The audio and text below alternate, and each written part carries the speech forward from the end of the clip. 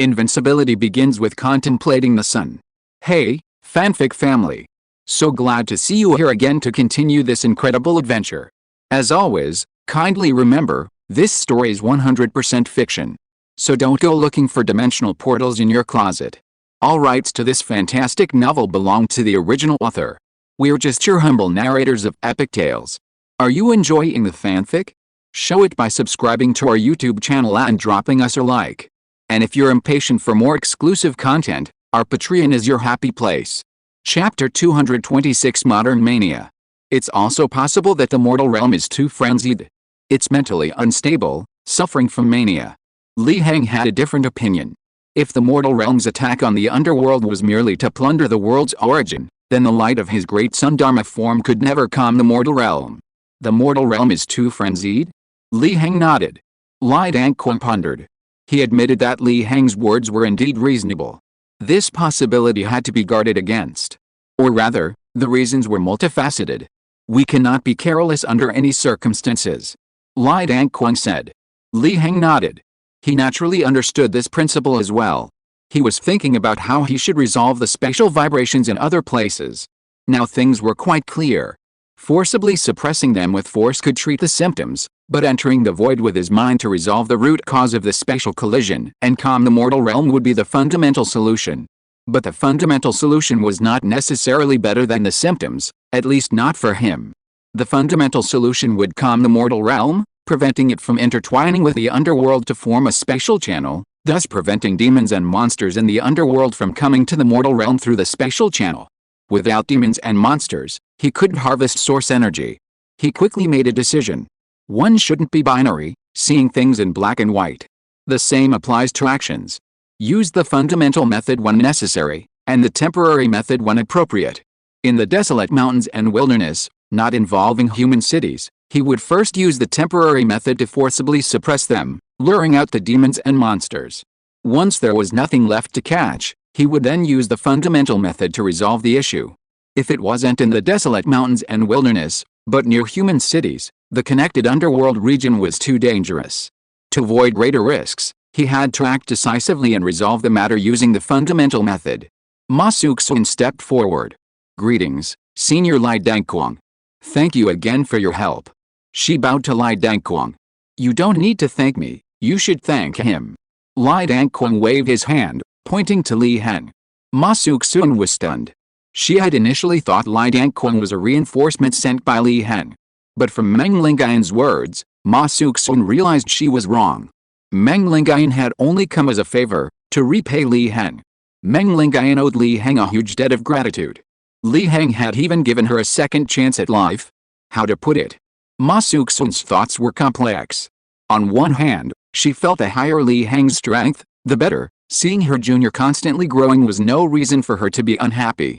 But on the other hand, she felt Heng was becoming increasingly powerful and mysterious, far beyond the realm of mere genius, almost like a reincarnation of a great being. This made her feel that Heng was drifting further and further away from them. This drifting wasn't in distance, but in strength. They could only stand below and look up. Such rapid progress even made her lack the courage to catch up. No need, don't be so polite. We're family.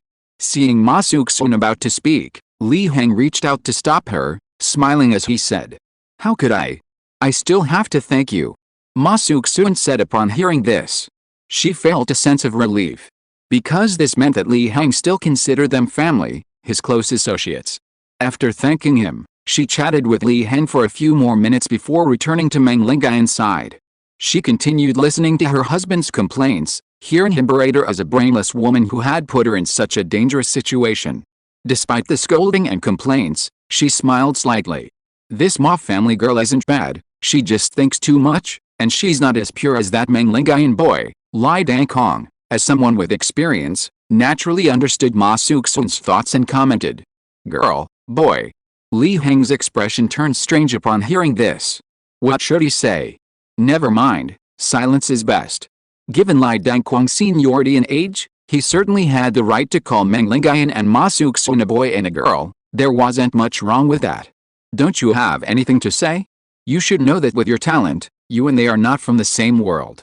Sooner or later, they will be far behind you, and you may even lose contact with them altogether. Even if they might be your relatives or friends. Actually, even I don't have the confidence to keep up with you. I'll fall behind sooner or later too. Since this matter had been brought up, Lai Dangquan looked at Li Heng and spoke frankly. He had been proud and arrogant his whole life, and this was the first time he had admitted that he was inferior to others, inferior to Li Heng. Is this a test? Li Heng chuckled. But I've always held the view that severing worldly ties and worldly attachments is merely the act of the weak. For true strength, worldly ties don't need to be severed. Enjoying the world is also a way to transcend it. Like a god ascending to heaven, even his chickens and dogs ascend to heaven. His words were not empty rhetoric. Nor were they mere platitudes or empty platitudes, nor did he consider those around him as his chickens and dogs. It was simply a metaphor. If someone had such a powerful advantage that they couldn't even care for those around them, they might as well just find a block of tofu and kill themselves. True strength disregards strength and weakness. Differences in talent and ability are insignificant. What spirit? I sincerely wish you success. Hearing the word God from Li Heng, a term above the celestial realm, Lai Dangquan didn't find it laughable, nor did he tell Li Heng that there had never been any immortals in history. Instead, he sincerely wished him well. Then I accept your auspicious words, Senior. Li Heng smiled faintly. What should we do now? Lai Dangquan didn't dwell on that topic and brought up the special tremors again. We'll have to trouble you, Senior, to lead them to investigate the other locations of the special tremors and temporarily suppress them. I'll deal with them once I get there, Li Heng said with a smile. Lai Dangquan frowned. You're not going? Are you planning to split up? That's underestimating me. After advancing to the Dharma aspect stage, although my divine sense can't spread throughout the entire northern prefecture, searching the entire prefecture overnight isn't difficult. Why split up? Before, we had too few people, and it was difficult to find all the locations of the special tremors without splitting up. Now, with my divine sense perception, finding all the locations is a piece of cake. This way, it's more suitable to concentrate our strength to suppress the special tremors together. So we can avoid ending up like that girl from the Ma family, unable to fight alone and trapped in danger. Li Heng didn't include himself in his words. Lai Dangquan thought Li Heng wanted to take a different path and not go with him. Li Heng shook his head upon hearing this.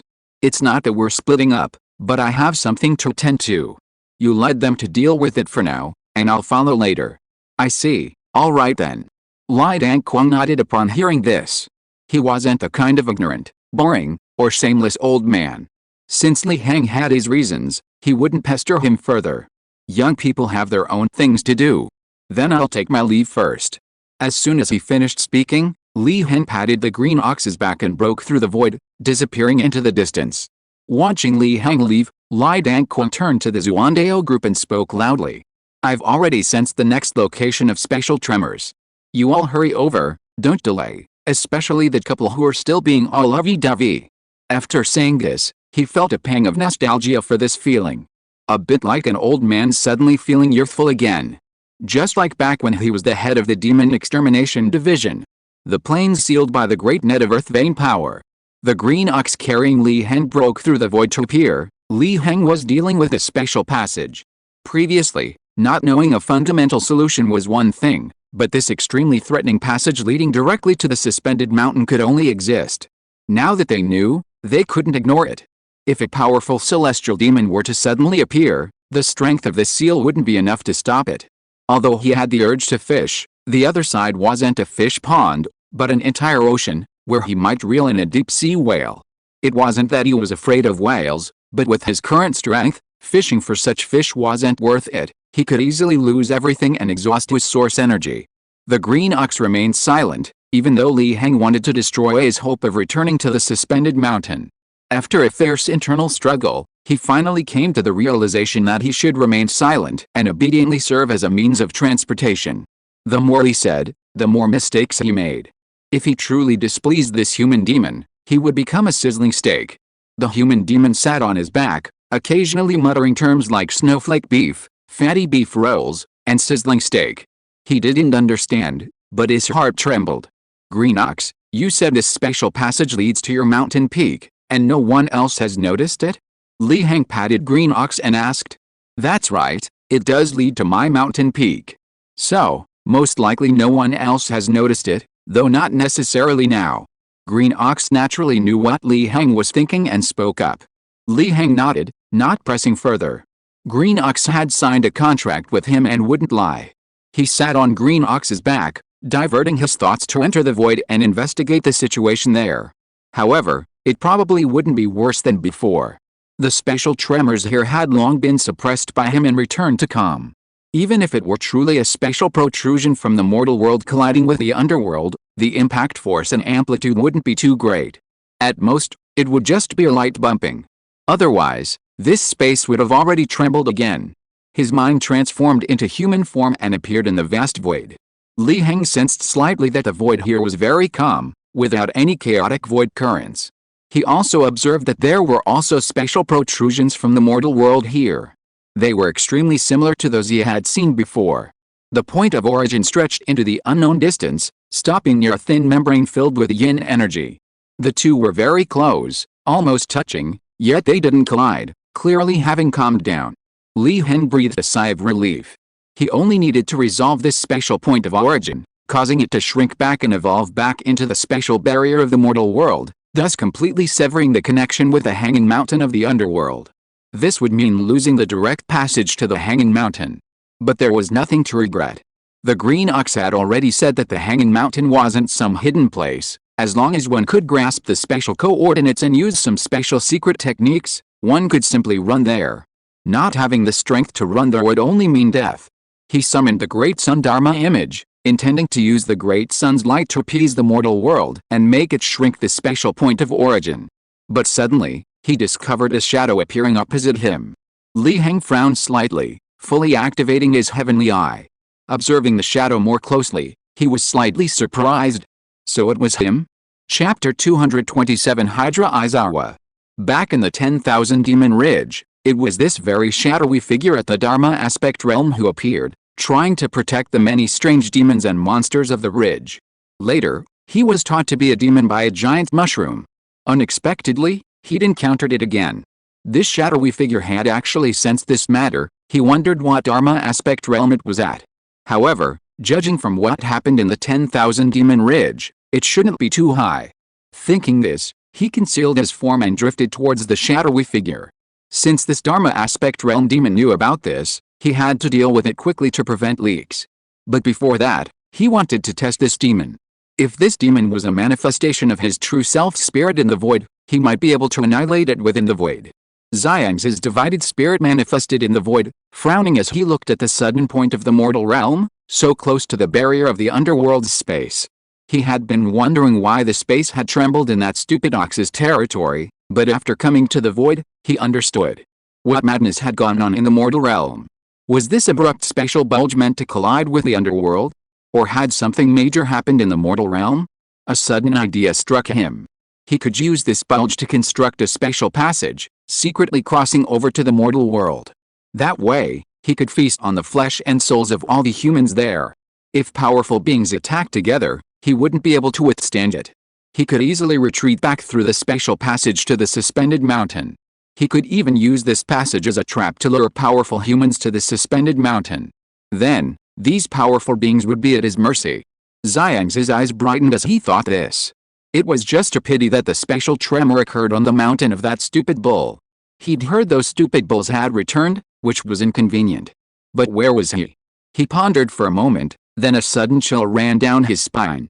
Had that stupid bull already discovered this? Suddenly, a sense of alarm arose in his heart. He looked ahead and shouted sharply, "Who is it? Who's there?" Although there was nothing in the void ahead, his racial talent clearly sensed someone approaching, and someone with considerable cultivation. Who else could it be? "It's me." Li Heng appeared. However, he had already transformed into the form of a blue ox. Xiuong's heir was slightly taken aback upon seeing this. So it was that stupid ox? He had indeed discovered this matter. Judging from the direction he returned, he had probably already gone to the mortal world to investigate. Xiuong's heir was a little puzzled, though. Wasn't the stupid ox supposed to cultivate the physical body? How could he travel through the void with his mind? Haha, so it's Brother Blue Ox? I'm sorry to bother you. Xiuong's expression immediately changed, and he laughed heartily. I just happened to be passing by and noticed special fluctuations on your mountain, so I came out of curiosity to take a look. I didn't expect this to happen, that it would destroy Brother Blue Ox's human animal city." As he spoke, his expression was full of regret. Of course, he was very regretful. Because he originally wanted to eat that human animal city. After all, this stupid ox was stationed in the Abyss Sea and hadn't returned except for this time. Releasing the livestock and people in the mountain city would be a waste. It was better for him to help raise and feed them. He knew his words were full of holes, but he didn't care. This stupid ox was notoriously stupid. Li Heng was slightly taken aback. It seemed this shadow demon knew the green ox. Haha, I see. I wondered what was going on. Li Heng laughed heartily. Since he was already disguised as the green ox, he would continue to act according to the green ox's persona for now, to avoid giving himself away. And since the green ox was clearly a stupid ox, he couldn't question the demon's words too much, regardless of whether the demon's words were true or false. "Brother Green Ox, does anyone else know about this?" Xiangzhen asked with a smile. "Of course not. There was a sudden special tremor on my mountain peak just now, which startled me. It wasn't until I came to investigate in the void that I realized what was going on.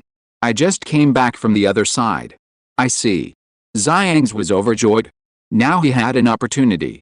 With a stupid ox's intelligence, he could easily fool him into keeping the secret. That way, he could keep the secret to himself for a long time. As for this stupid ox, it was thick-skinned and tough, and he couldn't kill it. He might as well give it some bones while eating the meat. "Since that's the case, Brother King Niu, did you find anything on the other side?" Xiangz continued to ask. "Nothing. The other side is the special barrier of the mortal world, which I can't break." Li Heng shook his head. Xiangz was even happier. This matched his guess and made him even more contemptuous of this stupid ox's intelligence. If the special barrier of the mortal world was so easy to break, he would have run over there long ago. Of course, even if it were easy to break, he wouldn't choose to do so. Because that would be a forced intrusion, which would incur divine punishment in the mortal world. It seems Brother King Niu also wants to enter the mortal world. But there's a way. Isn't this spatial protrusion a natural spatial passage? As long as we find a way to enter this spatial protrusion, we can sneak into the mortal world. Then, we can enjoy the flesh and souls of the mortal human race. He pointed to the protrusion in the mortal world space and said with a smile. Li Heng felt calm upon hearing this. It was indeed as he expected. This demon had this idea. There was a special passage within this special protrusion, or rather, the special protrusion itself was a special passage. King Niu came to the mortal world through this special passage. You can imagine it like this. This protrusion in the mortal world space is like a pipe. If it's long enough and extends to the underworld, it can connect the mortal world and the underworld. However, due to the existence of the special barrier between the underworld and the mortal world, the two ends of this pipe are generally sealed, blocked. But the mortal world has gone mad for some reason, using the special protrusion to frantically ram the special barrier of the underworld, causing the special barrier between the two worlds to become weak, thus causing special tremors.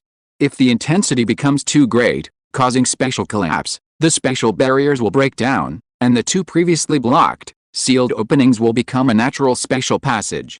Therefore, even though he suppressed the special tremors, the gaps and the barriers still exist. As long as this special bulge remains so close to the underworld, demons from the underworld can use this gap to enter the special bulge, enter the special passage, and thus arrive in the mortal world. However, considering that this demon's mind has come to observe in the void, it probably hasn't yet discovered the underworld entrance to the special passage. Could it be that the entrance is being repaired and hidden as the world heals itself? Brother King Niu, you haven't tasted human flesh and blood, nor human souls. You don't know the taste of them. They're not just delicious food, but also a great tonic for us, helping us to attain enlightenment.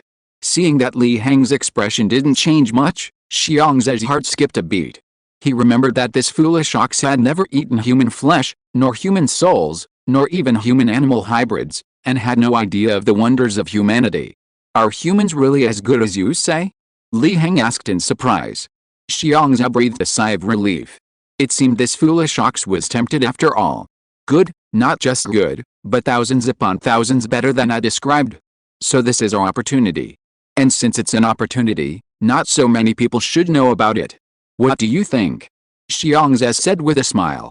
Although the mortal world is vast and there won't be a shortage of resources, as the first to try something new, they'll definitely enjoy it the most.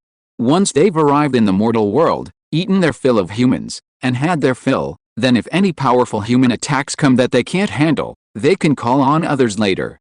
That sounds nice, but you just want to monopolize it all. Li Heng snorted coldly, continuing to maintain his green ox persona. But a hint of greed deliberately flashed in his eyes. Brother Green Ox, how can this be called monopolizing? Wouldn't it be wonderful if we both enjoyed this opportunity together? Xiangzhe smiled slightly. He noticed the foolish ox's eyes and realized he was already confident.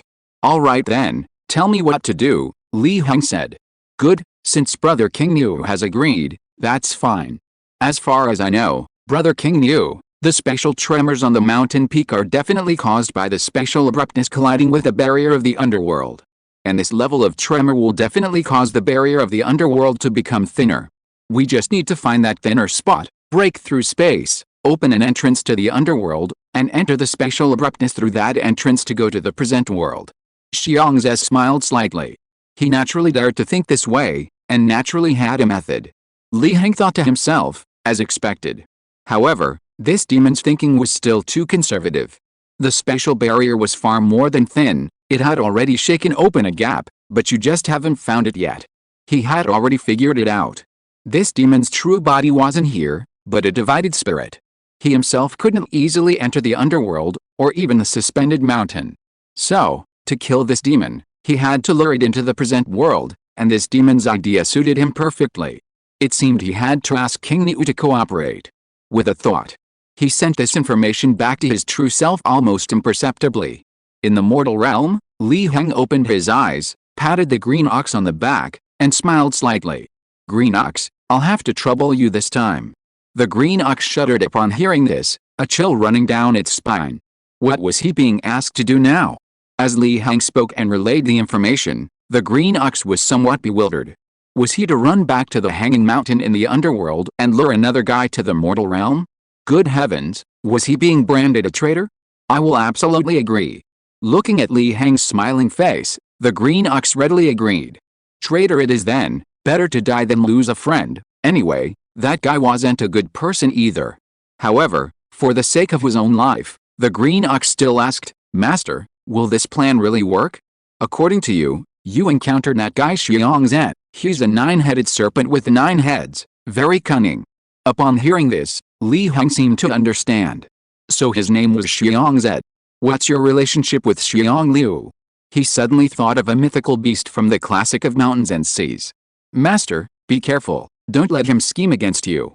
Seeing Li Heng's silence, the green ox swallowed hard and continued, its words full of concern for Li Heng, though whether it was truly for him or not, only the green ox knew. Don't worry, it's all under my control, he replied casually. He kicked the green ox into the special passage.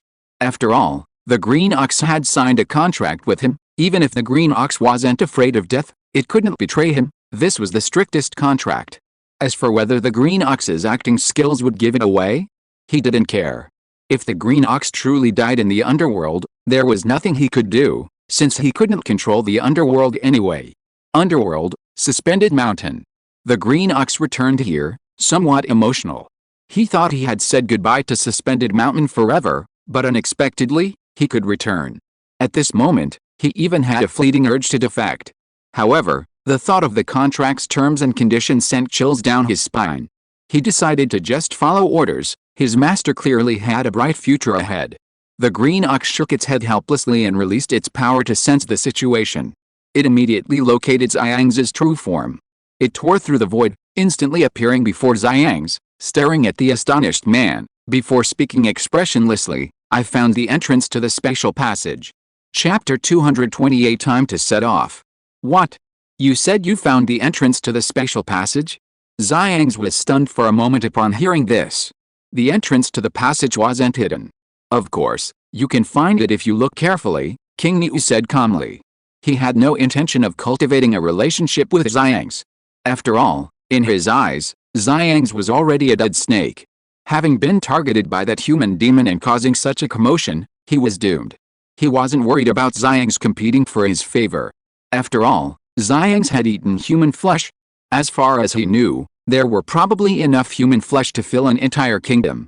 He even dared to bet that Xiangs had definitely taken advantage of his absence to come here and freeload, eating a lot of human flesh. Did he really think that old ox was stupid enough not to guess this? However, since they were both from the suspended mountain, he didn't say much and pretended not to know.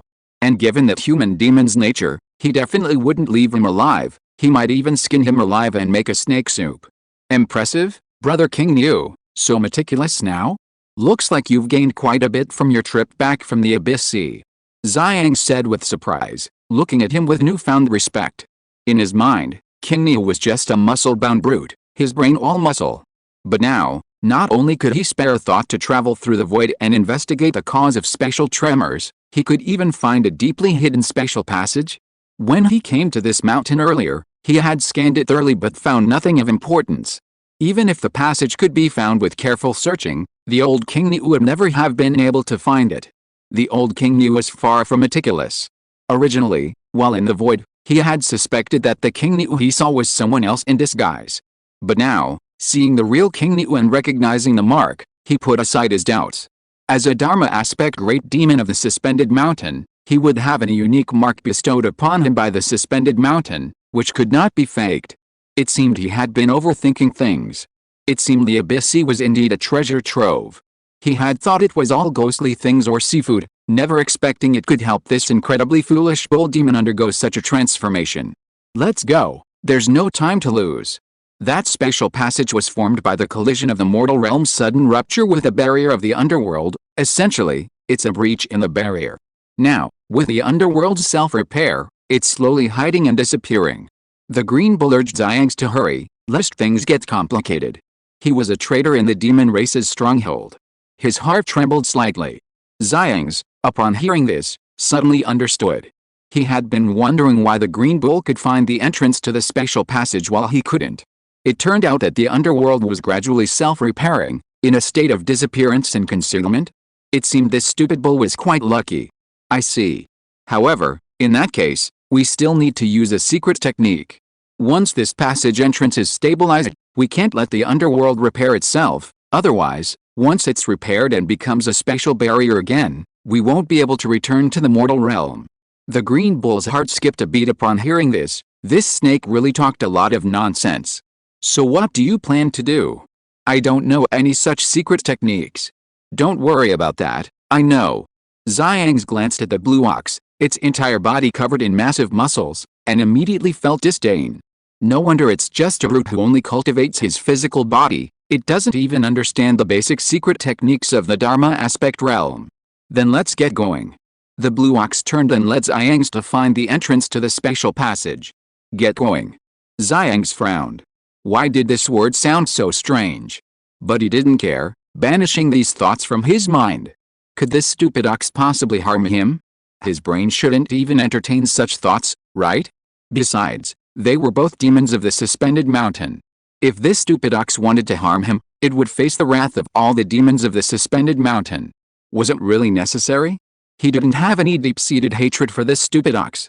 If there was any conflict, it was at most helping this stupid ox harvest the human and livestock cities on the mountain while it was stationed in the Abyss Sea. But the problem was, this stupid ox didn't know either.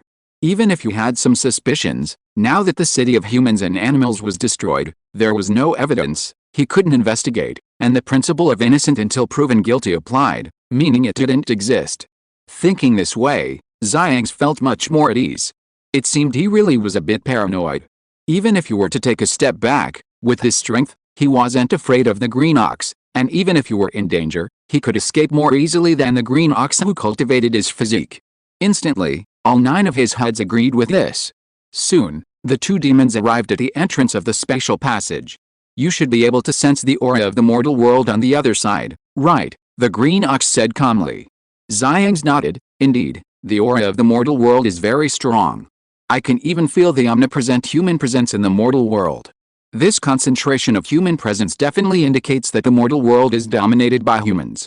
He said decisively. Then what are we waiting for? Let's go. But if we delay too long, things might get complicated. If you can sense the fluctuations on my mountain, then other guys might sense them too, the green ox urged. Brother King Niu is right, I almost forgot. Xiang's expression immediately turned serious. King Niu immediately sensed something was wrong. What are you planning to do? Don't worry, it's not just a concealment formation. Xiang waved his hand, setting up an array around himself to hide the entrance to the spatial passage. He wasn't some muscle-bound brute, he knew quite a bit about formations. King Niu breathed a sigh of relief, secretly amused. You're making it harder for yourself to get help. When you get to the mortal world and are being beaten down by that human demon king, you'll have to ask the suspended mountain for help. Even if those guys receive your plea, they won't be able to find the spatial passage entrance. Then, stabilize the entrance. After setting up the array, Xiang condensed a rune in the air, hovering above the entrance, releasing light to stabilize it. This is the character, Zhen, meaning suppress? King Niu asked, puzzled, upon seeing the rune. That's right, one of the Dao patterns, suppress. Unfortunately, the original isn't in my possession. I only obtained a copy by chance, which I'll use to reinforce the entrance to the spatial passage. Xiang smiled smugly. The green ox nodded thoughtfully, then spoke. Now that everything that needed to be done is done, shouldn't we go? I can't wait to taste the flesh and souls of those humans. The green ox spoke in a somewhat strange tone. He had never eaten human flesh. He couldn't simulate the demon's desire to eat human flesh in his tone. Xiang didn't pay much attention. This stupid ox had been stationed in the Abyss Sea all this time. It would be strange if he had the chance to eat human flesh. How could humans possibly survive in that god-forsaken place? Even a heavenly demon couldn't do it. Although everything that needed to be done is done, we must be careful. We still need to use methods to test whether there are traps on the other side of the passage, and whether there are any powerful humans. How could Xiang have cultivated to the Dharma aspect realm? It was all thanks to the saying, better safe than sorry. Even those who have advanced to the Dharma aspect realm try to avoid direct intervention, instead cultivating numerous proxies to help them seize interests and find resources. The Myriad Demon Ridge was one such proxy force. The little lion there was quite diligent. Unfortunately, that damned human killed him. Now that he's heading to the mortal world, he can find information about that human and then obliterate him completely. A human genius who could cause such destruction at the innate realm, even erasing his projection, absolutely cannot be allowed to live. Xiuong's heir recalled his subsequent investigation of the Myriad Demon Ridge. Seeing the destructive power of the explosion, he felt apprehensive. Unfortunately, the heavenly demons of Suspended Mountain were nowhere to be found. Even when he went to the center of Suspended Mountain, he couldn't find any trace of them. Otherwise, he would definitely have reported this matter. Pure power breaking the rules would definitely interest the heavenly demons. King Niu's heart sank, he knew it. This nine-headed serpent had 9 heads and was always extremely suspicious. Whenever an important decision is made, if the 9 heads don't agree, it drags on in a very troublesome way. Now, even with such caution, they're still using methods to test the waters. Clearly, some heads disagree, or believe even greater caution is needed. But even so, there's nothing he can do. He can only hope that the human demon king is prepared. Otherwise, if Xiang finds out about his methods, that there's a ghost on the other side of the passage, or even sees the human demon king, and then suspects him, he'll have no choice but to risk his life to escape back through the spatial passage. But once Xiang confirms his betrayal of Mount Zuingkong and reports it, the final outcome will most likely be that he'll be wanted by Mount Zuingkong. No way to escape. As a former member of Mount Zuingkong, even if his mind isn't very sharp, King Niu knows the power of Mount Zuingkong.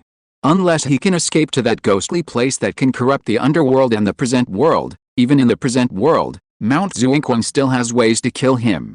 So what methods do you intend to use to probe? King Niu asked. He pondered whether he should go over first, to dispel the damned Hydra's suspicions, and make it obediently come to the mortal realm so he could complete his mission, no longer letting it stay on Mount Sumeru. He was terrified. Terrified that Mount Sumeru already knew of his betrayal. Terrified that a celestial demon would suddenly appear and crush him. What method? This is the simplest, most direct, and naturally the most effective way to see for yourself, Xiang replied calmly, a small black snake slowly appearing in his palm. He tossed it, and the snake landed on the ground, entering the spatial passage. This snake concealed his divided consciousness. What the snake saw, he could see as well.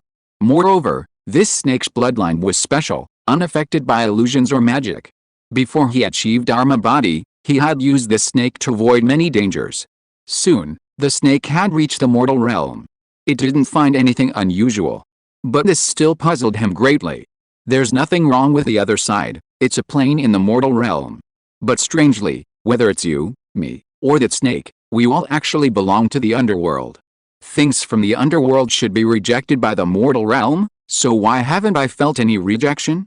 My prepared secret techniques are useless now, Xiang said, somewhat puzzled. Could there be something wrong with the mortal realm? Or is this special passage something special? He continued to speculate, muttering to himself. King Nia felt uneasy, knowing the snake was agonizing over something again. He gritted his teeth and spoke decisively. Why do you care about any anomalies? Since there's nothing wrong, let's go.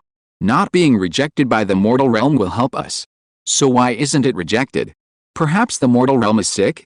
He then led by example, striding into the special passage. Xiang was stunned for a moment, then suddenly understood. This stupid ox was right, not being rejected would actually help them. Any so-called anomaly, if it benefited them, wasn't an anomaly. So what was he hesitating for? Besides, he could roughly guess the reason. Perhaps, as the foolish ox said, the mortal realm is indeed ill. Otherwise, it wouldn't have evolved a special rupture that collided with a barrier of the underworld, giving them the opportunity to enter the mortal realm. With this, Xiang felt much more at ease. Confirming that all his methods were flawless, he followed closely behind, entering the special passage. He couldn't let the foolish ox be the first to take the bait. Sensing Xiang's following, the green ox breathed a sigh of relief. It seemed his gamble had paid off. This time, everything was secure. He was the first to return to the mortal realm. Looking around, this plane, destroyed by the special tremors, didn't have the large network of earth vein power he had seen before. It seemed that the great human demon, his master, had removed the seal to deceive Xiang. With such a massive force, it seemed Xiang was truly doomed. Soon, Xiang also stepped into the mortal realm. Looking around at the vast expanse, he took a deep breath, his expression one of delight. The human atmosphere was vibrant. This was a blessing. The small black snake he had used for probing slithered back to his feet. He bent down, placed it back in his palm, and let it slowly disappear. Then he looked at the blue ox, who was looking around. Good, everything went smoothly. Time to enjoy the flesh and blood of humans. The blue ox turned its head and looked at Xiang. Xiang was taken aback. Brother Blue Ox, why are you looking at me like that? There are endless humans in the world, enough for you and me to enjoy. He said this to remind the blue ox. If this stupid ox got foolish and really thought there were too many monks and not enough porridge, and then started fighting him, things would be bad. The blue ox shook its head. I did have everything go smoothly, but you didn't. As soon as he finished speaking, a large net of earth vein power suddenly rose up, sealing off the surroundings. At the same time, the great sun Dharma image appeared, radiating boundless light, suppressing all the strange demons present. At the same time, before Xiang could react, the special passage disappeared instantly. Li Heng's figure slowly appeared in the air. He chuckled and said, Xiang, long time no see. Chapter 229 A Blade of Heaven's Will, a long chapter of 4,000 words. Aizawa was startled. Without a word, he turned and tried to run into the special passage. It was clearly a trap. But unfortunately, he found nothing behind him. The special passage had closed, it had vanished. Aizawa's face turned ashen. He turned back to King Niu and Li Heng, speaking coldly, King Niu, what do you want? To team up with this human to kill me? Don't you understand the consequences? And you, human, I remember you. You were the one who destroyed the 10,000 Demon Ridge, breaking the rules with pure power. I remember it vividly. I didn't expect you to come looking for trouble again. Are you courting death? He hadn't expected this situation at all. A stupid bull who had always guarded the Abyss Sea and had no connections had actually teamed up with a human in the mortal world to set a trap and assassinate him? What was the purpose? And why did this happen? He was completely baffled. Aizawa, you can only blame your bad luck for running into your master, King Niu said calmly. Aizawa's expression changed upon hearing this. Master? What was going on? Could this human be King Niu's master? Green Ox, I only believe you have your reasons, that you were forced to acknowledge this human as your master. But it's alright, I have a secret technique that can temporarily block the contract between you. If you betray me now, After I kill this human and return to the underworld, I will definitely help you resolve the contract issue. And I will absolutely not report this to the suspended mountain. It will be as if nothing happened. How about that? Xiang's mind raced with various guesses, but he quickly grasped the general idea, feeling this was the most likely scenario. He took a gamble and spoke up, hoping for the best. This stupid ox had always guarded the Abyss Sea and had never been to the mortal world. Logically, it shouldn't know this human. Unless this stupid ox had already discovered a special passage and followed it to the mortal world, falling into the hands of this human and being forced to sign a master-slave contract. But why? This stupid ox was indeed stupid, but it was still a Dharma aspect realm cultivator. This human, however, was only at the innate realm. Li Heng smiled upon hearing this, remaining silent. The green ox, however, was stirred by these words. He had to admit, he was somewhat swayed. If Xiang's truly possessed a secret technique to block the master-slave contract, he knew it was impossible. Moreover, the contract he had signed was extremely strict. How could Xiang's possibly break it? Xiang's was probably just trying to trick him into betraying him. At this moment, King Niu also noticed that Li Heng hadn't made any move, his expression a half smile, and he secretly felt uneasy. No, it seems I have to put in the effort. If I hesitate even for a moment, I'll definitely be punished later. He gritted his teeth and strode forward. Xiang's, you still want to sow discord? Now you're about to die. You're cunning and have 9 heads, so I'll chop them all off. He wielded a ferocious giant axe in both hands and swung it at Xiang's. Xiang's cursed inwardly and quickly dodged. What's wrong with this stupid ox? Why is it so devoted to this human? Can't you hold back a little? Does it really want to kill me? Li Heng still didn't make a move. He wanted to see how strong King Niu was. After seeing Xiang's dodge several blows, the green ox's body swelled with the wind, revealing its true demonic form once more. You damned snake, you like to dodge, don't you? Now let's see how you dodge, it thought viciously, its desire to kill Xiang's growing stronger. Only then could it prove its loyalty and gain Li Heng's favor. You stupid ox!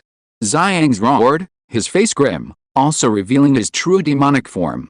A 9-headed serpent, hundreds of meters tall and as large as a mountain, appeared on the plain, its body radiating a murderous aura and demonic energy. Green ox, don't think I'm afraid of you. Do you think your ordinary bull demon bloodline can compare to mine? Its 9 heads flicked their tongues, hissing loudly. The green ox ignored him, continuing to hack at Xiang's. With the enhancement of this terrifying physique, every swing of its double axes forced the surrounding laws of heaven and earth to swerve. If one couldn't dodge in time, they would be shattered, cut in half. What a mad ox! Xiang's cursed inwardly, his 9 heads simultaneously spewing forth a vibrant green poisonous gas that surged towards the green ox. This was the poison of his own bloodline, combined with his Dharma aspect realm cultivation, capable of corroding even the laws of heaven and earth. He refused to believe this foolish ox wouldn't be afraid. However, it was clear he didn't understand the green ox's fighting style. One word, reckless. No matter the poisonous gas or curses, he'd withstand it and kill it first. So, braving the green poisonous gas cloud, he charged directly at Xiang's, his great axe slashing down. Boom! The ground cracked, the earth trembled. The green ox missed Xiang's, who dodged the attack. HMPH, you can hide for a while, but not forever, the green ox roared, looking at the still shaken Xiang's. His massive body was shrouded in the green poisonous gas cloud. Under its corrosive influence, every moment, his flesh would be corroded and explode, only to be regenerated again and again. This dead snake's poison was indeed formidable. Since it could corrode his indestructible physique, but was still far inferior to the flames of that human demon king, the green ox thought disdainfully, continuing to swing its giant axe at Xiang's without daring to pause. Its master was still watching. Xiang's scalp tingled. This ox was truly insane, willing to endure poison gas to kill him? Was it necessary? Was it trying to prove its loyalty? He dared not take a direct hit from the stupid ox's axe. A direct confrontation would surely result in being cut in half. In fact, in a different environment, he could easily toy with this muscle-bound stupid ox, using special techniques to kite it, fighting and retreating, definitely wearing it down. But unfortunately, the space here was sealed. No, he had to find a way to break this deadlock. Xiang's noticed Li Heng watching the show again. The surrounding seals were definitely related to this human. He had to find an opportunity to ambush and kill this human, releasing the spatial seals, thus giving him enough space for the stupid ox to wear him down. If this stupid bull and this human had signed a life or death pact, then killing the human would result in the bull dying along with him, a perfect solution. Xiangs was smug, thinking this method was feasible. While dodging the blue bull's swings, he subtly shifted his body towards Li Heng. Finally, when he was within attack range, he suddenly gathered his strength and shot forward like an arrow, charging towards Li Heng with lightning speed. He intended to kill him in one strike. The blue bull was stunned. This damned snake was really courting death. Why did it have to provoke him? Was it just to die sooner? Li Heng's expression was strange. Who had he offended by watching this show? Oh well, now that he'd tested it, this stupid bull was reasonably strong, barely usable as a mount. It was time to end this farce. He wanted to see how much source energy a demon at the Dharma aspect realm was worth. Xiangs was extremely pleased. This bull was indeed stupid, no wonder it was captured by the human. Once he killed this man, he would definitely skin and gut this stupid ox to avenge the near-fatal attack. He didn't believe Li Heng could dodge this attack. A mere innate realm cultivator, could he possibly escape an attack from his Dharma aspect realm true form? What a joke. Not to mention, he had used a secret technique in all his strength in this attack, with a determination to kill. If he could still dodge, what kind of Hydra would he be? He might as well become snake soup. However, in reality, Li Heng didn't dodge. He pointed a finger, and the Earth Dharma aspect trembled. The Dharma aspect power that had been accumulating around him also erupted, suppressing Xiangzhe and preventing Xiangzhe's attack from advancing an inch. Back when he was still below the innate realm, he had used the Earth Dharma aspect to unleash a vast amount of Earth Vein power to forcefully suppress and kill an innate realm demon, so he could do it again now. Although the innate realm was inferior to the Dharma aspect realm, the difference between the two realms was more than just heaven and earth. However, Li Heng, relying on his extremely high-level Earth Dharma aspect, unleashed the power of the Earth Veins that he had accumulated and strengthened through the seal he had previously laid down, completely disregarding the difference in their cultivation levels. Not to mention Xiangzhe, who was only evenly matched with the green ox. He was merely at the first level of the Dharma aspect realm, not particularly strong. With the Earth Vein power deployed, this was Li Heng's home ground. What could Xiangzhe possibly use to fight him? Impossible. Xiangzhe was shocked. Wasn't this human only at the innate realm? He could actually withstand his attack. He didn't have time to think about what was happening, and mobilized the surrounding laws of heaven and earth to attack Li Heng. Li Heng remained calm, and with a slight exertion of his fingers, the vast power of the Earth Veins trembled once more. Instantly, the realm of the laws of heaven and earth mobilized by Xiangzhe shattered. The terrifying power of the Earth Veins descended upon Xiangzhe, his body suffering a terrifying impact, dented, and he was sent flying backward, crashing into the ground, raising clouds of dust. The dust quickly dissipated, revealing the battered and bruised Xiangzhe. I misjudged you, really. But I am a great demon of the Dharma aspect realm. Even if I don't specialize in physical cultivation, a large part of the laws of heaven and earth protects me. You can't kill me. Despite his disheveled state, Xiangzhe remained arrogant. The green ox showed pity upon seeing this. What a foolish little snake. Just wait until this human demon king burns you to death with flames, then you'll know you're wrong. Li Heng didn't answer, but pondered slightly. What method should he use to deal with this snake? Using the true fire of the sun seemed like a waste. This snake didn't cultivate physical strength like the green ox, and its body wasn't very strong. If it were really set ablaze by the true fire of the sun, it would probably be reduced to ashes, not even enough for snake soup. This snake seemed to be a clever one. Once it realized that its body was being set ablaze by the true fire of the sun and couldn't be extinguished, it would probably immediately escape with its primordial spirit, abandoning this body and preventing him from completing the fatal blow. After thinking about it, Li Heng decided to use a knife to cut it down. During this time, his understanding of the laws of heaven and earth had deepened considerably. He had comprehended a sword technique from the martial arts manual, and he could test its power. With a wave of his hand, the surrounding heaven and earth energy condensed, forming a large sword of heaven and earth energy. A sort of. That's hilarious. You think heaven and earth energy can kill me? Did your elders tell you that only methods at the level of the laws of heaven and earth can deal with the Dharma aspect realm cultivator? Xiangs laughed heartily upon seeing this. This human seemed quite young, and people of that age are prone to impulsiveness. He said these words to provoke this human, to make him use his self-strengthening methods, and then he would use a secret technique to deflect these methods towards the surrounding seals, using the human's hand to break the seals. Then he could escape.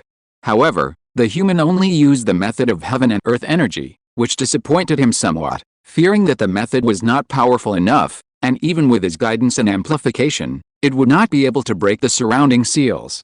Li Heng ignored him, unleashing the power of the earth veins to its maximum, empowering himself. The Taiyuan scripture circulated within his body, his blood and qi surged, his essence, qi, and spirit vibrated, and the extraordinary manifestation of the great sun's sacred body slowly emerged. He then unleashed one of the martial arts' divine abilities, the heavenly will strike. What is the heavenly will strike? It is naturally the judgment of heaven and earth over all things.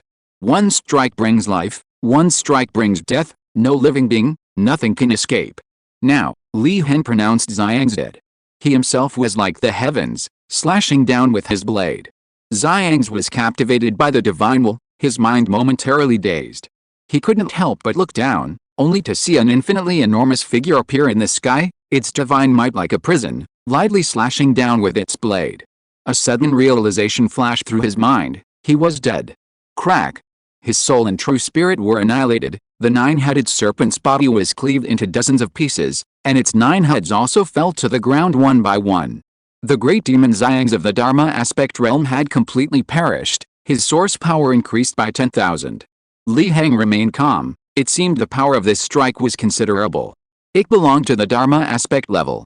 However, because of this one strike, the accumulated earth vein power was instantly exhausted, and the surrounding earth vein power net shattered. The green ox froze, speechless and afraid to move. It seemed this human, no, master, was so strong. Luckily, he had abandoned the darkness and embraced the light.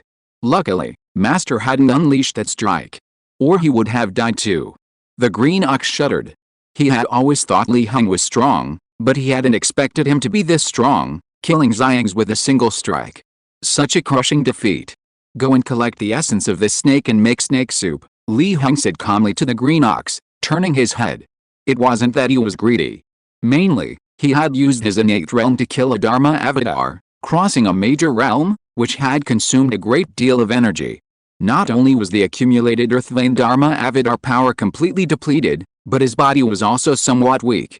This snake soup would be a good way to replenish his strength. Demons eat humans, so he could eat demons too. Yes, master, the green ox quickly replied, completely convinced. A moment later, a thin crack suddenly appeared in the space above the plane, and a person fell out, landing face first on the ground with a thud. However, the person seemed unharmed, quickly getting up, brushing off the dust, and cursing. What happened? Why are there so many void turbulences here in Bijin? And those guys told me this teleportation array was reliable? How come I'm so unlucky? King Su was utterly frustrated. He had been so eager to reach his destination that he had directly used the teleportation array on Longhu Mountain to travel to Bijin. The array's manager had even told him that the array was absolutely stable and wouldn't have any problems. And what happened? Just as he was about to reach his destination, he encountered spatial turbulence, causing him to fall out. Luckily, he had some skills, otherwise he would have been dead long ago. Wait, where are my things? King Su felt around, looking around in a panic, only to find his spatial ring lying not far in front of him. He hurriedly ran over and picked it up. Sensing something with his mind, he breathed a sigh of relief. Thankfully, nothing had been left behind. Where am I? He wondered. This seems to be Bijin too? He looked around again. He found a giant snake in front of him, but it had been cut into pieces, and a fire had been lit with a pot on it, emitting a very peculiar aroma. Wait, is this snake soup? He wondered, stunned. Master King Su, we meet again. Would you like a bowl of snake soup? The person beside the fire chuckled. If you are listening to this novel on a channel other than Fanfic World, it means it was downloaded and re-uploaded without effort. We warmly invite you to visit our channel, Fanfic World. There you will find the original version of this story and many other novels of various genres. We look forward to seeing you dive into a world of incredible novels.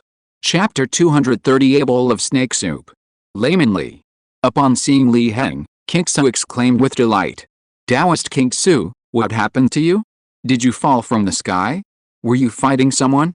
Hearing this, King Su shook his head dejectedly. I had just prepared my things and borrowed the sex teleportation array to get back as quickly as possible. Unexpectedly, I encountered spatial turbulence, which blew me out, and I just happened to fall here. He was actually quite puzzled. He initially thought he was unlucky. Even the foolproof teleportation array could be caught in spatial turbulence, causing him to fall halfway. But after falling, he encountered the person he was looking for. Was it luck or misfortune? Or was it truly as the Taoist sages said, fortune and misfortune are intertwined? Li Heng took a sip of snake soup, somewhat surprised. Even using the teleportation array to return resulted in encountering spatial turbulence? However, he could guess the reason. It was probably due to the spatial vibration in Begin. I initially thought I was quite unlucky, but seeing you, sir, has turned out to be a good thing? King Su smiled, brushing the dust off his clothes as he slowly approached Li Heng. Li Heng seemed thoughtful. Although there was spatial tremor in Begin, the fact that it could affect a teleportation array with a dedicated passage was enough to show that King Su was a bit unlucky. However, King Su's unexpected encounter with him might have its reasons. Had the heaven-favored person buff taken effect? Yang gives rise to yin, yin gives rise to yang. Opposing things can transform into each other, which is not surprising. Li Heng chuckled, casually conjuring a bowl from the energy of heaven and earth and ladling a bowl of snake soup for King Su. Taoist master, try this bowl of snake soup and see what you think. Your words are quite in line with the ultimate principles of the Tao. King Su raised an eyebrow upon hearing this, surprised, and casually took the bowl of snake soup from Li Heng. He glanced at it and found that it was just boiled snake meat in water, without any other ingredients, not even oil or salt. Why was that? Why did he instinctively want to drink it? Master King Su, you flatter me. This is just my experience. Li Heng shook his head, while King Su drank it all in one gulp. Master, how does it taste? King Su didn't answer. He had thought this bowl of boiled snake meat would be bland, and he was only drinking it out of respect for Li Heng. He always believed that even the best ingredients wouldn't taste good without other seasonings. But he hadn't expected that he was so naive. This snake soup wasn't bland at all. Although it looked like just water and couldn't really be called soup, one sip revealed its incredible sweetness and lingering aftertaste. He even felt a warm current flowing through his body, moistening his entire being, as if every particle was cheering with joy.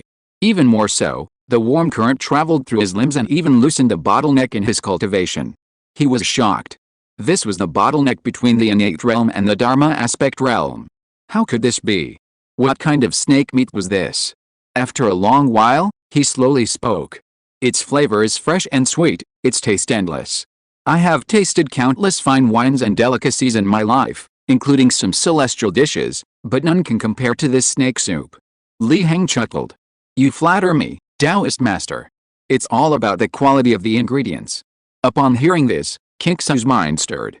Layman, what kind of snake meat is this? If you could tell me, I would be eternally grateful. Of course, if this involves any secrets, please pretend I never said that. He quickly inquired. This was extremely important to him.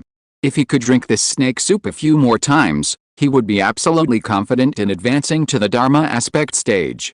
Li Heng's expression turned strange upon hearing this. Taoist master, actually, I don't know what kind of snake meat this is either, but as you've probably already seen, the raw material for the snake soup comes from this giant snake over there. You can go and take a look. Then I'll excuse myself for now. King Su was overjoyed upon hearing this and quickly ran to examine it closely. Just because Li Heng didn't know didn't mean he didn't know. He had traveled the world his entire life, traversing north and south, encountering countless strange beasts.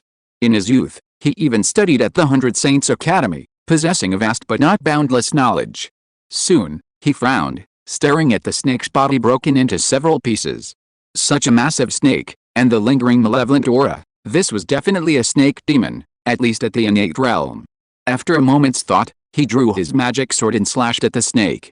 Crack, the magic sword broke. King Su? What the hell? Broken? What happened? He was completely dumbfounded. Was this snake's defense that tough? This was at least an innate realm magic sword. Could this be an innate realm snake demon that specialized in cultivating its physique? He pondered for a while longer.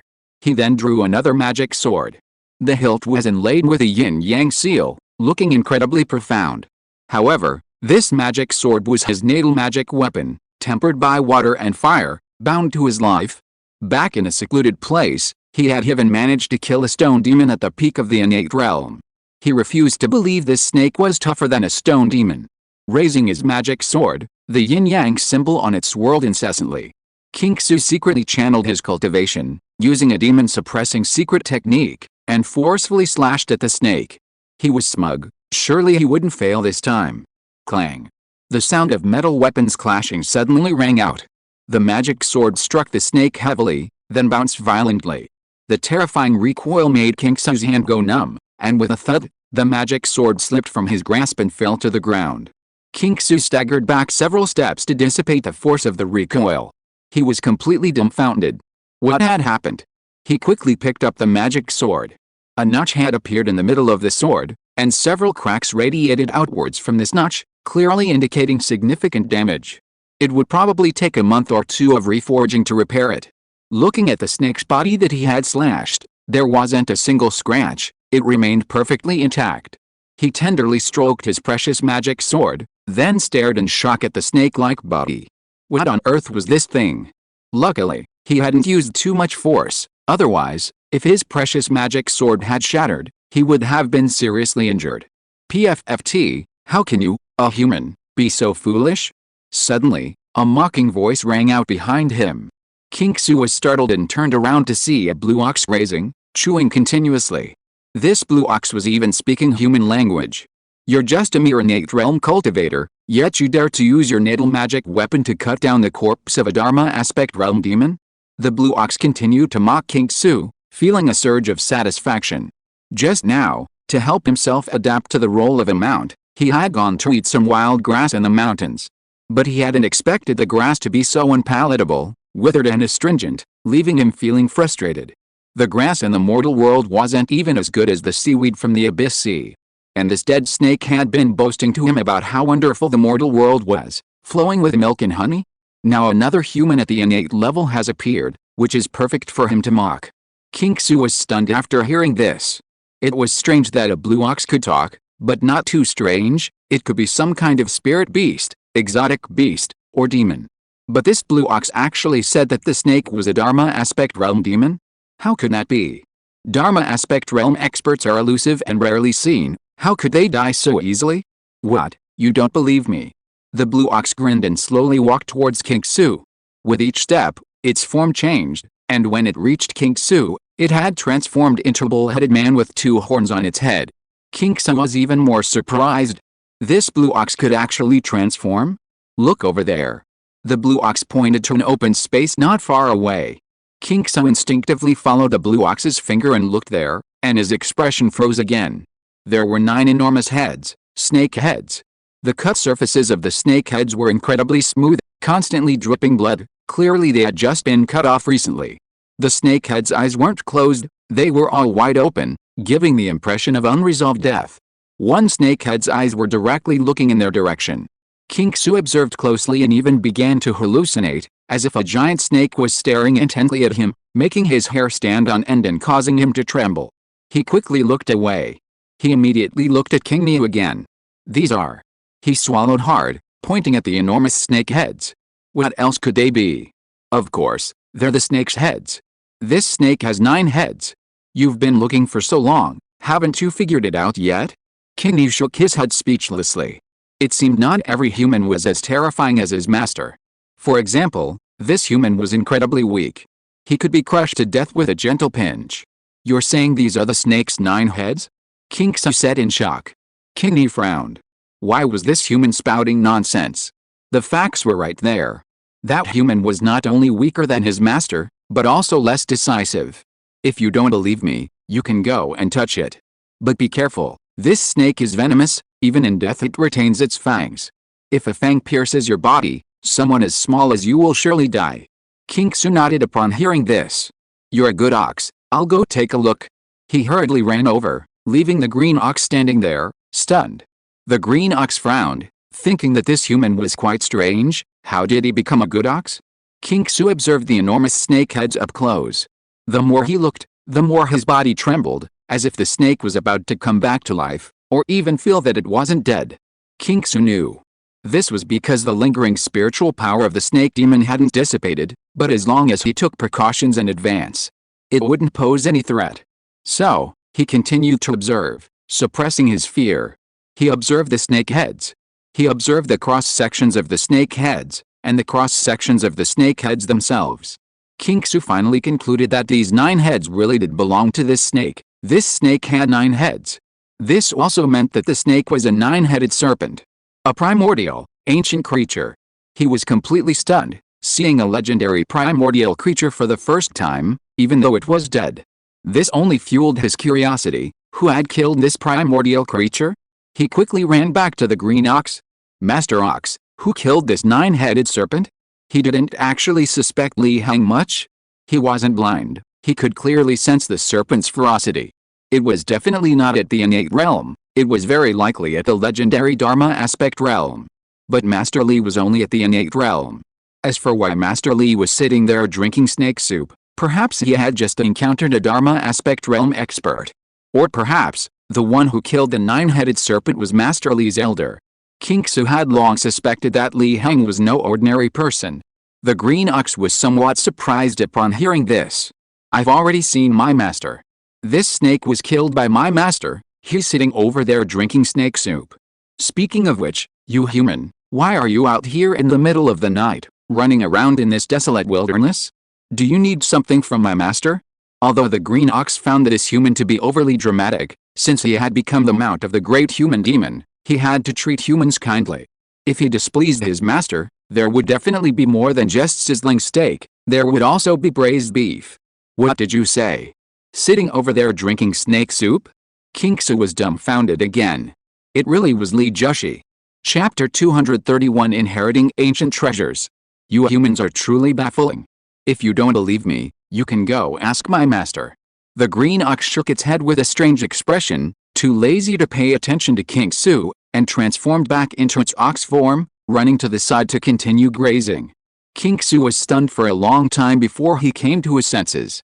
He really couldn't understand why Li Jushi, who was at the innate realm, could kill the 9-headed serpent, which was very likely at the Dharma aspect realm. Could it be that he had misjudged him, and that Li Jushi was more than just an innate realm cultivator? But that shouldn't be the case, since the things Li Jushi had asked him to prepare were all things that an innate realm cultivator could use. If Li Jushi wasn't at the innate realm, why would he have asked him to prepare these things? He gritted his teeth and shook these distracting thoughts out of his mind.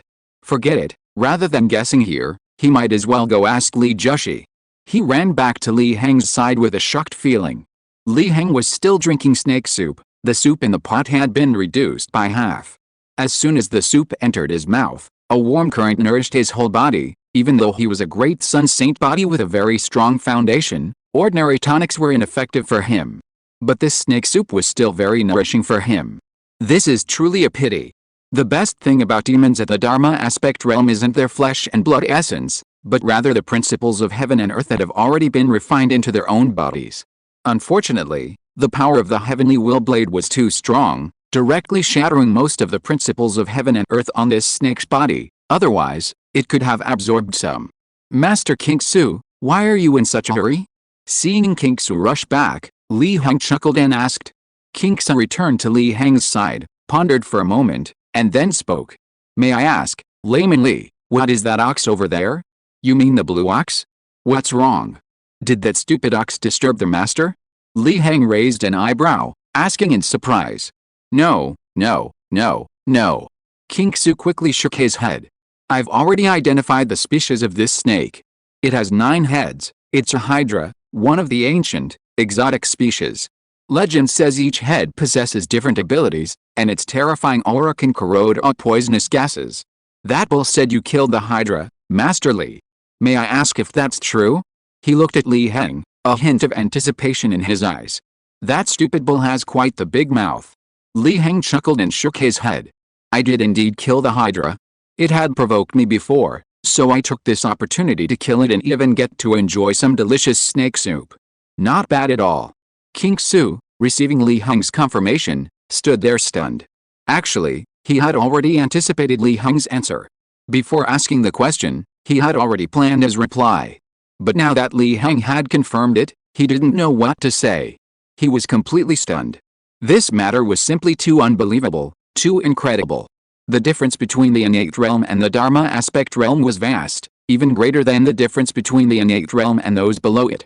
But Master Li could kill with an innate Dharma aspect, and it was even the Dharma aspect of a primordial evil species? A Dharma aspect blessed with a different kind of bloodline. This was far stronger than an ordinary Dharma aspect. May I ask Master Li, what is the cultivation level of that 9-headed serpent? The serpent's cultivation level, it's alright, barely a Dharma aspect. Li Heng replied calmly. This wasn't him pretending, the 9-headed serpent deserved this assessment, which at least made him somewhat uneasy. Barely? King Su was astonished and fell silent. His mind was full of question marks. Barely a Dharma aspect?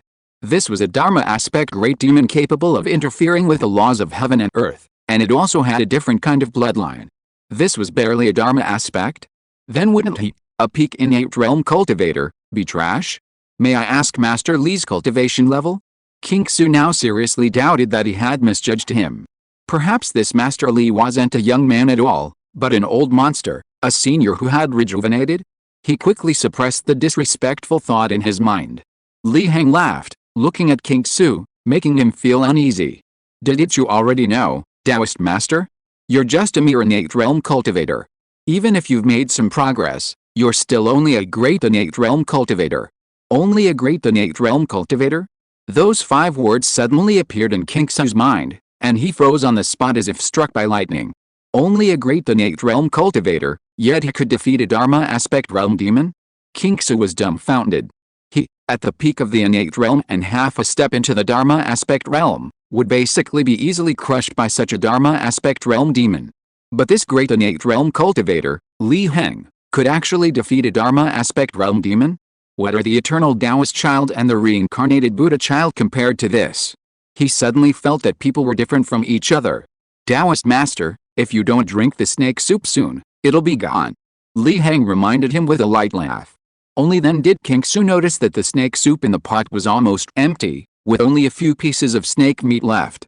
Suddenly, he panicked, snapped out of his daze, and quickly scooped up a bowl of snake soup, wolfing it down. This was a tremendous opportunity, he couldn't waste it. After a while, he finished the snake soup. King Su rubbed his stomach, feeling somewhat emotional. He felt like he was living in a dream. Whether it was a powerful being in the Dharma aspect realm or a great demon in the Dharma aspect realm, they were all like dragons whose heads were rarely seen. He was like an ant, while those in the Dharma aspect realm were like dragons. But now, he had consumed the flesh and blood of a dragon. This was truly an incredible opportunity. And all of this was thanks to this layman Li. He suppressed his shock and quickly elevated Li Heng's status in his mind to the same level as his disciple King Feng, a golden thigh he had to cling to. He had even considered settling his karmic debts with layman Li. Now it seemed incredibly foolish. Layman Li, I've prepared everything you asked for, King Su said quickly, remembering his business. With a wave of his hand, several shimmering, multifaceted objects flew out of his special ring, hovering in the air, rising and falling, exuding a unique charm. Master Li, this is a jade slip recording the 5 elements convergence, he said, pointing to a jade slip radiating multicolored light. Also, this is an enlightenment stone, which can help one comprehend the principles of heaven and earth. This is a visualization diagram of a primordial deity's heavenly eye.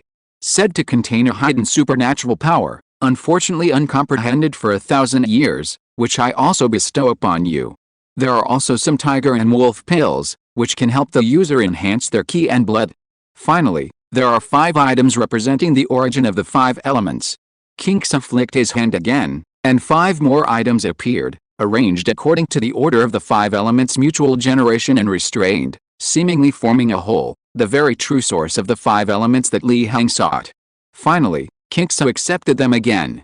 Seeing Li Heng's puzzled gaze, King Su smiled gently, removed his special ring, and sent it flying to Li Heng.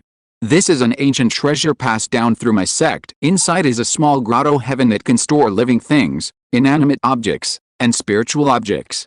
It contains not only what layman Li has been asking for, but also some cultivation resources. A small token of my gratitude, nothing more.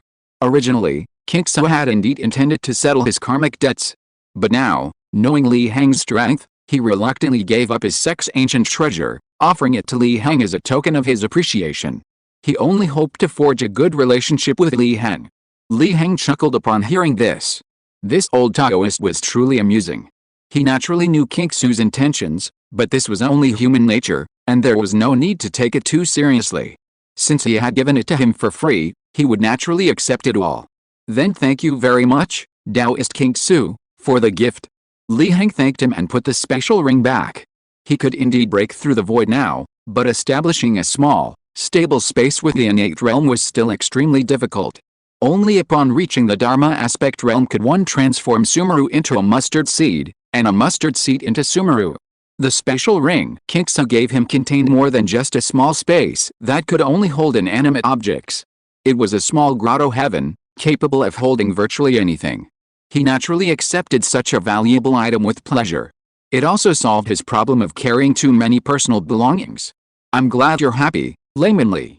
Although King Su felt a pang of regret, this special ring was no ordinary item. Its grotto heaven was special, having survived the cataclysmic changes in the world, something no ordinary Dharma aspect realm cultivator could create. He was still pleased to see Li Heng's goodwill. He firmly believed this was a long-term investment. By the way, Layman Li, where is my disciple? King Su quickly asked, getting to the point. Although he believed his disciple King Feng possessed immense fortune, and no one would easily provoke him unless they were a fool, lest they suffer a backlash from his luck, like being struck by lightning on the street, he was still somewhat concerned about him being away from him for so long. Don't worry, Taoist Master, little Master King Feng is in the city, probably still sound asleep, Li Heng said with a smile. Of course he was sound asleep. After his relentless exploitation during the day, leaving you exhausted, you're guaranteed to sleep soundly until dawn. It's like working in an electronics factory in your past life, a 12-hour assembly line. After get off work, you're guaranteed to want to do nothing but sleep. Then you wake up, and, well, it's time to go to work again. Hey, King Feng has always been like this. King Su smiled easily upon receiving his disciple's message. Don't worry, Taoist Master, as long as tonight's matter is resolved, I can take action tomorrow to suppress the fortune of little Master King Feng. Good, wait, what happened tonight? Did something happen in Begin? King Su nodded upon hearing Li Heng's words. But he quickly grasped the key point and hurriedly asked, Taoist Master, do you think being swept away by the special turbulence was just a coincidence, your own bad luck? Li Heng told King Su about the special tremors that occurred in Begin. King Su's expression turned solemn. This was a major event, a great calamity. If something like this happened in Begin, other prefectures, Dali, and even the entire present world could also experience similar events. He had a vague premonition that similar calamities would not be limited to the northern prefecture. Although my strength is weak, I cannot compare to the many powerful Dharma aspects. But in the face of such a great calamity, I will certainly do my utmost to save the people from suffering. He bowed to Li Heng, intending to stop the special tremors. Li Heng nodded, not stopping him. Many hands make light work. Taoist Master, now that this matter is settled, I wish to join the others. May I come with you? I will certainly go. King Su laughed loudly. Since his disciple was safe and sound, there was no rush to see him. Li Heng nodded and called out, Azure Ox. Soon, the Azure Ox trotted up to Li Heng. Li Heng mounted the Azure Ox's back. Let's go, follow the scent to find them. Yes, Master. The Azure Ox responded, its hooves piercing the void as it entered. King Su, still standing there, was dumbfounded. An ox, piercing the void? However, seeing Li Heng quickly disappear into the vast void, he quickly snapped out of his daze and gave chase. Meanwhile, in the Crimson Demon Envoy's ghost domain of the Sunset Organization, the Crimson Demon Envoy stared at the vortex appearing above it, filled with resentment. What was going on? Hadn't they said they'd wait a while? He hadn't even prepared, and now the organization's people were already here? Was he really going to lose his position as leader? The thought filled him with immense resentment and bitterness. If someone hadn't stolen his strange official report, he could have rapidly advanced using the rules within it, perhaps even reaching the Dharma aspect realm and truly becoming the leader. How could he have fallen to this state? Thinking this, he continued to watch the vortex. Suddenly, he noticed it vibrating and trembling. The Crimson Demon Envoy's expression changed abruptly. What was happening? How could this be so powerful? It shouldn't be like this. Northern County was so remote, why would they send a powerhouse of this level? Could it be that a high-ranking member of the organization had really come here? Chapter 232, A Land of Sparse Luck. Li Heng kept appearing in various parts of Bijan. He was following the tracks of Lai Dangkong, Zuandao, and the others, going to one special tremor after another. He either used his power to forcibly suppress the tremors and then used the earth veins to lure them in, or he used fundamental methods to completely resolve the special tremors. Perhaps with the addition of Lai Dangkong, a Dharma aspect realm cultivator, Zuandao and the others were suppressing the special tremors very efficiently. Li Heng had already reached the 10th special tremor location, and he had already run to the northern part of Bijan, about to reach the border of Dali, but he still hadn't seen any trace of Lai Dangkong, Zuandao, and the others. Obviously, they were still ahead. However, judging from Li Heng's aura, they weren't far away. It was just that his luck hadn't been very good just now. 10 special tremor points. Either the special tremors were too intense, constantly bringing void turbulence, forcing him to choose the fundamental method, directly causing the special tremors in the mortal world to subside. Or they were connected to the desolate underworld, where there were few demons or monsters invading, just a few big cats and small cats, not even innate demons. He had only gained a little over 1,000 units of source energy along the way. Li Heng sighed. Oh well. He already had enough source energy. He couldn't expect a windfall every day. It just meant that the underworld was too vast. Even though there were so many special vibration points in the northern prefecture, they were diluted by the vast area of the underworld.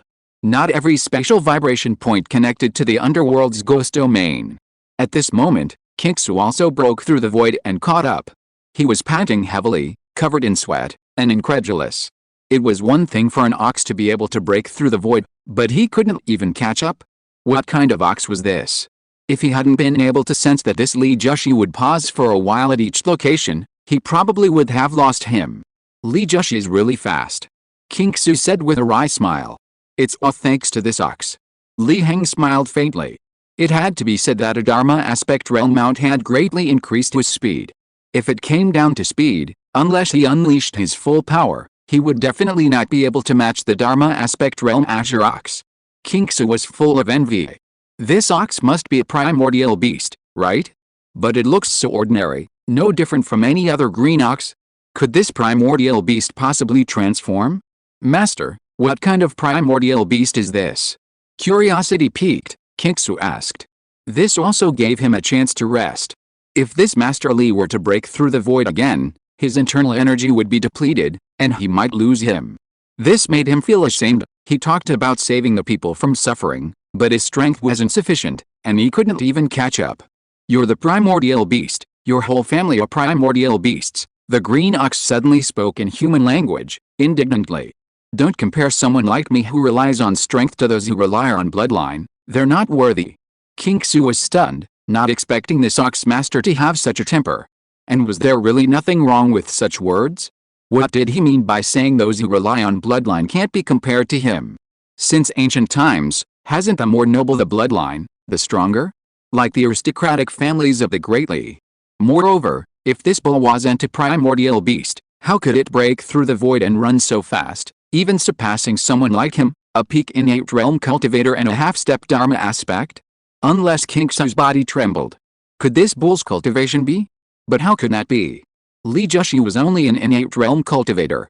But when he thought of how this Li Jushi had killed a Dharma aspect realm demon, the question that had almost escaped his lips was swallowed back. He fell silent. He even felt a lingering fear. He had come into close contact with this blue bull, and someone of that level could easily crush him. Fortunately, he hadn't been disrespectful back then, otherwise he would be dead by now.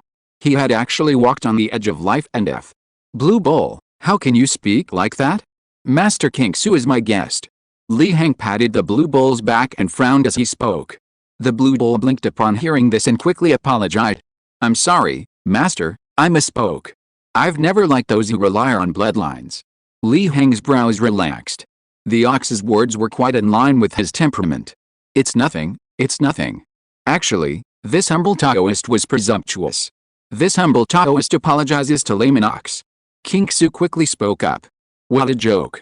This was a powerful demon of what level it was suspected to be. Even now, as a mount, it was not someone he could afford to offend. At the same time, he was also secretly amused that layman Li could make a powerful demon of this level so obedient. If you were to say that to the guardian beast of his mountain gate, that beast would probably slap him away with one swipe. Forget it, Green Ox. Since Taoist King Su forgives you, I will let bygones be bygones. But you should understand that if I don't tell you to speak, you'd better not speak. Li Heng warned calmly. King Su, no matter how weak, was still human, and Green Ox, no matter how strong, was still a demon. Green Ox had not yet gained his trust. He hadn't forgotten that Green Ox had been beaten into submission, unlike the peacock who had come to him willingly. The Blue Ox breathed a sigh of relief. Yes, Master. Alright, I've completely suppressed the special vibration point here. It's time to head to the next location. I estimate we'll catch up with them after 2 or 3 more special vibration points, Li Heng said to King Su. He could also see King Su's current condition. Upon hearing this, King Su felt ashamed. It seemed that his true strength had been seen through by this Li Jushi. He slowly said, Li Jushi, don't worry. The important matter is paramount. I can catch up. Li Heng nodded and said nothing more. He then rode the Blue Ox, breaking through the void and leaving, with King Su following closely behind. On the border of Dali, in the vast, uninhabited forbidden zone, there existed a huge special vibration point. The intensity of the vibration was unprecedented in the world. 500 miles in radius were destroyed in an instant. Mountains collapsed, the ground caved in, and along the cracks created by the special vibration, a powerful special turbulence swept out, destroying everything. It could be said that all 6 cities were blown up. The Xuandao people looked grim. This level of special vibration was difficult to deal with and difficult to suppress. Just as I predicted, the further one deviates from the Great Li territory, the weaker the Great Li's fortune becomes. And the stronger the special tremors become, Li Dangquang said solemnly. In this world, fortune is not an ethereal thing, it is extremely important, concerning everything. Almost everything possesses fortune, only varying in quantity. For the entire Great Li territory, places with abundant fortune are peaceful and prosperous, teeming with talented people. But if fortune is scarce, or even non-existent, then various natural disasters and man-made calamities will follow. The reason for the downfall of many dynasties is the loss of fortune. If fortune can be lost, it can also be suppressed and gathered. Every dynasty has something to suppress fortune. For example, in Great Li, what suppresses the national fortune and fortune is a bronze 9-dragon patterned cauldron, which carries the national fortune and fortune. Li Dangquang sighed inwardly. When he left Great Li and traveled to various countries, even to various forbidden zones, he had personally witnessed that the fortune in the cauldron was still 7/10 complete. According to the saying that it was established at 5 and flourished at 7, the Great Li Kingdom was relatively peaceful and prosperous at that time, free from various natural and man-made disasters. But now even a natural disaster like special tremors has occurred. How much of its fortune is left? Given such a dire situation, the officials in the court should be able to see it, but why have they remained silent until now, without taking any remedial measures? He had a guess, but dared not think about it. Gentlemen, let's resolve this as well. It should be the largest special tremor that occurred in the northern prefecture. Once this is resolved, the other special tremor points will be easier to handle. To verify his guess, Li Dangquang had traveled all the way north, and was now at the true extreme point of the northern prefecture, the border of the Great Li Kingdom, a place where the national fortune was thin, hence his words.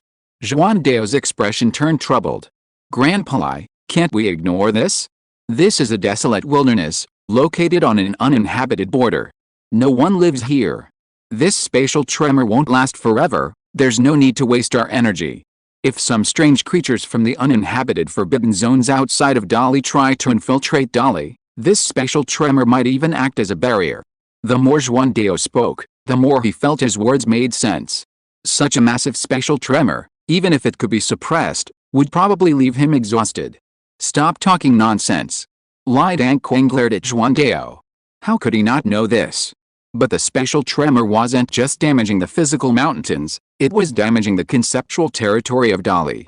If this spatial tremor continued, the already thin border of Dali would truly have no luck left, and would be directly shattered. At that point, the uninhabited forbidden zone would expand further. Juan Dao was stunned for a moment, then gave an embarrassed smile. Fine, fine, you old man have the bigger fist, I give up. Don't worry, I'm still at the Dharma aspect realm. The special tremors within a 500-mile radius may seem massive, but I can handle them, Li Dangquang said again, giving everyone confidence. The group's power immediately erupted, and their Dharma aspects manifested. Meanwhile, in the desolate wilderness extremely close to the border of Dali, in the uninhabited forbidden zone outside Dali, the monk and Taoist wandered aimlessly until they saw the devastated mountains at the border of Dali. The special tremors were so powerful that they even reached the desolate wilderness of the uninhabited forbidden zone. Spatial rifts appeared around the monk and Taoist, and turbulent currents could be faintly seen behind them. Although the monk and Taoist were bewildered, like an old red-haired monster, shrouded in misfortune, even delirious and unable to maintain their senses, they were still aware of the threat posed by these special rifts. They reached out and touched one of the special rifts. With a squeeze, the special rift closed again. However, soon, another spatial tremor came, and the closed space cracked open once more. Only then did the monk and the Taoist notice the massive spatial tremors at the border of Dali, and the shocking cracks they caused, like scars on the heavens and earth. He felt a surge of displeasure, an instinctive aversion to the sensation. He fled towards the border of Dali. Juan Dao and the others were struggling to suppress the spatial tremors. Although Li Dangquang was leading the charge, bearing the brunt of the damage, the sheer magnitude of the tremors made even their efforts incredibly difficult. This was especially true for Meng Lingayan, who had just advanced to the innate realm. He was trembling and sweating profusely. Heaven have mercy. Spatial tremors, a calamity involving the laws of heaven and earth, were not something someone newly promoted to the innate realm should face. It was like a newbie in a beginner's village fighting a boss outside the village. He wasn't a cheat like a player like Li Heng. Even with his cultivation of the Three Flowers record and his Three Flowers achievement, his essence, energy, and spirit seemed completely drained. The delicate buds couldn't withstand such torment. But he also knew that if he could hold on, he could maximize his potential, which would be extremely beneficial to him. So he could only persevere, not daring to slacken in the slightest. Until he sensed a familiar aura approaching. He was stunned at the slightest sensation, his strength momentarily weakened, and the reaction force from the special tremors sent him flying backward. But he didn't care, instead looking into the distance. Was that the monk and the Taoist? At this moment, a void quietly opened up, like a curtain being drawn back, and Li Heng and King Su had arrived. Li Heng scanned them with his mind and chuckled. Quite a grand display. And there's an acquaintance here too. Chapter 233 Destiny Crystal. The Monk and the Taoist. Meng Lingayan exclaimed in shock.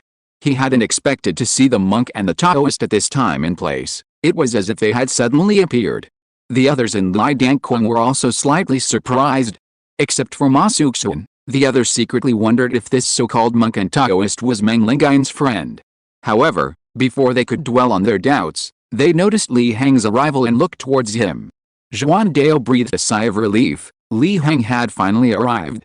Although he didn't believe Li Heng could suppress such a massive spatial tremor single-handedly, he could at least share some of the pressure and make things easier for them.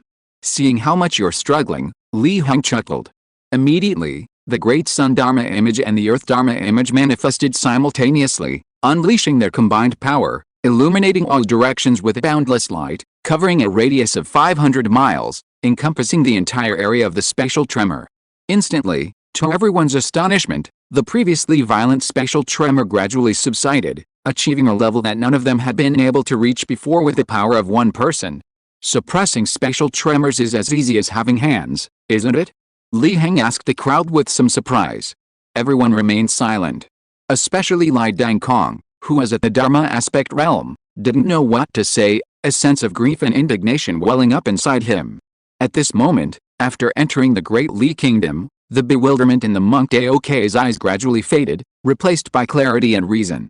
Seeing the crowd, he was immediately stunned, frozen in place. Where was he? Why had he suddenly ended up here? Wasn't he in Bian City before? He looked at the crowd, even more confused. Why were that old man Meng and his wife here too? And this old man had actually become younger, his aura extremely vigorous, Already at the innate realm? The monk Daoke was completely dumbfounded, not understanding what was happening. He was clearly in Bein City a second ago. The next second he was in this desolate wilderness? Master Monk Daoke, how have you been? Did you gain anything from this trip? After easily suppressing the spatial tremors, Li Heng turned his gaze to the monk Daoke, walked up to him, and asked with a light smile. He was particularly curious about the so-called Destiny organization. I didn't expect even layman Li to be here, the monk Taoist asked. A spatial tremor occurred in Beijing, so we naturally came to suppress these phenomena. Unexpectedly, we encountered you, Master. It's quite a coincidence, Li Heng smiled faintly.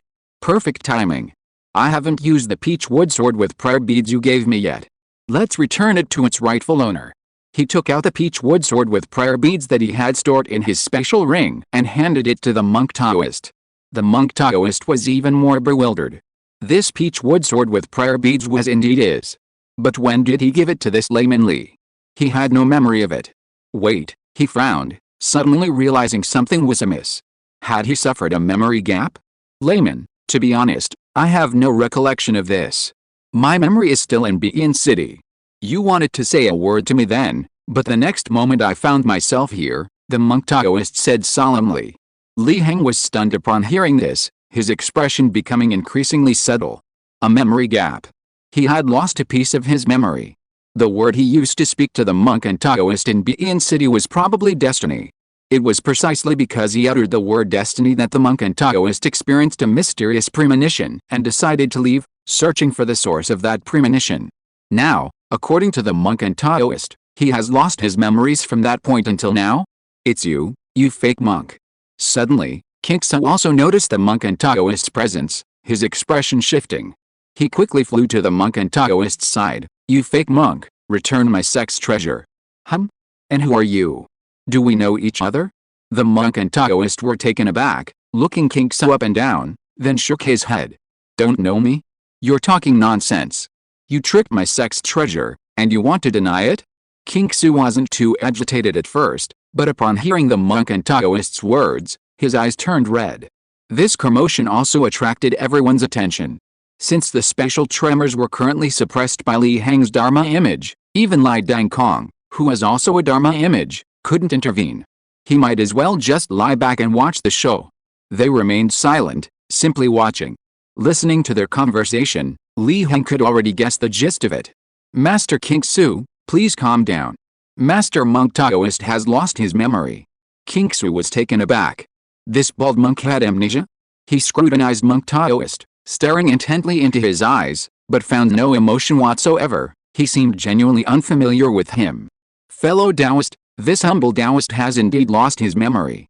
Monk Taoist nodded calmly. What are you calling fellow Taoist? What are you pretending to be, you bald monk? King Su was somewhat annoyed. If this bald monk hadn't stolen his sex treasure, the chaotic state of his disciples' fortune would likely have been resolved long ago. This humble Taoist is a fusion of Tao and Buddhism. What's wrong? Monk Taoist replied. King Su's expression grew even stranger. It seems you truly have amnesia. When I first met you, you were quite respectful of your Buddha, never uttering such blasphemous words as fusion of Tao and Buddhism. Li Heng pondered this for a moment. Sure enough, the monk Taoist had suffered amnesia twice. The first time King Su met the monk Taoist, he was probably a respectable monk. Of course, he might have appeared respectable on the surface but was not. A respectable monk wouldn't use the name monk Taoist. Now, he dares to confidently claim to be a fusion of Taoism and Buddhism, probably because his memory has vanished, leaving him without scruples. It's like a newborn calf not fearing a tiger. Later, for some unknown reason, he lost his memory, forgetting his past, and came to Dali where he met Meng Lingayan, becoming the same person he had met before who didn't even remember his own name. Then, after being reminded by King Su, he learned that his name was Monk Taoist and that he knew about destiny. Wait? Could it be that both of Monk Taoist's amnesias were related to destiny? Master, I know why you lost your memory, Li Heng said slowly and in a deep voice. He then shared his guess. However, to avoid Monk Taoist suffering a second amnesia, he didn't use the term destiny, but instead used that organization as a code name. Monk Taoist pondered deeply upon hearing this. King Su's expression, on the other hand, was extremely strange. Isn't that organization Destiny? Destiny made this guy lose his memory? But isn't this bald monk a member of Destiny? Or did Destiny erase the memories of its members to prevent them from revealing their whereabouts? Wow, this organization is ruthless. No wonder so many people complain that they can't find Destiny no matter what, and no one is telling their fortunes anymore. So that's why. King Su considered for a moment and slowly began to speak. But just as he was about to say the word Destiny, Li Heng stopped him. Master King Su, I know it too, but it's not appropriate to say it now. Let Master Monk think about it first. King Su was stunned and shut his mouth. Fine, you have the power, whatever you say. It's just that not being able to give away spoilers is really uncomfortable. After a long while, Master Monk shook his head. I'm sorry, I still can't remember anything.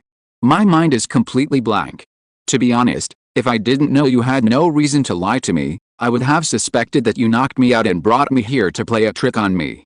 The monk Taoist smiled bitterly. Li Heng frowned. Could this really require a keyword trigger? He knew very well that the key might be the Destiny. Of course, it was also possible that the keyword had changed. After all, this was the second time he had lost his memory. Don't you feel that you're different now than before? Li Heng asked. The reason he said this was because he felt that the monk Taoist's aura seemed much stronger than before, and the others who knew the monk Taoist before nodded in agreement. The monk Taoist was stunned. It seemed that was indeed the case. Although his memories only stopped at the time in Bian City, he felt that he had arrived here in the blink of an eye. But now his strength and aura were far stronger than they were back in Bian City. It couldn't be that he had become stronger in an instant, could it? He suddenly felt something hard on his body, quickly pulled it out, and placed it in his palm. It turned out to be a crystal, sparkling in translucent stone. Under the light of the great sun Dharma image, it refracted seven-colored light, somewhat dreamlike. The monk and Taoist were dumbfounded again. What was this thing? He was sure he had never had such a thing on him. Now I really believe I have amnesia. I definitely didn't have this crystal on me, but now it's inexplicably on me. It's very likely that I got it while I was in a state of amnesia. The monk and Taoist had a bitter smile on their faces. With all the evidence in front of him, he had to admit it. It made sense. This couldn't be a prank. After all, the Menglingayan he knew before wasn't a Xiantian, innate realm, cultivator. Now, however, he was a genuine Xiantian. The most exaggerated one was Li Heng. Back then, he saw that Li Heng had good luck and thought about investing without expecting a return. After all, Li Heng was a junior, and who knew when he would grow up. But now, he could feel Li Heng's power. Although he was still as mysterious as before, the feeling he gave him was different. If the previous mysterious Li Heng was shrouded in mist, then the current mystery is unfathomable, as deep and unfathomable as the ocean, impossible to fathom in its entirety. Was Li Jushi actually the strongest among them? A crystal. Li Heng frowned. He sensed this crystal was no ordinary object. Master, may I borrow it for a look? He asked slowly. Perhaps this crystal held some important information. The monk and Taoist nodded and handed the crystal to Li Heng. The current Li Jushi was even more unfathomable than the old man beside him, who seemed as blazing as the sun. Perhaps he truly had a way to uncover the truth of this matter. No one wants to inexplicably lose their memory. Li Heng looked at the crystal in his hand. With a thought, a data panel appeared before him. He began to appraise the crystal. Destiny Crystal. Chapter 234 Fate Takes a Turn. Celestial Fate Crystal. The might of heaven is unfathomable, and the destiny of heaven is unknowable, yet a group of mortals presume to speculate on it, leading to their calamities and eternal damnation, thus creating cracks in the destiny of heaven. A very brief message appeared before Li Heng. Li Heng frowned. This message was another riddle, failing to explain what the crystal was or its purpose, merely describing a background, or rather, the origin of the crystal. But did the group of mortals in the message refer to the human race of the present world or the so-called Celestial Fate organization? He was never good at guessing, nor did he want to. He currently possessed over 30,000 units of source power, which he could use to upgrade his appraisal function, elevating it from the great innate level to the Dharma aspect level, involving the principles of heaven and earth. Li Heng refused to believe that a Dharma aspect level appraisal function couldn't identify this so-called Celestial Fate crystal. Was this thing more noble than the five-colored divine light of the beginning of heaven and earth? Even if it was noble, it couldn't be much more so. Reaching the Dharma aspect realm directly from the great innate realm requires 5,000 points of source power, but that's far too little for him now. With a thought, he burned those 5,000 points of source power and channeled them into the appraisal function. The appraisal function instantly upgraded. The data panel supporting the appraisal function also changed accordingly. The various patterns that previously appeared around the data panel disappeared, becoming remarkably clean. However, the mysterious, ancient, and primitive aura didn't disappear. Instead, it deepened. Looking at the data panel now, Li Heng felt as if he were directly facing the laws and rules of heaven and earth. Li Heng pondered. Had the panel become rule-based? If the previous data panel was merely a tool for detecting his various states and displaying them as data, then now, the panel had become a representation of rule-based data. Well, it wasn't particularly useful. At most, it just made him look a little more sophisticated. After all, even if the foundation had changed, becoming a representation of rule-based data, it still only displayed what Li Heng possessed and his various states. The function remained the same. At most, the data display limit had increased slightly. He ignored the changes in the data panel and continued to focus his attention on the appraisal function. At this moment, the identification information had expanded from a short paragraph to a long one, with an even more terrifying amount of information. Celestial destiny crystal, the might of heaven is unfathomable, and the destiny of heaven is unknowable. Yet, there are powerful beings in the world who can fathom the destiny of heaven. Under the name of the Celestial Destiny Organization, they wish to observe the destiny of heaven for countless millennia, seeking a path forward for all living beings. Unfortunately, 100 years ago, the world underwent a cataclysmic change, and the destiny of heaven changed. This powerful being attempted to alter it, but failed, resulting in a great calamity and eternal damnation. The destiny of heaven also developed cracks and began to shatter. Note 1. This crystal is one of the fragments of the destiny of heaven. Note 2. The message within the celestial destiny crystal: whoever obtains this stone, please keep it safe. When a glimmer of hope appears in the world, you may entrust it to the person you believe to be destined to save the world. I entrust it to you. Note 3. The second message within the celestial destiny crystal: whether you are a person of destiny, or. Note 4. Li Heng frowned as he looked at the long message before him. The world is in flux, and destiny is shifting. Could it be that someone within the Destiny Organization attempted to alter this destiny, only to perish in the process? Perhaps they even destroyed the entire Destiny Organization, otherwise the monk and the Taoist wouldn't have lost their memories. Moreover, this person seems quite powerful, definitely at the celestial level mentioned by Lai Dang Kong, or even above that level. Otherwise, they wouldn't have considered changing destiny and defying the heavens. Even Li Heng's newly upgraded Dharma aspect level appraisal function couldn't fully analyze the message, which is absurd. It even forced the appraisal function to split it into several entries: Note 1, Note 2, Note 3, Note 4. This indicates that the person left many messages, possibly even more, such as Note 5, Note 6, and Note 6. Furthermore, from the person's words, it seems they've arranged many things, and their chances of winning seem quite high. It's hard to say whether they've orchestrated everything. Of course, this is just Li Heng's personal speculation. Perhaps it's just the person's last-ditch effort. However, Li Heng increasingly feels that this world is very complex. Someone has even emerged who wants to change destiny. It's not impossible that one day a slayer of heaven might appear, and even a god of heaven might follow. Master Li, how is the observation going? The monk and Taoist asked, noticing Li Heng's prolonged silence. Li Heng nodded, his expression calm. I have indeed made some discoveries. He didn't continue the analysis. Who knew what level of analysis he'd need to reach to fully identify everything? It was better to use this source energy to enhance his strength first. Li Heng's words immediately drew everyone's attention. But do you really want to know? The information might leave you in despair. Sometimes ignorance is bliss. Li Heng said calmly, his tone enigmatic. A powerhouse of this level trying to change fate, only to have it backfire. It was hard to imagine what kind of anomaly had occurred in the world. Combined with what he'd always heard about the so-called reality of the world, he even felt that the world might collapse in the next moment, or undergo a bizarre mutation, turning into an endless swamp of flesh and blood, or perhaps everyone would already be dead, just wandering souls. Lai Dang Kong was startled by his words. Others might think Li Heng was just trying to scare them, But he could hear the warning in Li Heng's words. If you're not strong enough, there's no need to know.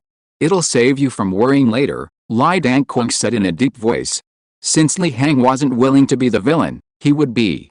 Some things, once made public, would cause widespread panic. Everyone was startled by his words and fell into an eerie silence. Zhuan Dao was the first to understand the atmosphere. I just suppressed the spatial tremors, which consumed too much power. I need to meditate and recover as soon as possible. With that, he quickly ran to a distant spot, closed his eyes, and meditated, absorbing the energy of heaven and earth to recover.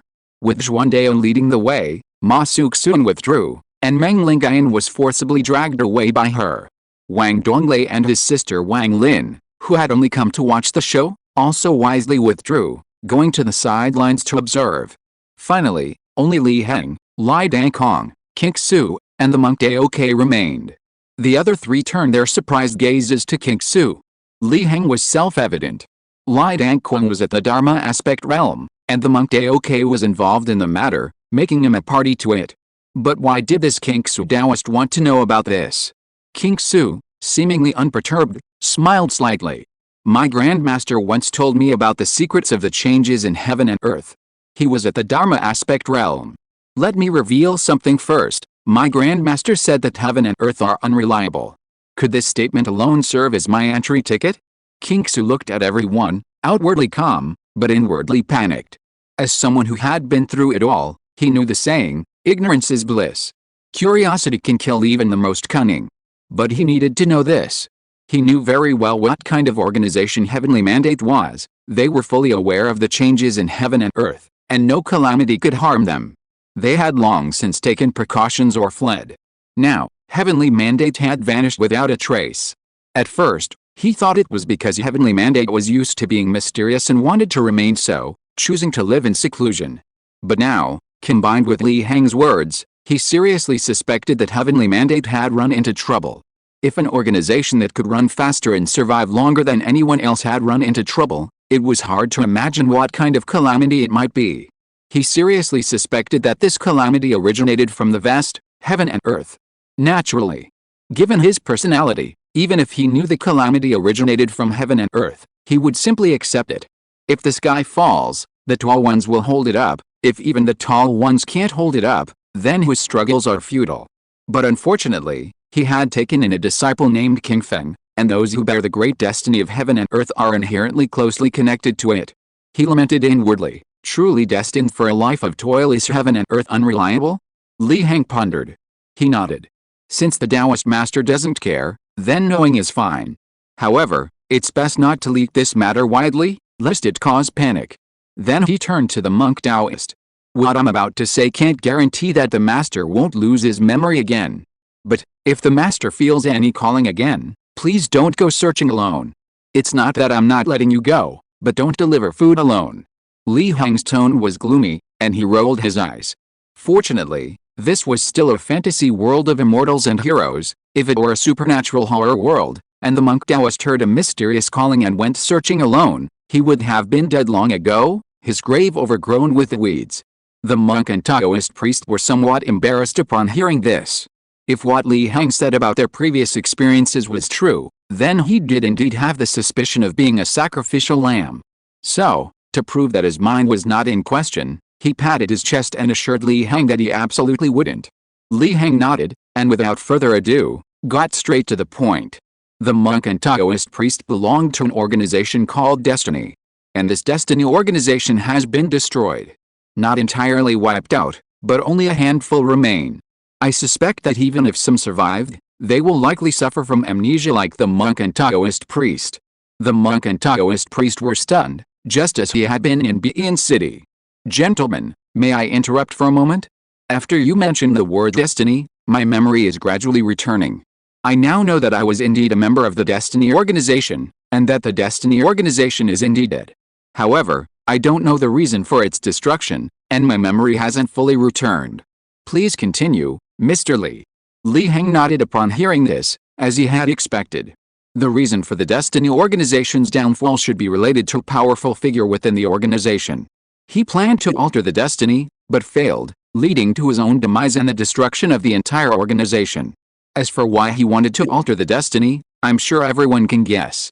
The world is changing, the destiny is shifting, hence the need for alteration. As for the deeper reason, why the destiny needs to be forcibly changed after it has changed, I have a bold hypothesis. Li Heng's expression was solemn as he surveyed the three people present. I believe it's because the destiny is no longer with humanity. The world is changing, becoming unsuitable for humanity. Perhaps it's even unsuitable for the supernatural, unsuitable for demons, but for something even stranger. This might be the so-called true truth of the world. Chapter 235 Combat Power Source. Li Heng's words silenced everyone. They had suspected it before, but only vaguely, and dared not consider it. Now, however, Li Heng had spoken plainly, leaving them no choice but to confront the truth. What you said isn't impossible, Li Dangquang said with a bitter laugh. That's why I said this truth might lead to despair. If everything is destined to fall, and has already fallen, then for ordinary mortals, constant struggle will only increase despair. Li Heng continued calmly. So, what does layman Li intend to do? King Su suddenly asked. He was shocked. The Heavenly Mandate organization was truly in trouble, and because of the matter of altering Heavenly Mandate. No wonder his master had said that heaven and earth were no longer reliable. But what could they do if heaven and earth were unreliable? They lived within heaven and earth. King Su's gaze involuntarily turned to Li Heng. Perhaps this extremely mysterious and unfathomably powerful layman Li had a solution? He held on to a sliver of hope. Li Heng shook his head. If the sky falls, the tall ones will hold it up, but no one is qualified to do so. Even if we know this, there's nothing we can do. We can only strive to cultivate and become stronger before the true calamity arrives. He, Li Heng, is no savior destined by heaven. He's merely a passerby in this world, a visitor from another realm. Such a major event should be left to the true chosen one, the savior somewhere unknown. He has no way to solve it anyway, he can only wait until he becomes stronger. If this world is a story of positive energy, then a chosen one, a savior, will inevitably emerge to save the world. But if it's a story of negative energy, destined for a dead end, then the so-called savior's efforts are just a futile struggle by heaven and earth. But regardless of the nature of the story, he, Li Heng, is currently just a special passerby, not part of the grand spectacle about to unfold, a silent background figure. If a so-called savior exists and can solve this, then naturally he doesn't need to intervene. If he can't, and he has already grown up but cannot escape this world, then he needs to solve it. The crowd seemed somewhat helpless. It seemed this was the only way. Layman Li, I've regained some of my memories and I've felt a call again, the monk Taoist said, pointing north with a solemn expression. Oh? Interesting.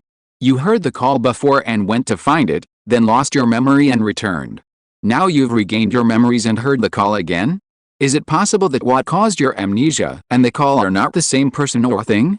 Otherwise, it wouldn't have caused your amnesia and would continue to call you, Li Heng speculated. Layman Li's guess is correct, I think so too. However, I can sense that a part of my memory hasn't been unlocked, and I'm afraid it can only be fully restored by going to the place where the call is located, the monk Taoist said in a deep voice. That makes things easier, I'll go with you. Li Heng said calmly. As for the two of you, the spatial tremor phenomenon in the northern prefecture has not been completely resolved yet. I would appreciate it if you could go and temporarily resolve it, and then bring us back before completely resolving it, how about that? He looked at Li Dangquang and King Su. The two hesitated, not because they were unwilling to suppress the spatial tremors, but because they felt Li Heng's journey was far too dangerous. And he was highly likely to encounter an accident. Don't worry, if I want to leave, no one can stop me, Li Heng said calmly. With his source energy within him, he remained calm. Seeing Li Heng's resolute attitude, the two had no choice but to agree.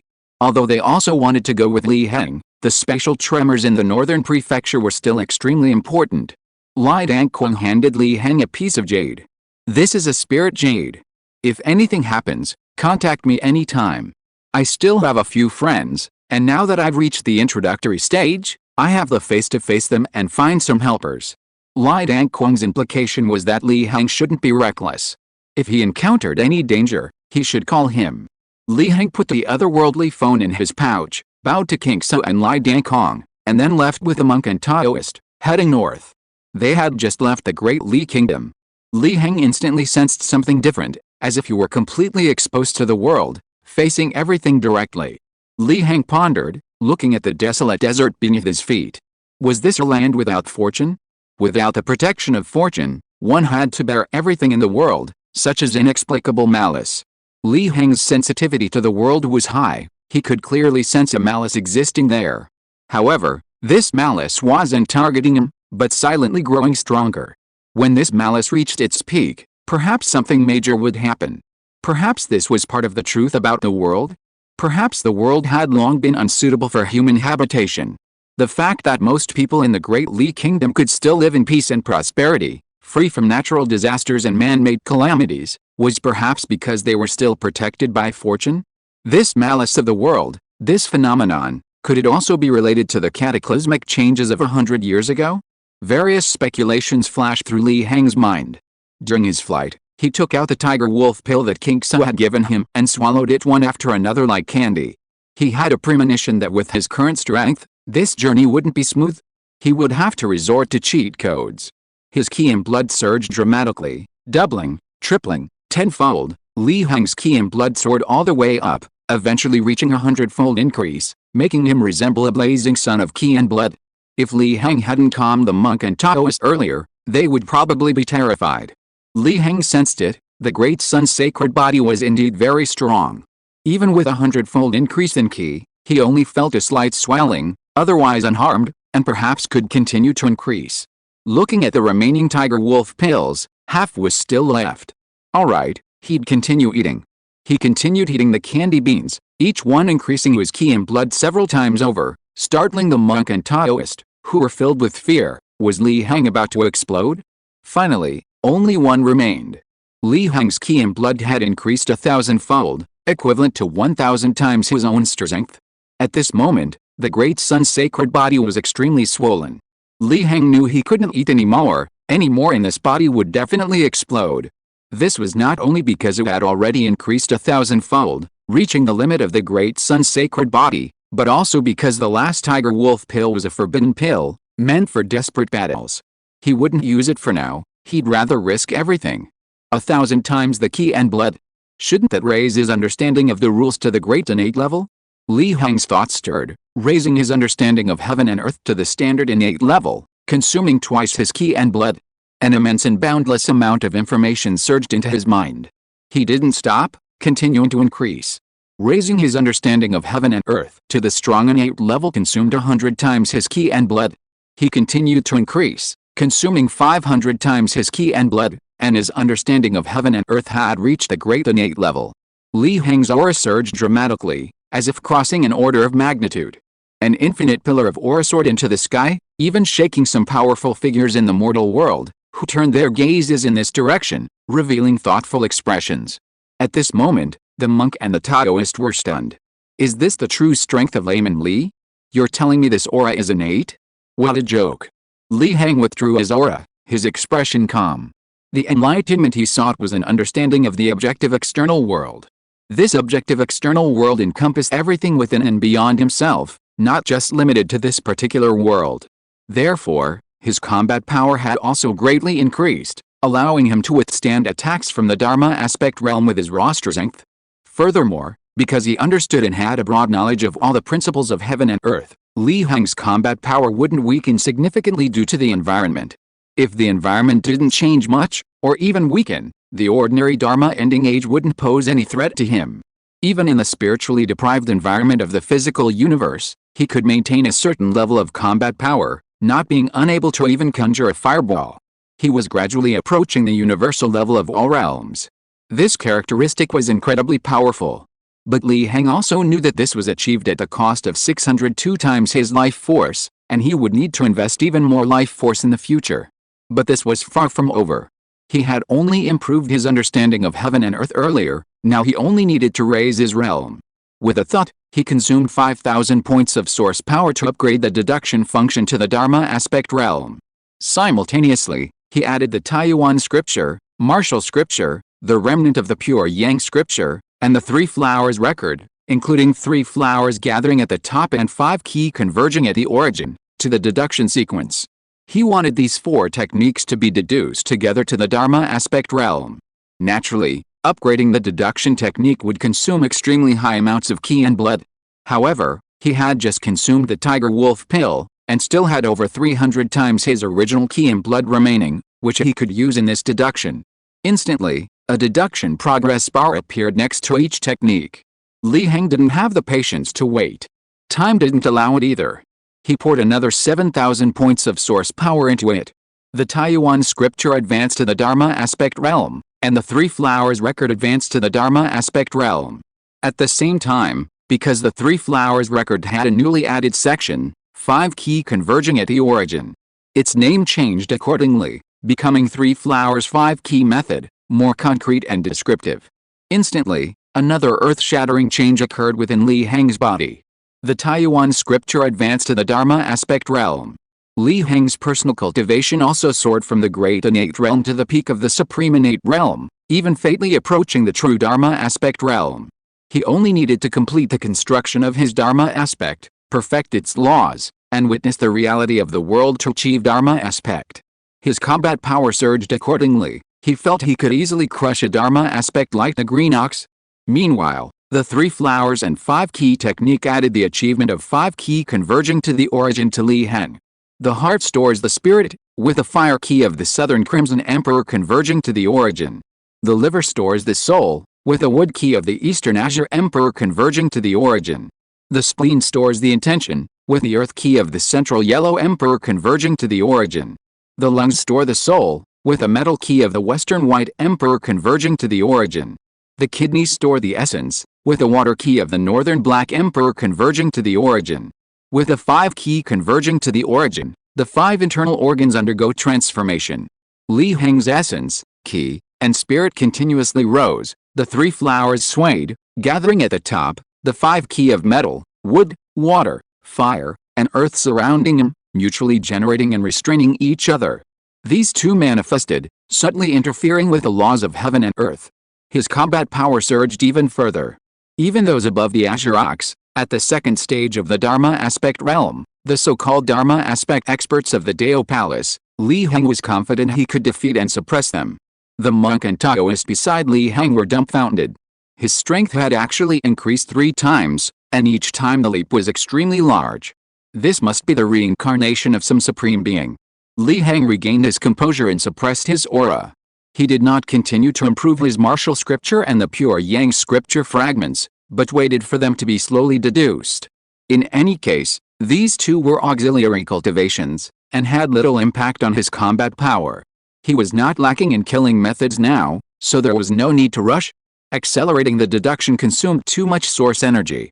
Of the more than 7,000 source energy consumed just now, 5,000 points were used to upgrade the great innate level Taiyuan scripture to the Dharma aspect. As for the other 2,000 points, it was because the Three Flowers record had completed the 5 ki gathering origin part, raising its grade from great innate to supreme innate. It only took 2,000 points to upgrade from supreme innate to Dharma aspect. If it were still at the previous great innate level, it would require an additional 3,000 points, totaling 10,000 points of origin power. No matter how much origin power one had, it couldn't withstand such an expenditure. Layman Li, we've arrived, the monk and Taoist pointed to the desert below. Li Heng nodded. He could sense that this place was extraordinary. He waved his hand, tearing open the void. Chapter 236 The Heavenly Mandate Platform. The monk and Taoist priest initially showed no reaction when they saw Li Heng tear through the void. Tearing through the void was something he could do too. It wasn't anything to be surprised about, as if anyone couldn't do it. However, his memories returned rapidly. Recalling his arrival here and the fact that the void was incredibly stable, unshakable even by himself, he fell into deep silence, a guess popping into his mind. Was Li Heng human or a monster? He could even tear through such stable void. The interesting thing is that behind this stable void lies such a violent void current. Li Heng stood with his hands behind his back, and one could see incredibly violent void currents sweeping through the void he had torn, reaching into the mortal world along the crack. This must be the aftershocks of the destruction of the Blessed Land. I didn't expect it to continue for so long. The monk and Taoist priest suddenly said, his expression complex. Oh? Master, what have you recalled? Li Heng raised an eyebrow, turning his head to look at him. I do recall a little. Back then, The organization was conducting the heavenly mandate ritual within the Blessed Land, and then the Blessed Land suddenly shattered. Fortunately, I had just entered the Blessed Land at that time, still on the outer edge, and escaped. The monk Taoist sighed. Luckily, he had slacked off back then. If he had been more diligent and entered the Blessed Land earlier to participate in the heavenly mandate ritual, he would be dead by now, not even ashes left. The heavenly mandate ritual? It is the heavenly mandate ritual, a ritual our organization uses to communicate with heavenly mandate, performed every 50 years. Originally, I also thought the ritual was purely for communicating with heavenly mandate and obtaining information. But now it seems, perhaps it also has the function of changing heavenly mandate? Li Heng seemed thoughtful upon hearing this. I think I remember the reason for my amnesia. When I came here, I found nothing except that crystal. I was desperate and used the old communication secret method to see if anyone else was still alive. Then my memory started to break down. Clearly, the amnesia is related to this action. The monk Taoist said slowly. A communication secret method? You haven't tried it before? I did try it before, but there was no response. But at that time, I felt that this place was one of the entrances to the former Blessed Land, and being close to that Blessed Land had a geographical advantage. So I decided to try again. The result is this time, I've lost my memory again. The monk and Taoist said dejectedly. You lost your memory after using a communication secret method here? Li Heng stroked his chin. Is it possible that you did make contact, but the person you contacted used some method to make you lose your memory, trying to prevent you from returning here? As for the feeling that called you here, it shouldn't be from that person. Otherwise, the behavior wouldn't be so contradictory. The monk and Taoist were startled upon hearing this. Does the layman mean that the others are still alive? That's not necessarily true, it depends on how you look at it. After all, there are many versions of the definition of alive, and different people have different interpretations. Li Heng said. When people die, they become strange beings. From this perspective, strange beings are dead. But strange beings can move. And some powerful strange beings can even speak and possess intelligence. From this perspective, strange beings are alive. The monk and the Taoist priest fell into deep thought. Li Heng suddenly spoke, interrupting his thoughts. You mean, this was originally the entrance to the Blessed Land where the Heavenly Mandate organization is located, right? The monk and the Taoist priest were startled, then quickly nodded. This is indeed one of the entrances. We used to go to that Blessed Land through here. However, that entrance is now sealed off, so we probably can't get in. The monk and the Taoist priest wanted to say that Li Heng couldn't get in, but remembering how Li Heng had just torn through the void with his hand, he swallowed the words back. He was joking. If he could tear through such solid void with a wave of his hand, how could he not get in? Then where is the location of this entrance? Li Heng continued. He really wanted to use brute force to overcome skill, relying on sheer strength to directly open the sealed passage entrance. He wanted to see what exactly was happening inside the Heavenly Mandate organization. Anyway, with his source energy, even if there was some great terror, he would be safe. 120 steps to the left front, the monk and the Taoist priest replied. Li Heng nodded, his Taiyuan scripture surging wildly within him, his blood and qi surging like a raging sea. With the 3 flowers gathering at the top and the 5 qi converging at the origin, and with various buffs amplified, he unleashed a martial scripture divine power, the Heavenly Man Punch, aiming at the location the monk and Taoist had indicated. In fact, perhaps he didn't even need to specify the exact location. Because with Li Heng's punch, the void within a mile radius cracked, especially the void to his left front, where a long, narrow gap appeared, revealing the turbulent void currents within. The monk and Taoist were numb. At the innate level, was this kind of power even human? With Li Heng's punch, the once incredibly stable void became fragile, and a vortex-like spatial passage instantly appeared in the direction the monk and Taoist had indicated, emanating wisps of ominous aura. The monk and Taoist trembled even before getting close, their intuition screaming for him to leave. It seemed that endless terror lurked within. Li Heng noticed the monk and Taoist's unusual behavior and frowned. Could it be? The aura was indeed somewhat fierce, but that was all. Li Heng was clearly speaking without understanding the situation. Master, I'm planning to go in and take a look. What do you think? Li Heng said. If the monk and Taoist had lost their fighting ability, he would have to go in alone. He couldn't guarantee he could protect the others completely. Hearing this, The monk and Taoist forced himself to calm down. Go in. Why not? I must find out how heavenly mandate was destroyed, even if it means my death. Li, if we encounter anything truly terrifying inside, don't worry about me. The monk and Taoist said resolutely. The moment his memories returned, he had made the decision to die. Li Heng nodded, not continuing to persuade the monk and Taoist. Then let's go in. Li Heng stepped into the spatial passage, the monk and Taoist following closely behind, though their moods were completely different. One was there to enjoy the scenery and solve the mystery, while the other was only prepared to die. This tedious heavenly mandate ceremony. I have to rush back every time. Sigh, I've only just earned my reputation as a half-iron-mouth immortal, able to predict life and death. What about my old customers who have to go back and forth for all that time? Alright, you old Taoist priest. You think it's boring because you're an outsider. If you were the one presiding over the ceremony, directly experiencing the light of heavenly mandate, you'd be terrified to death. On the outer plaza of the Blessed Land, a child of about 8 years old criticized an elderly Taoist priest beside him. The two chatted as they left the plaza, heading towards the highest point of the Blessed Land, the heavenly mandate platform. Li Heng and the monk Taoist remained on the plaza, clearly seeing and hearing the two depart. Li Heng remained relatively calm, but the monk Taoist was dumbfounded. Impossible, impossible. The Blessed Land was clearly shattered, so why is it still intact? He was utterly frantic, his expression bewildered, looking around frantically. But everything he saw matched his memory of the Blessed Land. Even every wisp of spiritual energy and every ray of light within the Blessed Land felt incredibly familiar to him. It seemed the Blessed Land of Destiny hadn't been destroyed, remaining as it was before. Master, calm down. Li Heng touched the monk's forehead. A cool breeze passed directly through the monk's crown, acting on his sea of consciousness, having a powerful calming effect. The monk, who had been experiencing a surge of inner demons and was in a state of utter chaos, immediately calmed down. The monk looked at everything before him, remaining silent for a long time. Suddenly, he pointed ahead, walking further and further away from them, his figure gradually disappearing. The two who had vanished spoke. Layman Li, those two people are clearly dead. I saw them being swept away by the violent void currents as soon as I entered the Blessed Land. Li Heng nodded, not finding the monk's words absurd. Even in his perception, those two people were clearly alive. Let's go, I'll see all the destiny rituals. You haven't participated in this ritual either, have you? Now's your chance to make up for your regret, isn't it? Li Heng said with a smile. The ceremony of destiny, for some reason, the monk and the Taoist found these 4 words ironic. The organization closest to destiny was destroyed by it. Let's go, Layman Li.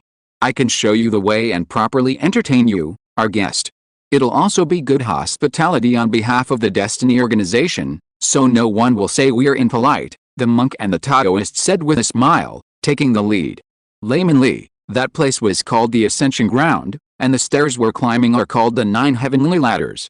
Climbing the 9 Heavenly Ladders will take you to Destiny Mountain, where the Destiny platform is located, the monk and the Taoist explained as Li Heng proceeded. Master Li, look. That place is called 9 Bend Dragon Ridge. Don't be fooled by its appearance as a mountain, it's actually a dragon, a mountain dragon, one of the guardian beasts of destiny. However, this dragon is mostly asleep.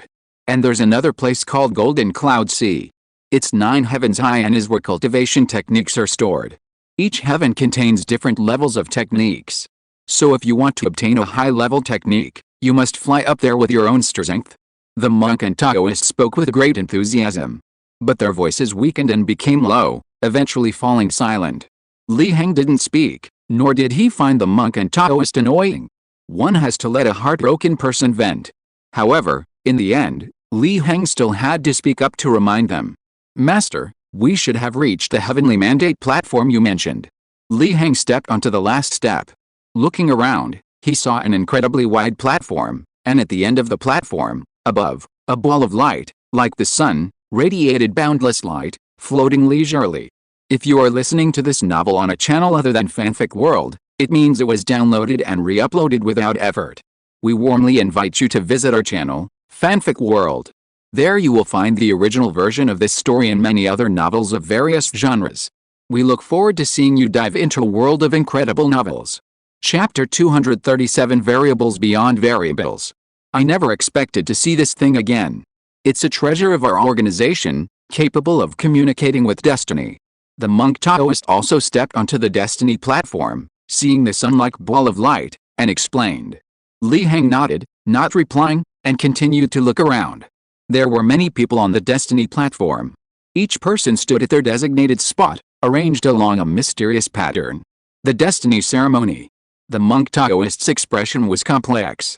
The two strolled around casually. These people didn't notice them, as if they didn't exist, still standing at their designated spots, focusing their energy, waiting for the destiny ceremony to begin. The destiny is clear, who can question it? Suddenly, a voice resounded throughout the destiny platform, echoing and swirling. Golden light descended from the sky, and an old man with flowing white hair, holding a cane, emerged from the golden light, surveying the crowd. This is our organization's Grand Elder. He has always presided over the destiny ceremony. The monk Taoist continued to explain. What is his cultivation level? Li Heng asked. The monk and the Taoist shook their heads. I don't know either. The Grand Elder's origins and strength are a mystery. Many in the organization speculate about these things, but in the end, nothing comes of it. Li Heng narrowed his eyes. He couldn't see through the Grand Elder. The two were like parallel lines, never intersecting or interfering with each other. As they talked, the group of people from the Heavenly Mandate organization shouted in unison, "Only Heavenly Mandate," in response to the Grand Elder's words. Only Heavenly Mandate could question Heavenly Mandate. The time has come, the Heavenly Mandate ceremony begins. The Grand Elder shook the ground with his cane, and invisible ripples spread throughout the Heavenly Mystery platform. Everyone on the Heavenly Mystery platform moved, simultaneously unleashing beams of light that reached the heavens, which then gradually tilted and disappeared into the sun-like ball of light. Humans cannot look directly at the heavens. Therefore, the ceremony must be performed through the transformation of the Heavenly Mandate treasure, and then the treasure directly reaches the heavens to inquire about Heavenly Mandate, the monk and the Taoist explained. He wanted to say something more, but his gaze seemed to catch something, his pupils contracted sharply, and he fell silent, his words abruptly cut short. Li Heng followed his gaze, his expression gradually becoming subtle. For there stood a monk and a Taoist priest. This monk and Taoist priest were participating in the Heavenly Mandate ritual just like the others. There were actually two monks and Taoist priests? Li Heng was somewhat taken aback. Had he guessed wrong? This wasn't a historical illusion repeating itself. It wasn't the same kind of thing as the strange village he had encountered before. This seemed truly interesting. His curiosity grew even stronger. Layman Li, do you think I'm already dead? Actually, I died long ago in the Heavenly Mandate ritual, but my unwillingness and obsession turned me into a spirit, allowing me to escape and believe I'm not dead. The monk and Taoist priest murmured softly, his heart beginning to waver. Within the Heavenly Mandate organization, those with higher cultivation than him were all dead. There was no reason why he could survive just by approaching the outer perimeter. Not necessarily. Li Heng immediately dismissed the monk and Taoist priest's words. I can sense that you are a living person, but I also sense that the monk and Taoist priest participating in the Heavenly Mandate ceremony are living people. Li Heng continued his analysis. Master, I will protect you with my power later. If any unexpected changes occur, my power will immediately help you break through the void and return to the mortal world. As everyone's power was poured in, the aura of the light orb grew stronger. Li Heng's unease swelled, so he instructed the dejected monk and Taoist priest. The monk and Taoist priest nodded. Although he was somewhat wavering, thinking that he might already be dead, it was better to live than to die. He couldn't be a burden to Li Jushi, so he should run. At this moment, the Grand Elder began his next move. He raised his cane, which also erupted with a pillar of light. But this pillar of light was much larger than the others, its size even enveloping the precious light orb, and then the pillar of light passed through the light orb, shooting straight into the sky. The mandate of heaven is clear, and the mandate of heaven will be questioned. The mandate of heaven is clear, and the mandate of heaven will be changed. A soft sigh echoed throughout the hall, then grew more impassioned, and various phantoms appeared behind the Grand Elder. There were scenes of human life, wisps of smoke rising from chimneys, bustling markets and trade, kings and generals sitting high on their thrones, and battlefields with swords and spears. These phantoms constantly changed, merged, and sublimated, giving rise to a strange meaning, as if representing the entire human world, sublimating humanity, and using humanity to change the mandate of heaven. Changing the mandate of heaven with humanity, this was a good idea. At this point, no matter how Li Heng looked at it, he felt that the Grand Elder had a great chance of winning, and it seemed that he could really succeed in changing the mandate of heaven. However, the unease in his heart had reached its peak. And the next moment, in the endless sky above the 9 heavens, a pair of eyes appeared. A pair of eyes that could encompass all things in the world. These eyes looked down and saw the Grand Elder, and saw everyone in the Mandate of Heaven organization. In an instant, the illusory image of humanity behind the Grand Elder, the very essence of humanity, was shattered. The endless sky turned blood red, thunder roared. A great terror arose. The incomparably glorious, sun-like treasure orb was almost instantly tainted black by malice and mystery, a strange black tinged with blood. It looked indescribably awkward. The members of the Heavenly Mandate organization instantly mutated, tumbling and twisting, becoming indescribably different. In the end, only the Grand Elder remained normal. The eyes in the sky did not continue to look at the Grand Elder, but sensed something, and looked towards Li Heng. Then, the world lost its color, leaving only black and white, frozen in time. Everything in the world, including those eyes, was frozen into a photograph. A black and white photograph. You see, this is the truth. The Grand Elder suddenly turned around, looking at Li Heng and the other, and said indifferently. Li Heng narrowed his eyes upon hearing this. He had noticed those eyes looking over and was already planning to use his methods, but now he had stopped himself. And the unease in his heart instantly disappeared. It seems I don't need to use my methods for now. The monk and the Taoist were startled, their faces lighting up with surprise. Grand Elder, are you not dead? No, I am dead. No one can look directly at the heavens, at a heaven that has changed. No Dharma body can, no celestial being can, not even me, the Grand Elder said indifferently. But, the monk and the Taoist looked bewildered. The Grand Elder continued. You should have seen yourself just now. You're right, you are indeed dead. Of course, you could also say you're not dead, because I saved you. What you saw wasn't a phantom of history, but another branch in the flow of time, another possibility for heaven and earth. I am at the juncture of this destiny ritual, looking into the future, I can see countless branches, and I have also experienced the failure of countless branches. From that moment, I knew that my struggle was futile, the future was already locked, and it would only gradually converge towards that one and only ending. Until I saved you, and ushered in a turning point. But it's strange, you shouldn't have come now. If I hadn't withdrawn from this branch, the heaven of this branch would have noticed you and condemned you to eternal damnation. The Grand Elder frowned, somewhat puzzled. A turning point? Could it be referring to Layman Li? The monk and Taoist looked at Li Heng beside him in astonishment. The Grand Elder shook his head. No. In my observation, you will indeed come into contact with someone. That person is the turning point, the hope, the variable, the possibility of reversing the already locked-in outcome. But it's not this young friend Li. The Grand Elder's gaze fell on Li Heng. In the branches of my observation, you will indeed come into contact with this young friend Li, but you and he will only be fleeting passers-by, never having such a close connection and friendship as you do now. I've seen countless branches of time where young friend Li dies in the anomaly in Bian City, with no one in Bian City escaping. This was originally a locked-in fact. But now, this fact has been changed? The Grand Elder's gaze was even more puzzled. He had many things he didn't say aloud. For example, he could only see the period when Li Heng was discovered by Meng Lingayan and brought into the Demon Extermination Division. As for before that, there was a gap, a void. He knew very well what this meant. Either Li Heng's origins were concealed by someone more powerful than him, or Li Heng didn't belong to this world, but was a visitor from another realm. But neither possibility is surprising. Yes, it's not surprising. This world has a long history. Every era has its protagonist. This protagonist might be a chosen one, or a mysterious visitor from beyond the realm, whose past and future are unknown. But whether chosen one or a visitor from beyond, as long as they remain within this world, they cannot escape the net of cause and effect. There is no such thing as a visitor from another realm being outside the net of cause and effect. As long as they are within this world, interacting with others and creating cause and effect, then all the possibilities of this visitor from beyond a realm will be revealed. Because people are interconnected.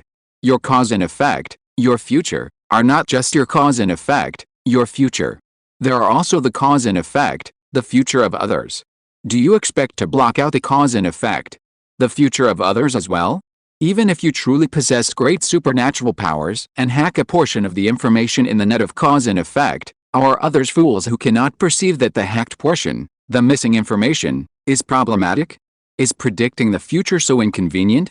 You have blocked out the secrets of heaven. Others can also build a model, similar to the big data algorithms used in Li Heng's previous life, to make deductions. At worst, the deduction target won't be you, but someone else. It's like a map. If you can't determine your location, then determine the location of other things, other people. Once you've determined the location, activities, and trajectories of other people and things, why worry about not finding your location or your information? Unless you're outside of heaven and earth. And being inside heaven and earth means you're subject to cause and effect. You're constantly interacting with heaven and earth. Taking a breath is an interaction. Interfering with a particle in heaven and earth is also an interaction. With interaction comes cause and effect. Even if you use great supernatural powers to shield these interactions from detection, the essence of this matter is still interaction with heaven and earth. Elder, you flatter me, Li Heng said with a smile. This isn't flattery, it's the truth. The Grand Elder shook his head. If heaven and earth are a book, then each period within it is a story, and each story has its own protagonist. Whether this protagonist is a chosen one favored by heaven and earth, a peerless powerhouse who laughs at the world, or a mysterious visitor from beyond the realm, they can never escape the net of this book of heaven and earth. They are still just protagonists, not listeners to the story, nor readers. But young friend Li is different. He is not a protagonist, yet his strength is insufficient. He is a listener to the story, a reader. He is purely an accident. An accident that cannot be captured by heaven and earth, a variable. And this calamity is not a story, but an external calamity variable that can endanger the entire book. The chosen one within heaven and earth is also vulnerable. The future of heaven and earth has been locked and bound. Nothing within heaven and earth can stop it.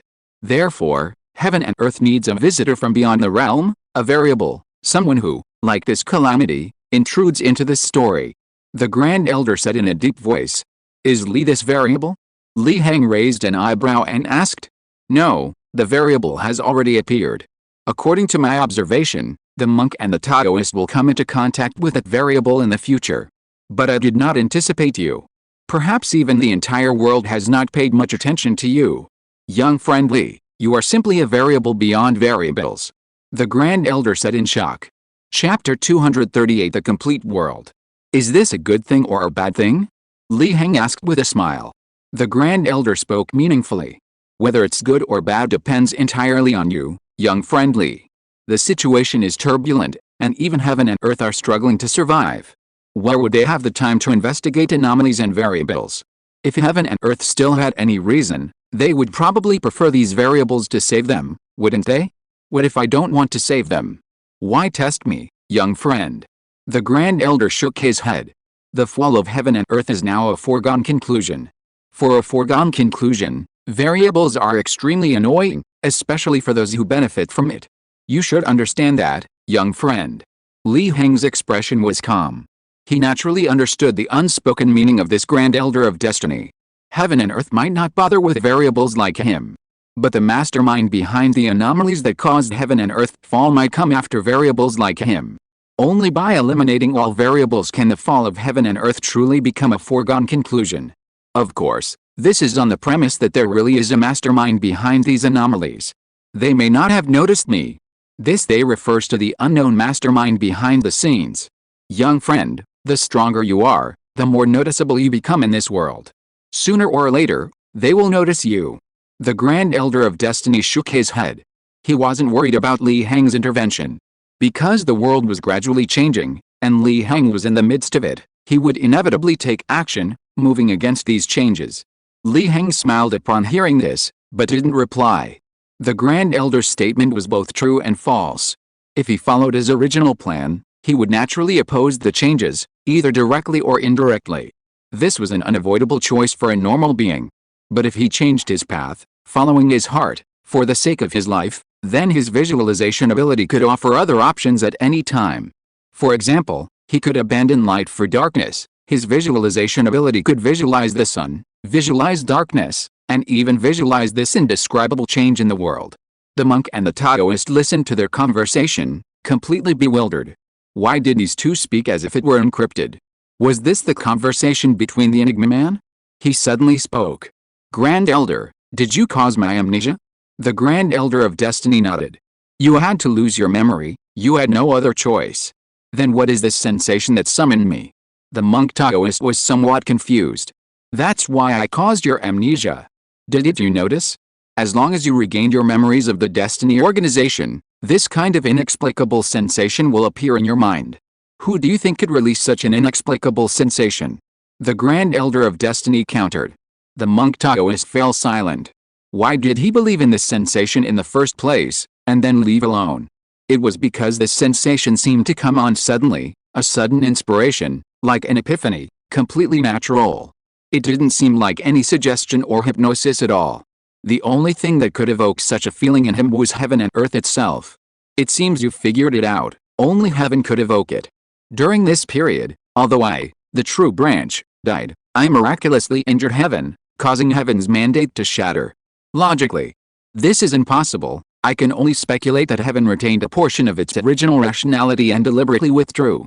Finally, I sealed the distorted will of heaven manifested in the world here. This prevents it from returning to the 9 heavens, from harming the world, forcing it to remain here, watching the mortal realm with predatory eyes. And he summoned you here to ask you to release him. You are the only surviving member of the Heaven's Mandate organization. Your karmic connection to this place is extremely deep. As long as you retain memories related to Heaven's Mandate, the karmic ties remain, and he will not let you go. The Grand Elder of Heaven's Mandate stood with his hands behind his back. For the weak, knowing too much is a sin. The monk and Taoist priest were pale, devoid of color. He hadn't expected such a truth. Actually, I originally planned to let you come into contact with that variable in the near future, and then, by chance, let you regain your memories, guiding that variable to come and resolve this distorted will. I didn't expect you to appear, young friendly. You've arrived ahead of schedule. The Grand Elder of Destiny shook his head. We didn't see that distorted will, but instead saw another possibility. It seems we haven't officially entered its territory? Heng said. The Grand Elder of Destiny nodded. Indeed, young friendly has keen insight. Just as I said before, what you just saw wasn't a historical illusion, but another branch of the flow of time, another possibility. The residual power after my death prevented you from entering its domain, bringing you here, the gap between the two branches of time, a space between existence and non-existence.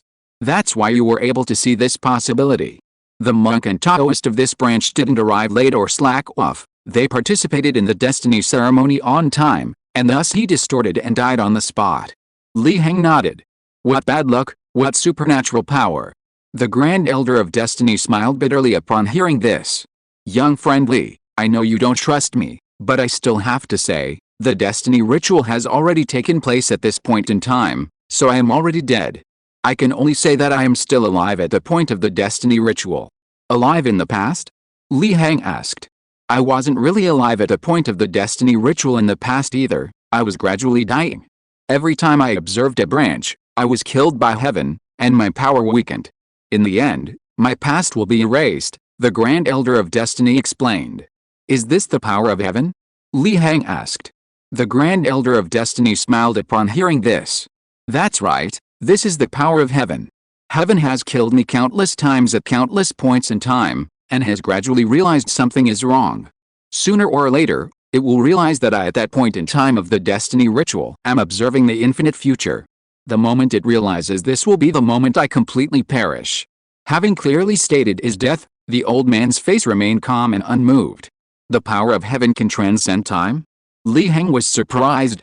I don't know if heaven can transcend time, but it can certainly exert some influence, just like with me. Perhaps it can erase my karma in this world as well. Heaven and earth, the essence of the world, is space and time. A world in an instant is not a world, and heaven and earth in an instant is not heaven and earth.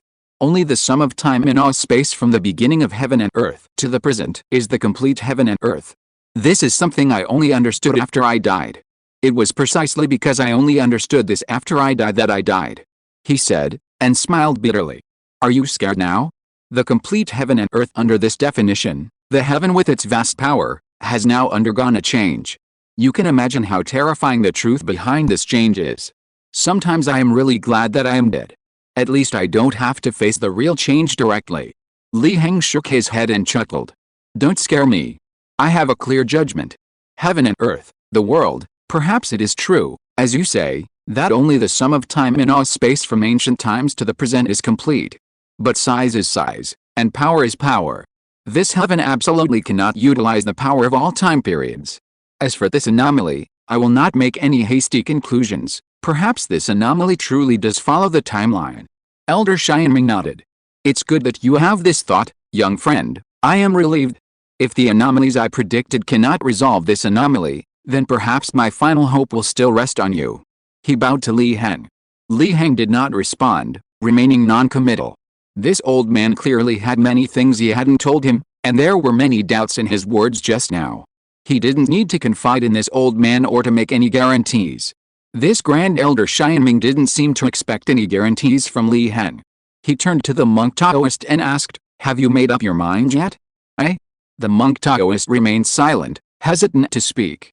No one wants to lose their memories. Especially the memories of the past few decades that form their personality. You must make a decision soon. You should know that the calls and sensations in your mind are becoming increasingly strong. Even between two branches of time, heaven can still sense you, the Grand Elder of Destiny said calmly. I understand. After we leave, please, Grand Elder, reseal your memories. Wait. Li Heng suddenly stretched out his hand and said, there's no need to reseal my memories. Perhaps I can resolve this matter of sensing and calling. The Grand Elder of Destiny was surprised to hear this. Young friend Li, I would like to hear your details. To him, Li Heng was shrouded in mystery, so much so that he had no idea what Li Heng's methods were. Perhaps he really did have a way. But this was heaven. Did he really have a way to solve it? Li Heng did not answer immediately. He stretched out a finger. A huge ball of light condensed on his finger, then the ball of light was compressed to the extreme, becoming a small point of light.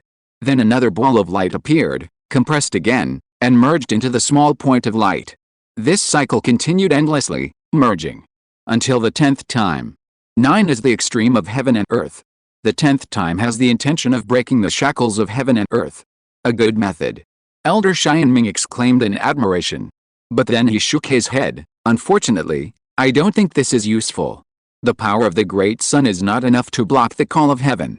He was quite surprised. This young friend Li had actually broken the curse of those things and successfully embarked on the path of the great sun. He truly was a variable. Unfortunately, the great sun was no longer the original great sun. It had long since fallen in rank. The great sun's rank was no longer sufficient to deal with the rank of heaven. Li Heng smiled upon hearing this, but did not reply. Instead, he flicked the small point of light formed by the 10th compression and fusion into the forehead of the monk and Taoist. The great sun of this world might be useless to the heaven of this world, but the power of his great sun Dharma form was not simply the power of the great sun of this world. Instantly, the monk and Taoist were stunned, then their expressions brightened with joy. The call I sensed in my mind has disappeared. The Grand Elder of Destiny was stunned upon hearing this. Really? It worked? He sensed it faintly and indeed found that the seemingly indistinct causal thread connecting him to the monk and the Taoist, one that even he couldn't sever, had disappeared. A storm raged within him. He hesitated. He hesitated whether to abandon his predicted variable and instead invest in this young friend Li.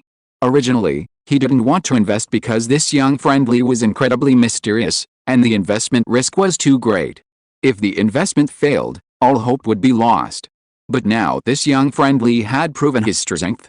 He could so easily shield the power of heaven. Perhaps this young friend Li was the true savior? Li Heng didn't care what the Grand Elder of Destiny was thinking. He clapped his hands, his eyes gleaming. He spoke, Elder, how strong is the will of that mutated part of heaven? He had a bold idea. Chapter 239 Reincarnation Talisman Paper. The Grand Elder of Heavenly Fate was taken aback, his expression turning strange. Young friend Li, you wouldn't be thinking of causing trouble for that distorted will of heaven, would you? The monk Taoist was also startled. A sense of foreboding crept into his heart. While a normal person would never bother with such a terrifying thing, this Li Jushi was certainly unpredictable, acting without regard for common sense, making startling pronouncements, and doing what he said he would do. Why not? Li Heng asked with a smile. The Grand Elder of Heavenly Fate was speechless.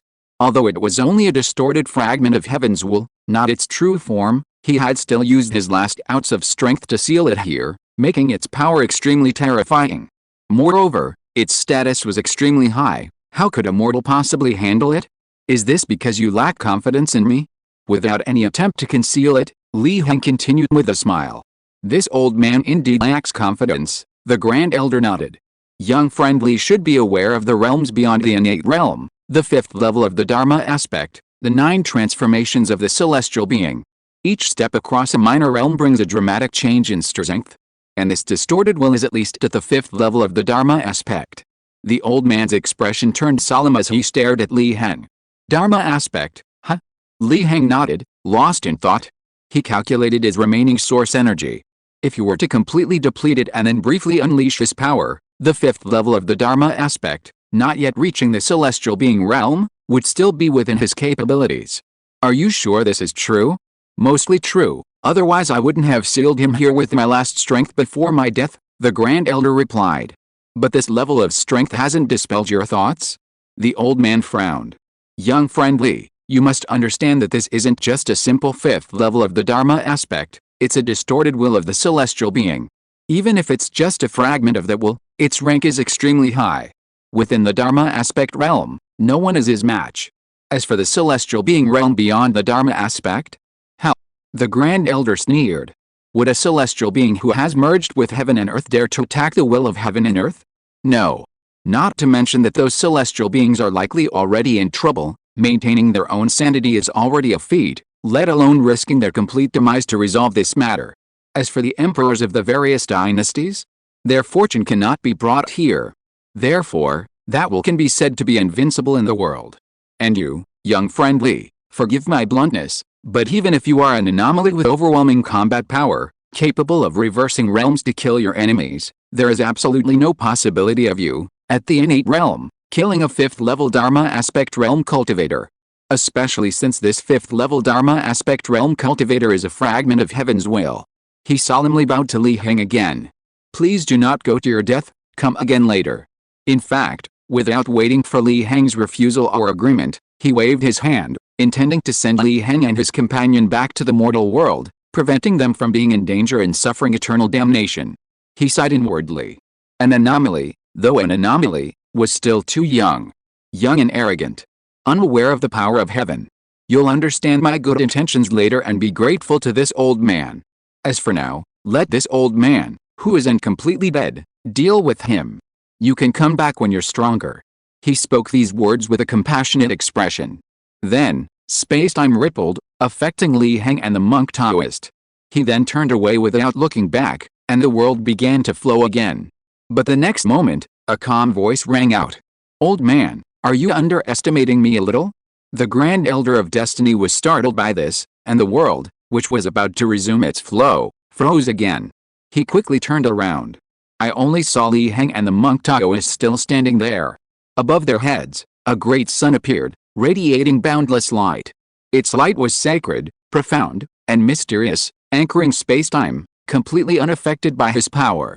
At this moment, he was completely dumbfounded.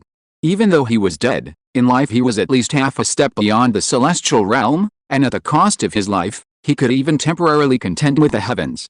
But now, he couldn't even do anything to a mere innate realm cultivator? What a joke. Could this anomaly possess power on par with the heavens? He quickly suppressed his shock and spoke with an astonished tone, Young friend Li's methods far exceed my expectations. No wonder you're confident enough to face the distorted will of that day. But, do you really want to face him? Given your level, the risk is far too great. If you fall into a disadvantageous position against him, I won't be able to offer you any help. You'll only perish. But this is still the best outcome. The Grand Elder said solemnly. You are highly likely to become distorted and deformed, giving birth to a new self, becoming a slave and lackey, forever condemned. In the face of this possibility, death is actually a happy ending. The more power Li Heng displayed, the less he wanted Li Heng to face the distorted will of the heavens prematurely. Don't put all your eggs in one basket. What if Li Heng dies, and the variable he predicted also dies because it couldn't resolve this will? What would he do then? Could he expect another new variable to appear? If variables could appear so easily, then they wouldn't be variables anymore. Moreover, personally, he felt Li Heng was more reliable than that anomaly, and preferred to let the anomaly try first, eliminating potential risks for Li Heng. If the anomaly was resolved, all would be well, and Li Heng wouldn't need to take risks. If it couldn't be resolved, then Li Heng could step in. After all, Li Heng had demonstrated his power before him. But he didn't know that this would be very rewarding for Li Heng.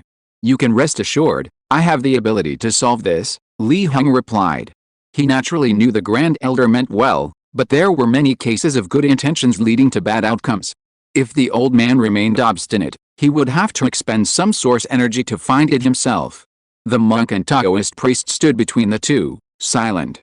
On one hand, he felt the Grand Elder's words made sense. On the other hand, he vaguely felt that Li Heng might actually be able to solve this. This idea felt absurd and unbelievable to him.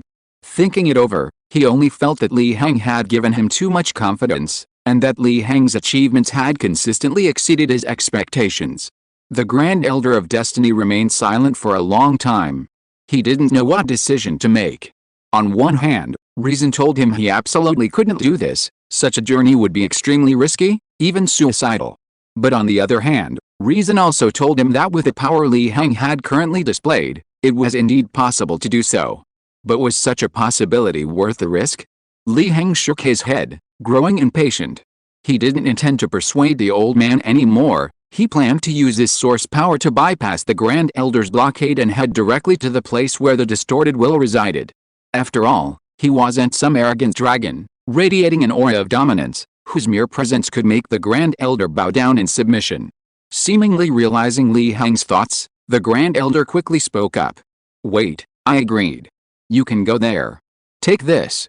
He pulled out a talisman paper covered in dense runes, its patterns shimmering with golden light, and placed it in Li Heng's palm. Li Heng raised an eyebrow. "Is this a life-saving item?" The Grand Elder's expression was blank. "No, this is a reincarnation talisman. It's said that with this as proof, one can directly bypass the legendary ruins of the underworld and enter the abandoned cycle of reincarnation. It should help you be reborn smoothly, right?" he said somewhat uncertainly. Li Heng's lips twitched upon hearing this. What was this old man up to? He wasn't even dead yet. "Aren't you already dead? Why don't you use it? At this point in time, I've died completely. Not a single soul or spirit remains. Heaven wiped it clean. How can I reincarnate? Besides, as I said, this is just hearsay, a rumor. So whether this is true or not, I don't know." He spread his hands, looking helpless. Then, without waiting for Li Heng's reply, he waved his hand, and a light screen several feet in diameter, radiating a gray glow, appeared in front of the two of them. "Young friend Li, you can enter here and step into the place where that distorted will resides. Good luck. However, the monk and the Taoist cannot enter. Unlike you, young friend Li, he might be infected and distorted by the strange aura as soon as he enters." He looked at the monk and the Taoist and said calmly. He was still counting on this monk and Taoist to contact that anomaly. He couldn't let him risk his life. The monk and Taoist nodded vigorously. He wasn't stupid. For someone as small as him to go and fight against a distorted will of heaven was suicide. Li Heng wasn't surprised. He hadn't intended to take the monk and Taoist with him on such a dangerous mission. He slightly sensed the so-called reincarnation talisman and used his appraisal function to examine it, finding it indeed unusual, though he couldn't determine anything. However, he could confirm it was harmless. He also sensed and examined the gray light screen, confirming there were no problems. He also believed this Elder of Destiny had harmed him. Judging from the information from the previous appraisal of the Destiny Crystal, this Elder of Destiny was most likely not a villain. As for the small probability, he didn't care much. With his source energy, no one could put him in danger. He mainly felt that this old man had done something bad with good intentions, tricking him back to the mortal world, which would be troublesome, as he didn't know the space-time coordinates of that place. With everything appraised and confirmed to be fine, Li Heng set off. One foot stepped into the gray light curtain, and his figure vanished. Seeing Li Heng completely gone, the old man sighed. This young friend Li was good in every way, but too risky. It seemed he needed to find a different investment target. He wasn't optimistic about this trip at all, and of course, he hoped the reincarnation talisman wouldn't activate. But hope was hope precisely because the possibility was slim. He needed to check on the monk and Taoist. I'm going to give you a new task. Li Heng's appearance made him realize that the future would definitely not be as uneventful as he had predicted. If nothing unexpected happened, he would have to intervene more. He wanted the monk and Taoist to encounter that variable ahead of time. At this moment, Li Heng arrived in a hazy gray world and looked up. A pair of blood-red eyes, as vast as the heavens and earth. Chapter 240 Another variable. The sky gradually brightened as dawn broke. A gentle breeze swept across the exhausted Zhuangdao group above Jinhua City, bringing them a touch of coolness. Led by Lai Dangkong, they had traversed the entire northern prefecture overnight. Except for the areas belonging to the Yu family, they had temporarily sealed off most of the spatial vibration points. They were waiting for Li Heng's return. Grandpa, is it really unnecessary to address the spatial vibrations over there with the aristocratic families? Zhuangdao asked with some worry. No, those aristocratic families will handle it themselves. But if they don't care, then we can only pray for the good fortune of the people living within their territories, Lai Dangkong said calmly. It wasn't that he didn't want to address it, but if he couldn't, and if he entered the cities and territories under the aristocratic family's jurisdiction, and those old monsters noticed him, they would definitely attack him. The spatial vibrations would be forgotten, causing even greater losses. Otherwise, he would have already gone to the Yu family's territory. Zhuangdao nodded. Since he had said so, there was nothing he could do. He noticed Lai Dangkong's gaze was fixed on the north and paused slightly. Grandpa, are you worried about Li Heng? Of course I'm worried. A whole night has passed, and there's been no news of him. With his true strength, this shouldn't be the case. I can't even sense the existence of the spirit jade anymore. Lai Dangkong didn't hide anything and said with concern. The reason for this situation is that he has entered a secluded place, not just a small world, but possibly an extremely dangerous forbidden area. These words made Zhuangdao feel uneasy. However, Lai Dangkong changed his mind. Forget it, since he's not here, worrying is pointless. Let's just trust him. Lai Dangkong shook his head. Zhuangdao deeply agreed. He had returned this time intending to go into seclusion again to break through to the Dharma aspect realm. Naturally, he needed to put aside everything around him and calm his mind. Worrying would only delay his breakthrough. Zhuangdao, you're about to break through to the Dharma aspect realm, aren't you? Lai Dangkong asked. Zhuangdao nodded. Young man, you do indeed intend to go into seclusion to break through to the Dharma aspect stage. Then I suggest you postpone your seclusion until Li Heng returns, Lai Dangkong said. Zhuangdao was astonished upon hearing this. Why? The old man is suppressing the northern prefecture here, it doesn't matter whether I'm here or not. At such a critical juncture, those aristocratic families probably wouldn't dare to act rashly. Even if Brother Li doesn't return, there's no need for me to postpone my seclusion. No reason, just for your safety. That so-called world really has a problem. Lai Dangkong stared at Zhuangdao. AWW sunlight streamed through the window, casting golden rays on the bed. The young Taoist King Feng opened his eyes, groggily got up, and stretched. I slept so well last night. It seems I have to go to Layman Li's place to help him today. I didn't expect to be so exhausted, yet I slept so soundly. He yawned, talking to himself. But why did he still feel sleepy? No, I can't sleep.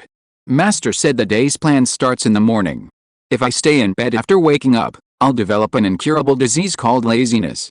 He planned to run outside to the courtyard to bask in the sun. Snap! He opened the gate. There stood King Su. His eyes widened. Master! You brat, you still have the nerve to sleep? I've been waiting for you for an hour. Didn't I teach you to go to bed early and get up early? King Su said irritably. It must be that Master Li spoiled this kid too much, letting him develop the habit of sleeping in late. This won't do. Something's not right. He suddenly frowned. King Feng had slept for so long, why did he still seem so sleepy? Did this kid stay up all night? Instantly, he was furious, his eyes turning unfriendly. Yi family ancestral land. Yi Yin, the head of the Yi family, stood with his hands behind his back, looking at the assembled elders, and spoke calmly. News has arrived that Lai Dangkong has returned, and he has already advanced to the Dharma aspect stage. He was indeed strong and a genius before, but now he's old. Even with the Dharma aspect stage, he can no longer keep up with his peers. I suggest we send someone to suppress him. An elder spoke up. That's right. Lai Dangquang has been fighting fires everywhere because of this sudden spatial tremor, and he must have expended a lot of energy. This is the perfect opportunity to suppress him. He actually managed to successfully traverse the Great Sun Path, something unprecedented and unparalleled.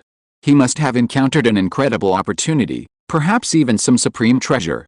Our clan must obtain it. Another elder spoke up, drawing nods of agreement from many. Then what about this sudden spatial tremor? Last night, a spatial tremor occurred in the center of a city within our clan's sphere of influence, killing hundreds of thousands of lives. A young man said in a deep voice. These words brought smiles to the faces of the other elders. Xiao Hai, you're still young and don't understand. So-called living beings and common people are like crops that grow back after being cut down. They're not important.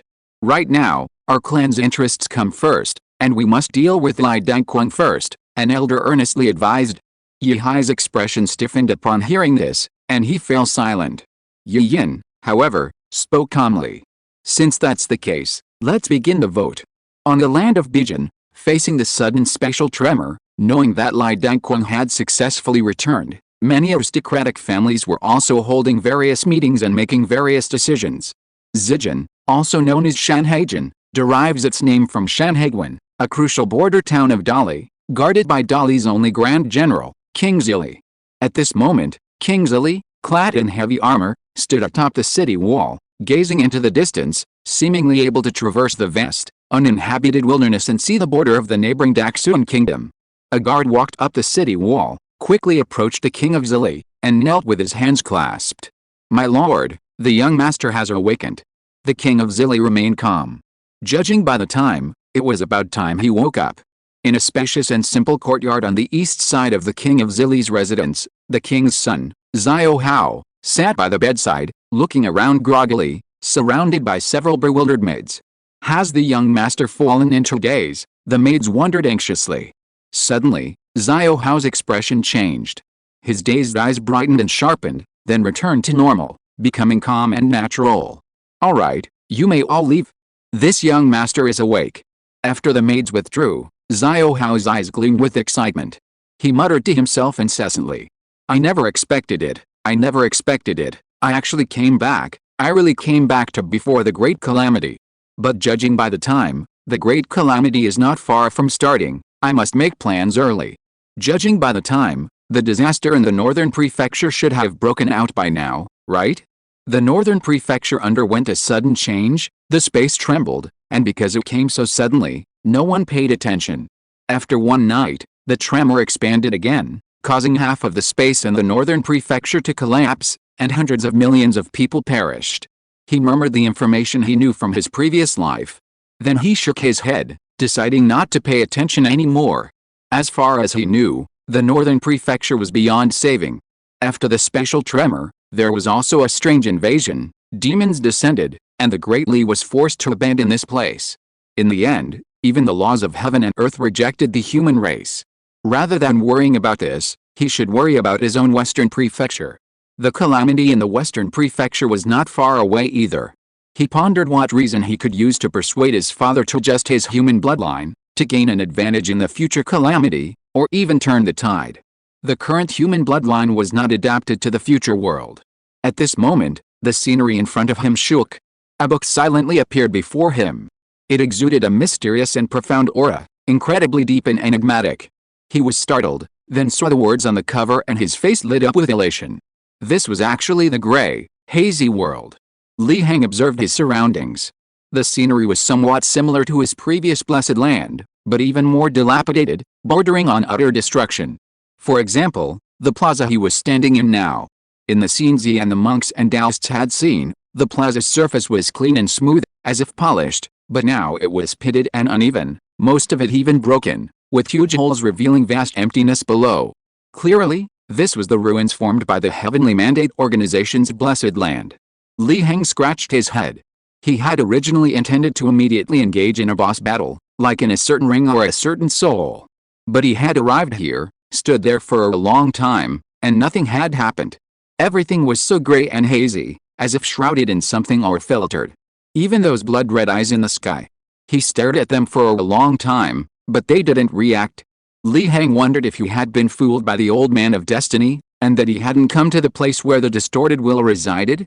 But that didn't make sense. He had repeatedly checked the light screen. He shook his head, intending to keep going until he reached the destiny platform. Although, given the state of the surroundings, whether the destiny platform was even there was another matter. To his surprise, the surrounding area was all ruins. For example, the 9-bend dragon ridge that the monk and Taoist had described was now mostly gone, with only a small base remaining. But strangely, the path leading to the destiny platform wasn't broken. It was just a bit dilapidated. Li Heng couldn't help but mutter, could it be that the distorted will built it, afraid that people wouldn't be able to reach the destiny platform? He wandered around, lost in thought, strolling leisurely like he was shopping. But in the end, he calmly walked onto the destiny platform. The destiny platform was empty. That's right, truly empty. Because there was nothing on the heavenly mandate platform, but a person standing there. That person seemed to sense Li Heng's arrival, slowly turning around to look at him. The surrounding gray world also seemed to shift with his turn, wisps of light appearing and dispelling the grayness. Li Heng saw the person clearly and was slightly surprised. Grand Elder of Heavenly Mandate? You've finally arrived, Savior, he said. Chapter 241. Only so few people died? Inside the Demon Extermination Division of Begin City, Zhuan Dao stood with his hands behind his back, looking at the blazing sun by the window. He recalled the advice Lai Dangquan had given him that morning, to be on the safe side. It's best not to break through to the Dharma aspect stage yet.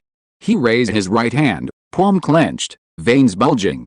He clenched his fist and slammed it down hard, the air exploding. Then, he turned and stepped into his secluded cultivation room. Zhuan Dao admitted that Lai Dangquan was right. Since the cataclysmic changes in the world, few had heard of anyone advancing from the innate stage to the Dharma aspect stage. His current Dharma aspect stage, or rather, his path to advancement, was definitely flawed. But he couldn't wait any longer.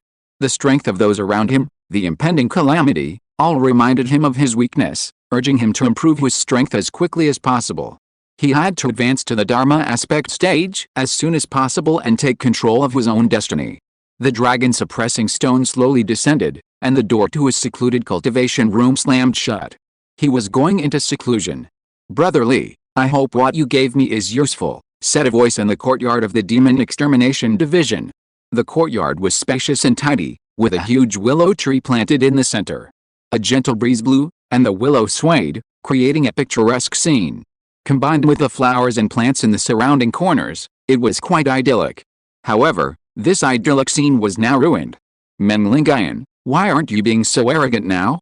Ma Suxun looked at Meng Lingayan kneeling on the ground with an unfriendly expression. She took a sip of the tea Meng Lingayan handed her and slammed it heavily on the stone table next to her. Weren't you having a good time cursing me last night? Brainless woman, big breasts and no brains, keep going. Her brows revealed a murderous intent.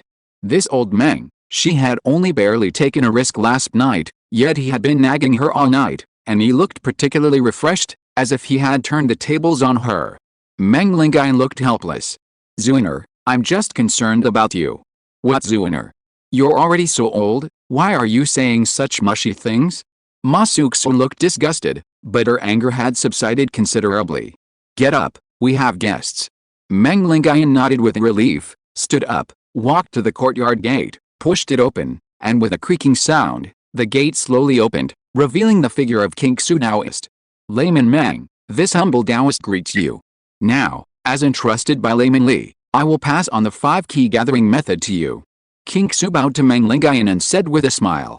On the city tower of Jinhua City. Lai Dangquan stood at the top of the city tower of Jinhua City, hands behind his back, gazing into the distance. His divine sense expanded continuously from this center, reaching 10 miles, 100 miles, without end, and he sensed some uninvited guests. How, what are you juniors doing here? Did those former defeated enemies come? The words traveled hundreds of miles, echoing in the ears of all the noble families who came, causing their blood and ki to tremble, their vital energy to become disordered, flowing backwards through their internal organs, backfiring on them. At the same time, in the capital of Zhejiang County, in the imperial court, Li Changfeng, the chief of the exorcism bureau, stepped forward. Your Majesty, A great calamity has struck the northern prefecture. The space around the region is shaking, 2 cities have been destroyed, and 7 others are half destroyed. Millions have died or been injured, and millions more have been displaced. Emperor Shenji nodded, surveying the assembled officials. Given this calamity in the northern prefecture, do any of you ministers have a good plan? Your Majesty. The censor named Yanjing stepped forward again. Our dynasty, blessed by the will of heaven and earth, has enjoyed peace and prosperity since its founding, with its people living in peace and contentment. But now, disasters are frequent in various places, and the northern prefecture is experiencing such a devastating catastrophe. The reasons for this are thought-provoking. Oh? What are your thoughts, Minister Tian? Emperor Shenji said calmly. I believe that heaven and man are one. The frequent disasters and the shaky fortune of our dynasty must be due to corrupt officials and treacherous villains who are undermining our foundations. I implore your Majesty to thoroughly investigate the court. Tianjing solemnly presented his memorial. He recalled his transaction with someone earlier that morning. The person had given him far too much. After a moment's hesitation, he spoke again. I believe we should investigate Li Changfang first. The ministers in the court were startled. Had Tianjing lost his mind today? No one was cooperating with him to impeach Li Changfeng. Why do you say that? Emperor Shenji said calmly, his expression unwavering. The governor of Bijin has just died, and a new governor has not yet taken office. Currently, Bijin is entirely under the jurisdiction of the Bijin Demon Extermination Bureau. However, such a great disaster has occurred in Bijin, which is thought-provoking. I suspect that the disaster in Bijin is due to the Demon Extermination Bureau's inaction, its rampant exploitation of the people, leading to the proliferation of demons, widespread resentment among the people, and ultimately, the resulting social unrest. Tianjing coldly looked at the composed Li Changfeng. Therefore, I beg your Majesty to punish him severely. Minister Li, what do you have to say? Emperor Shenji looked at Li Changfeng. Li Changfeng smiled slightly and spoke. Lord Yan's words are utter nonsense. Although the special tremor in Bijin caused such a disaster, it was contained overnight by our Bijin Demon Extermination Division, preventing an even greater calamity. The so-called exploitation of the people, causing the special turmoil? Aren't the deeply entrenched aristocratic families a prime suspect? The ministers from the aristocratic families changed their expressions upon hearing this. Zijin, Zili Royal Palace. Even now, Xiao Hao's expression remains somewhat excited. He never expected that his second life would yield such a thing. The legendary Book of Heavenly Dao, said to contain all the laws and mysteries of heaven and earth, allowing one to unite with a Dao. When this treasure first appeared, powerful beings from both the mortal and underworld realms manifested, waging a colossal war for it. The aftermath of the war resulted in the destruction of the nation and the annihilation of vast territories. Later, the Book of Heavenly Dao disappeared without a trace. Unexpectedly, it was with him. Could it be that this Book of Heavenly Dao was what gave him a second life? He was excited and couldn't wait to peruse the Book of Heavenly Dao and begin his comprehension. Suddenly, the door opened, and a maid entered. Xiao Hao's expression was somewhat displeased. He had been too lenient with these servants before. They had no manners and didn't even knock before entering. However, this maid was someone he had sent to gather information, so he couldn't very well kick her out. After gathering his thoughts, he spoke. What is there news? As you predicted, young master, a calamity has struck the northern prefecture. The maid knelt before Xiao Hao. Looking down at her, he could see a patch of snow-white skin. What's the situation? Xiao Hao looked at her casually, just as he had expected. He remembered that at this time, there was a chosen one in the northern prefecture who had lost his master in this special calamity, directly falling into demonic possession, and eventually becoming a terrifying great demon that entrenched itself on the land of the northern prefecture. Perhaps he could take this opportunity to find that chosen one? Even if he didn't hunt him down and seize his fortune, he could still take him as a servant, which wouldn't be a bad thing. This was a future celestial realm expert. Moreover, with the help of such a vast fortune, he could have an even smoother life. Anyway, he now possessed the Heavenly Dao book. What was the backlash of fortune? It was nothing. The so-called chosen one? Just a servant. The situation is very serious. 2 cities have been completely destroyed, and the other 7 cities have also suffered more or less damage. It is estimated that 1 million lives have been lost, and millions of people have been displaced. the maid said with admiration. The young master was truly prescient. But the more Xiaohao listened, the more he felt something was wrong. After hearing the maid's words, he was stunned. What happened? This shouldn't be the case. Only a few people died? At this moment, the monk and the Taoist stood outside the Western Lai King's mansion, looking around in confusion. Where was he? Where had the Grand Elder sent him? On the Heavenly Dao platform, Li Heng clearly heard the words of this Grand Elder and immediately showed doubt. He's the savior? Are you playing a game of nested dolls? Who are you? Ignoring the Elder's cryptic words, Li Heng spoke directly. Who am I? The Grand Elder of the Heavenly Mandate Organization. The savior, you can also call me Zhuan Xianji. The Grand Elder continued, his expression serene and warm, his words carrying a natural affability, like a peaceful old man. A hint of weariness lingered between his brows, suggesting a heavy responsibility on his shoulders, inspiring both pity and trust. So who exactly are you? Li Heng persisted. The Grand Elder paused, then suddenly understood. Oh, I see. It seems you've seen him. It seems you've been deceived. I am the real Heavenly Mandate Grand Elder, Zhuan Xianji, and he is an impostor. If I'm not mistaken, he'll lie to you. The distorted will of heaven resides here, right? The Grand Elder smiled slightly. Li Heng nodded. Ah, yes, yes, yes. So why are you here? He continued. When I performed the Heavenly Mandate ritual, the eyes of heaven suddenly appeared, causing everyone in the blessed land to go mad and become distorted, leaving only me struggling to hold on. And I've been holding on until now. You should have seen those blood-red eyes in the sky, right? Those are the eyes of heaven. But because my power is currently confronting them, you're unharmed even after seeing them. The Grand Elder continued to explain. Li Heng was surprised. Ah, you're so strong. A mortal can confront the heavens. The Grand Elder smiled and nodded. I'm at least half a step beyond the limits of the celestial beings, and I can already access the power beyond heaven and earth. Otherwise, why do you think I performed the Heavenly Mandate ritual and went against the heavens? Naturally, it's because I have the confidence to confront the heavens. Li Heng nodded, gave a thumbs up, and praised him. Very good, very strong, it seems we have hope. Tell me, what should I do? Heaven can't do anything to me, and I can't do anything to heaven, so it sent down a distorted will, sealing this place, preventing me from absorbing power from outside the world to fight against heaven. But now you've come, Savior. A dagger suddenly appeared in the Grand Elder's hand. As the Savior, you carry heavy karma. As long as you take this Heavenly Mandate dagger and stab it into the void, you can break the seal, allowing me to absorb power from outside the world. Indeed, I can truly transcend heaven and fight against it. The world will then be saved. He walked up to Li Heng and handed him the dagger. Li Heng nodded excitedly. I will definitely not let you down. He picked up the dagger, burned a portion of his source power, and with speed surpassing time and space, plunged it into the Grand Elder's heart. His expression returned to calm. Do you think I'm a fool? Chapter 242 The Distorted Will of Heaven. The Grand Elder remained expressionless. He stood frozen for a long while before mechanically lowering his head, watching Li Heng's hand grip the dagger plunged into his heart, a look of doubt in his eyes. Savior, why do you attack me? Because I like it, Li Heng replied calmly. This thing wanted to play a game of truth and falsehood with him? An ordinary person might actually be fooled. Because this thing was quite convincing, its words possessing an unusual affability, almost magical, making one involuntarily believe.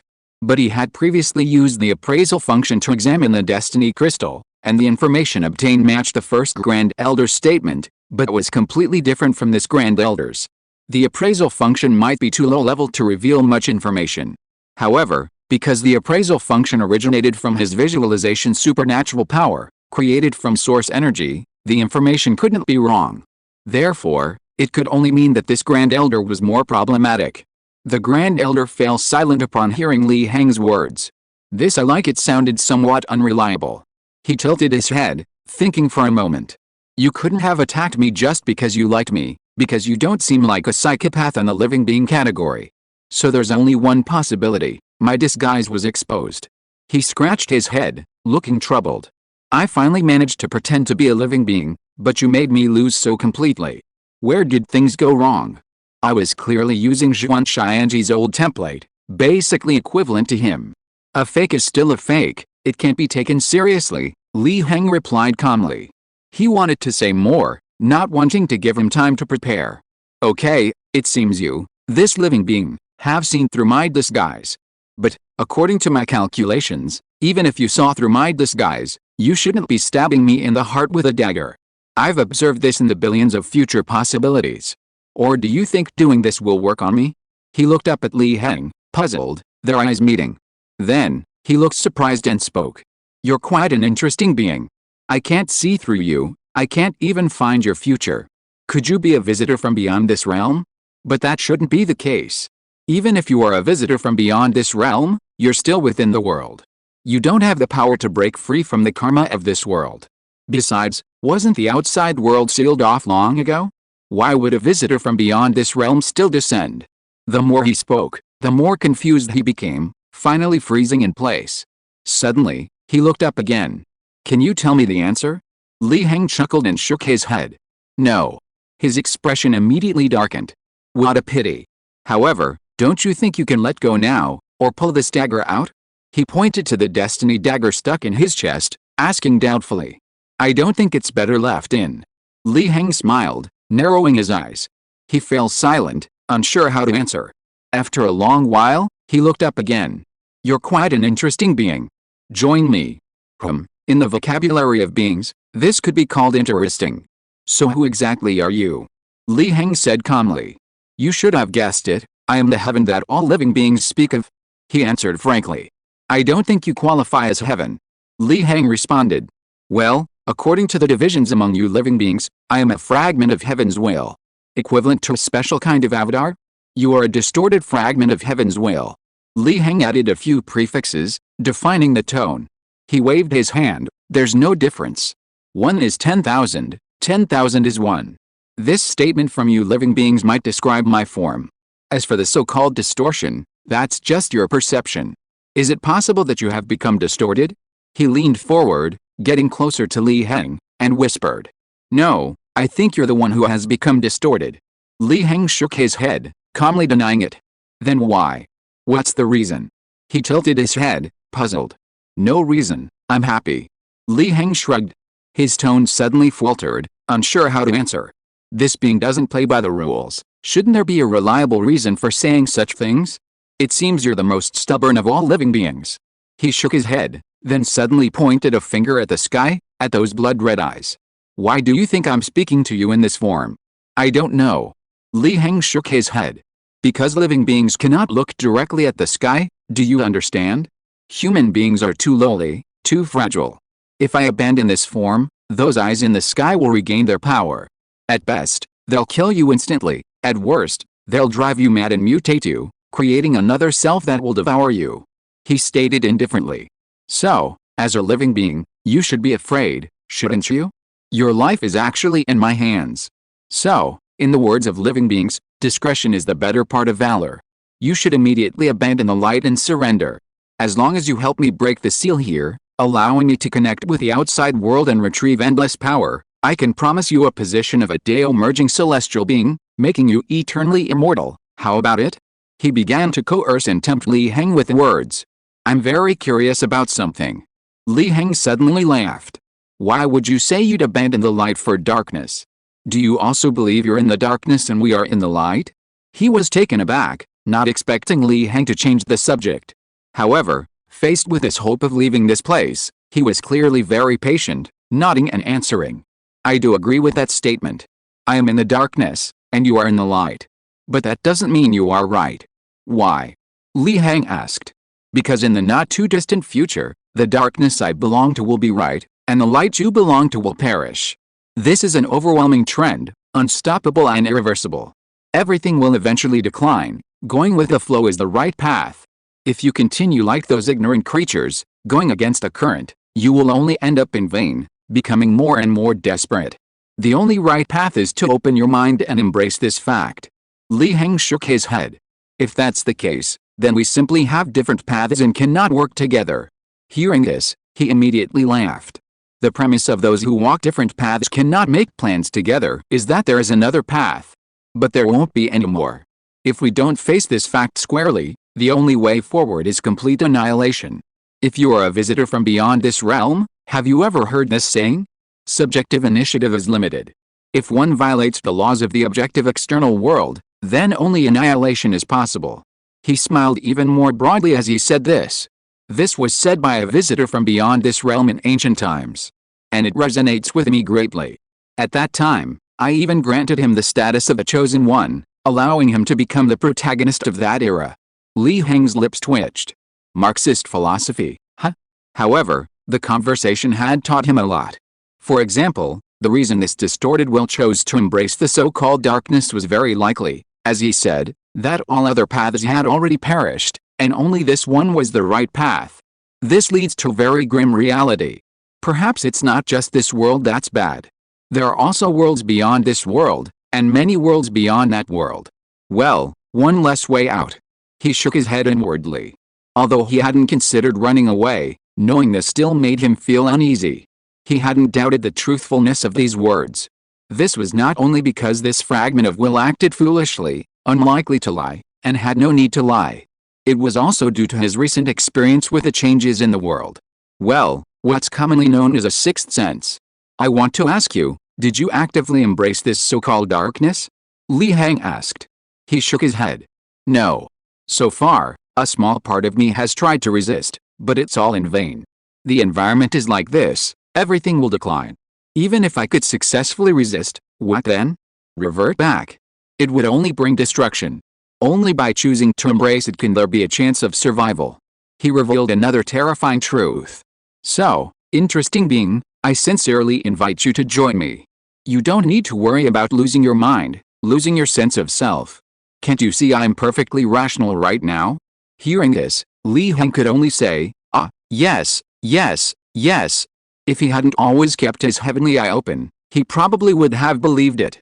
Even Nyarlathotep from Cthulhu has a human form, and even a two-dimensional anime character like Nyarlathotep, yet this doesn't change the fact that he's an indescribable evil god, a lurking chaos. The distorted will within his heavenly eye was chaos, distortion, babbling, and indescribable.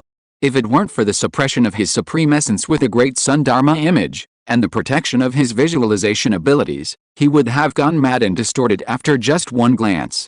Seeing that Li Heng didn't reply, he showed a look of doubt. I've said so much, aren't you tempted? If you don't join me, only destruction awaits. And, as you said, I am merely a fragment of will. Even if you successfully destroy me, the true heaven will still be undergoing the distortion you speak of. You will not only face heaven, but also those from beyond this world. Well, if you can call them, that is far beyond what living beings can bear or endure. You cannot stop it. He shook his head, gently touching the dagger embedded in his chest. The dagger instantly turned into specks of light and vanished. Being sentient being, what are you thinking? The dagger is a manifestation of my power. Using my power against me is a bit ridiculous, isn't it? Or does it give you a sense of security? Li Heng smiled. Are you really sure? The heavenly realm is indeed supreme. Mortal power cannot harm it at all. The difference between them is like the difference between a character in a game and a player outside the computer. But as mentioned before, with sufficient source energy, Li Heng, through his visualization abilities, could theoretically conjure anything, including methods to deal with the heavenly realm. And now, this long dormant method has been activated. Chapter 243. If heaven had feelings, heaven would grow old. Near Bein City, numerous powerful figures from various aristocratic families gathered. Even the Wang and Yi families, who had previously been at odds and fought to the death, now united, ready to confront the old man before them. Lai Dangquang slowly approached them, his Dharma image manifesting behind him. Under the radiance of this Dharma image, the laws of heaven and earth trembled, and the chains of divine order swayed, like the great sun circulating, illuminating all things. The faces of the powerful figures from the various families turned grim. They had previously had doubts about Lai Dangquang's mastery of the Great Sun Path, as there was no precedent for it throughout history. Could Lai Dangquang be stronger than countless geniuses of the past and present? Now their doubts were dispelled. This power, this Dharma image, it was clear he had mastered it. They were shocked, their hearts filled with utter astonishment. The Great Sun illuminates heaven and earth. It is the ultimate yang entity in the universe. Nothing in the world can surpass its status, and there is even a rumor that the universe came into being because of the Great Sun. Now, Lai Dangquang had mastered the Great Sun Path, and his power was unparalleled. He'll likely become one of the strongest beings in the world someday. He must be eliminated. With such a promising future and such power, and having a grudge against their family, this kind of person must be eliminated no matter the cost, otherwise the consequences will be endless. Li Dangquang spoke up, "Why are you all just a bunch of juniors? Your family wants to deal with me, but instead of sending those old monsters of the Dharma aspect realm, you sent these juniors? Are you trying to apologize to me?" Li Dangquang chuckled lightly. But this seemingly casual laugh caused everyone's internal organs to tremble, their hearts pounding wildly. Had they reacted in time, their hearts might have already burst. "Li Dangquang, do you know your mistake?" a Yi family innate expert said coldly. Even though he knew that all of them combined wouldn't be enough to defeat Li Dangquang in one move, he still spoke with such arrogance. Where did this arrogant junior come from? This aura. No wonder, it's the Yi family. No wonder their aura is so sinister and annoying. I remember there was a defeated opponent named Yi Yin back then. What, he didn't come? Seeing that the Yi family's innate master didn't answer, Li Dangquang shook his head again. Forget it, why waste words with you? Judging from the bloodlust on your bodies, you probably have quite a few lives on your hands. Just die. He clenched his fist. The laws of heaven and earth trembled, and the chains of divine order activated. He intended to strangle everyone present. The expressions of the various families suddenly changed, because they sensed that the surrounding heaven and earth were squeezing and crushing them, but the primordial energy of heaven and earth remained unchanged. Could this be the so-called laws of heaven and earth? Is this the power of the Dharma aspect realm? The next moment, 4 towering pillars of light suddenly rose from all directions, their terrifying aura surging forth. The pillars of light connected with each other to form a light membrane, sealing off all directions and trapping Li Dangquang here. Li Dangquang, why bother with those juniors? We've arrived. These indifferent words echoed throughout the surrounding world. 4 figures appeared, confronting Li Dangquang. Meanwhile, in the Demon Extermination Division's secluded training room in Bian City, Zhuangdao sat cross-legged, eyes slightly closed, his mind focused on the Zhuangguan acupoint. His hands hung at his sides, his aura rising, his vital energy circulating throughout his body, performing a grand cycle of breathing exercises. His aura was steadily increasing as he attempted to break through to the Dharma aspect realm. But the next moment, his brows furrowed, and his face twitched. Where is this? Zhuangdao stared blankly at the world before him. A vast, endless, dark, boundless void.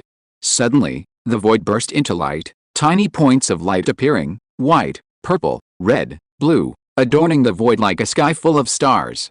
These points of light continue to evolve and combine, forming chains of heavenly laws and divine order. The void itself began to change once more, giving rise to the rudiments of heaven and earth.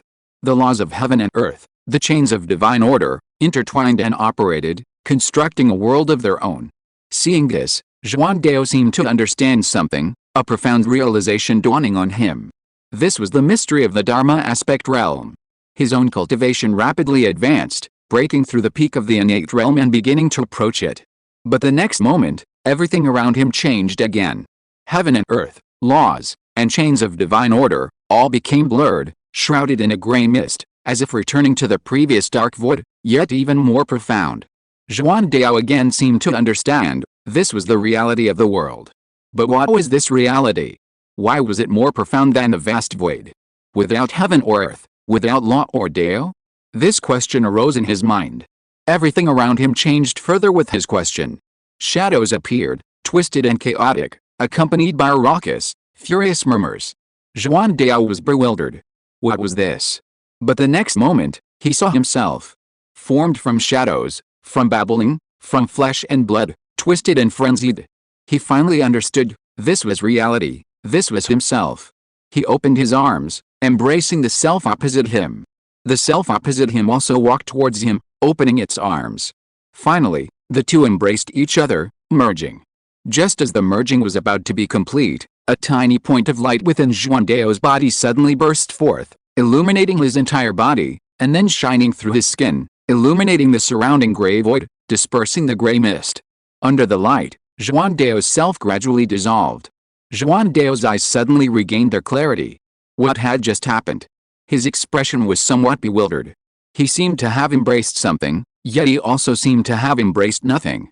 And wasn't breaking through to the Dharma body supposed to witness the reality of the world? Why couldn't he see this reality? Juan Dao looked at the vast void around him, filled with doubt. Then he noticed that he was glowing.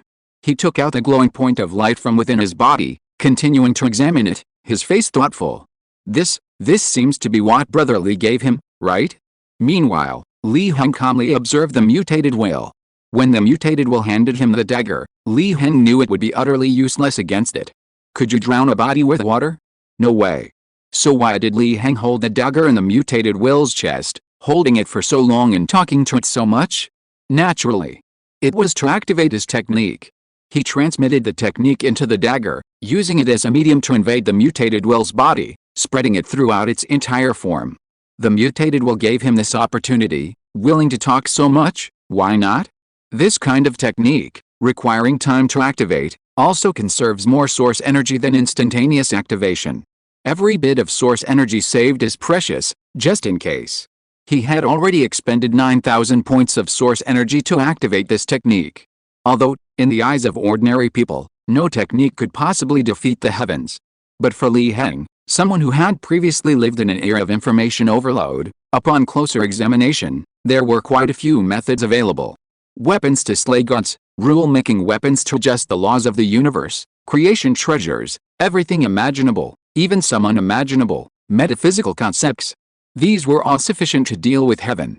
Some could even deal with things above heaven, but dealing with heaven would be like using a cannon to kill a mosquito, a waste of resources. Of course, this was just imagination, a beautiful and limitless imagination. As someone living in reality, Li Heng also had to consider whether his source power was sufficient, whether the methods he used were safe, and whether they would provoke heaven to turn against him. Therefore, he chose poison, the poison of cause and effect, a poison against heaven. After all, he had just been holding a dagger. Poison on the dagger, that made sense, it was fitting. And the poison he chose wasn't something that produced a chemical change in a material sense, but a concept, something that would knock heaven down from its position, turning it from heaven into human, from saint to mortal. This poison could perhaps be named human. The distorted consciousness's expression suddenly changed. He sensed something strange emerging from his avatar, growing larger and tighter until it completely filled him, flashing images of the mortal world before his eyes. This was his status being gradually eroded. Even without the emotions of a living being, he felt utterly wretched, drifting further and further away from his former supreme self, who looked down upon the birth and death of all things. He was falling. He even began to understand what joy, anger, sorrow, and happiness meant, all the emotions of humanity, joy, anger, sorrow, and happiness, he was gradually comprehending, no longer merely simulating them as before. This was originally a good thing. After all, he had previously tried his best to understand the emotions of living beings. Was it a change in matter, or a turmoil of the mind? He had previously attempted to simulate and anthropomorphize them, but still couldn't grasp the essence. But now he had succeeded, he understood, yet the more he understood, the more panicked he became. He quickly separated his will from this avatar, returning it to the blood-red eyes in the heavens, to utterly destroy this damned being. Wait, why am I angry at this being? So this is what anger feels like? This avatar is poisonous. He was even more terrified. He had thought it would be easy for him to escape this avatar, and he wanted to destroy the poisonous avatar the moment he left. But the next moment, he found that he couldn't escape anymore. This avatar was like a black hole, with infinite suction. No matter how hard he struggled, he couldn't break free even a little. On the contrary, his will was becoming more and more closely integrated with this avatar, as if it were his original body. Moreover, his celestial body, those blood-red eyes, were actually rejecting the return of his will. He was dumbfounded. Was it because his status had been knocked down, and he was no longer pure heaven? No. He roared to the sky, staring directly at those blood-red eyes, his voice echoing through the ruins of the blessed land. Li Heng smiled slightly. This was the poison of cause and effect, which couldn't be solved by changing bodies. Besides, your distorted will can't be changed now. If heaven had feelings, heaven would also grow old. Li Heng chanted leisurely. Welcome to the mortal realm. I recommend a book by a renowned author. My Taoist magic comes from the world of myths and strange tales. Synopsis. The 5 turbidities descend upon the world, demons roam freely. Holding a scroll of illustrated records of strange tales, Song Lin transmigrates, landing in the body of a young Taoist disciple at a remote, unorthodox temple. He sees that the lingering primordial energy of the six heavens has not dissipated, and shamans and ghosts run rampant. Demons and monsters hold official titles, their order broken, humans and ghosts in disarray. Heretical sects wield power and influence, abandoning truth for falsehood, and evil flourishes. Humanity suffers, and life is in turmoil. Song Lin discovers that he can acquire Taoist magic by entering the mythical and strange tales within the illustrated records of strange tales. From the tales of mountains and seas to myths and strange tales, from pre-Qin cultivation to the Tai of Chu, the wandering immortals of Penglai, the witchcraft of Lingnan, the immortal mountains of Kunlun. He slays all the demons of the heavens and learns countless Taoist magics. The long road to immortality, I will seek it. If you are listening to this novel on a channel other than Fanfic World, it means it was downloaded and re-uploaded without effort. We warmly invite you to visit our channel, Fanfic World. There you will find the original version of this story and many other novels of various genres. We look forward to seeing you dive into a world of incredible novels. Chapter 244 New Fellow Daoists. Zijin, Zilly Prince's Mansion. Xiao Hao paced back and forth in the living room, his face grim. In his agitated state, even the objects he had personally arranged in the room seemed irritating. A destructive urge surged within him, and he picked up a vase and smashed it to pieces. He breathed heavily, clenched his fist, and slammed it into the roof beam, causing the entire room to tremble as if it might collapse at any moment. Only then did he finally calm down slightly. Why is this happening? Where did things go wrong? Xiao Hao slumped weakly into a chair, muttering to himself. He had thought that, having been reborn, he could use his foresight to gain all the advantages, and that no matter how powerful or extraordinary, no matter how rare a genius, they were destined to be no match for him. With a book of heavenly Dao, he could even secure the position of the strongest. But now he panicked. The predetermined history had changed. The northern prefecture, which should have been doomed, had undergone a new transformation. The spatial tremors, which should have expanded and eventually merged, were forcibly suppressed. This was completely different from the history he knew. This change was no longer a minor difference like the butterfly effect, but a cataclysmic upheaval capable of influencing the entire course of history. The variables brought about by the survival of the northern county blurred his understanding of the future. He even doubted whether it was just a dream. Or perhaps, had he truly been reborn? Had he traveled back in time from the future, or had he inadvertently gained memories of various possible futures? Xiao Hao pondered in confusion, a wavering stirring within him. The Book of Heavenly Dao appeared before him, radiating a wondrous aura. Xiao Hao was startled, his confused gaze gradually hardening. This absolutely could not be a dream, the Book of Heavenly Dao proved it. Nor could it be that he had gained memories of the future. Because according to the current timeline, the Book of Heavenly Dao was still in its gestation stage, not yet born. If he had only gained memories, then why was the Book of Heavenly Dao in his possession? He grasped at this lifeline, constantly thinking deeper. Even after confirming the reality and superiority of his second life, he found himself facing a stark reality. The future he knew had changed. What was he to do? Xiao Hao's expression was grave. His foresight was his greatest trump card, even the Heavenly Dao book seemed secondary beneath it. Without foresight, he couldn't predict future catastrophes, which would mean missing many opportunities, and perhaps even dying in a daze. Naturally, he clung to a sliver of hope. Perhaps something had gone wrong in the northern prefecture, and things would return to normal, everything moving towards the future he knew. But even with this desperate thought, he couldn't believe the original history. These events would influence his future judgments, one wrong step would lead to another, ultimately plunging him into an abyss of eternal damnation. After much deliberation, he quickly composed himself. He had to send some people to the northern prefecture to investigate what factors had caused the current situation to differ from his known history, even reversing such a massive calamity. And this had to be done quickly. It seemed he would have to ask his father for help again. He pondered, a fear of the unknown creeping into his mind.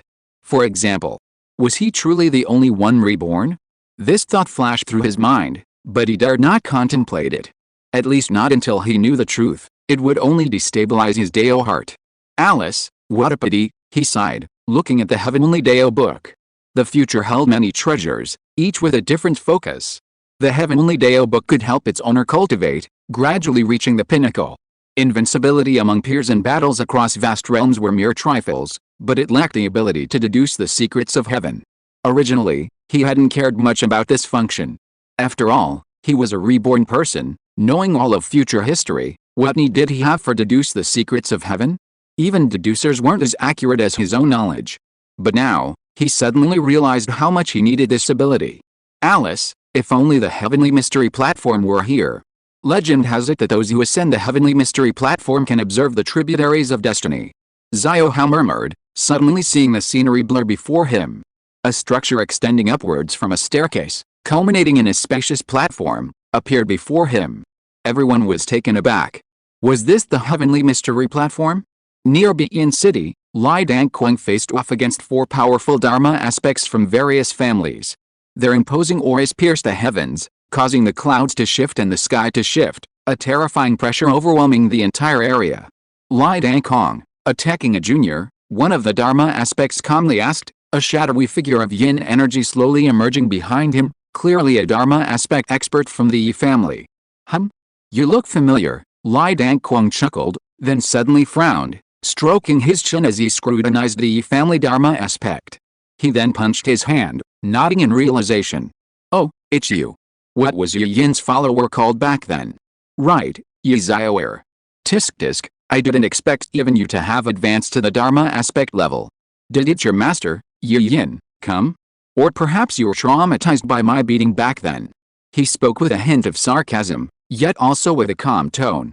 Yi Xiaoer's expression was grim, his fists clenched. The 3 Dharma aspects from the surrounding aristocratic families raised their eyebrows in surprise. So there was this connection? Yi Xiaoer, wasn't that the name of a servant?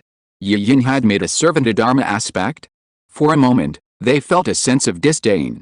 They truly didn't know what Yi Yin, the patriarch of the Yi family, was thinking. Everyone, the Great Formation is activated. Lai Dangquang has nowhere to escape. It's time to act.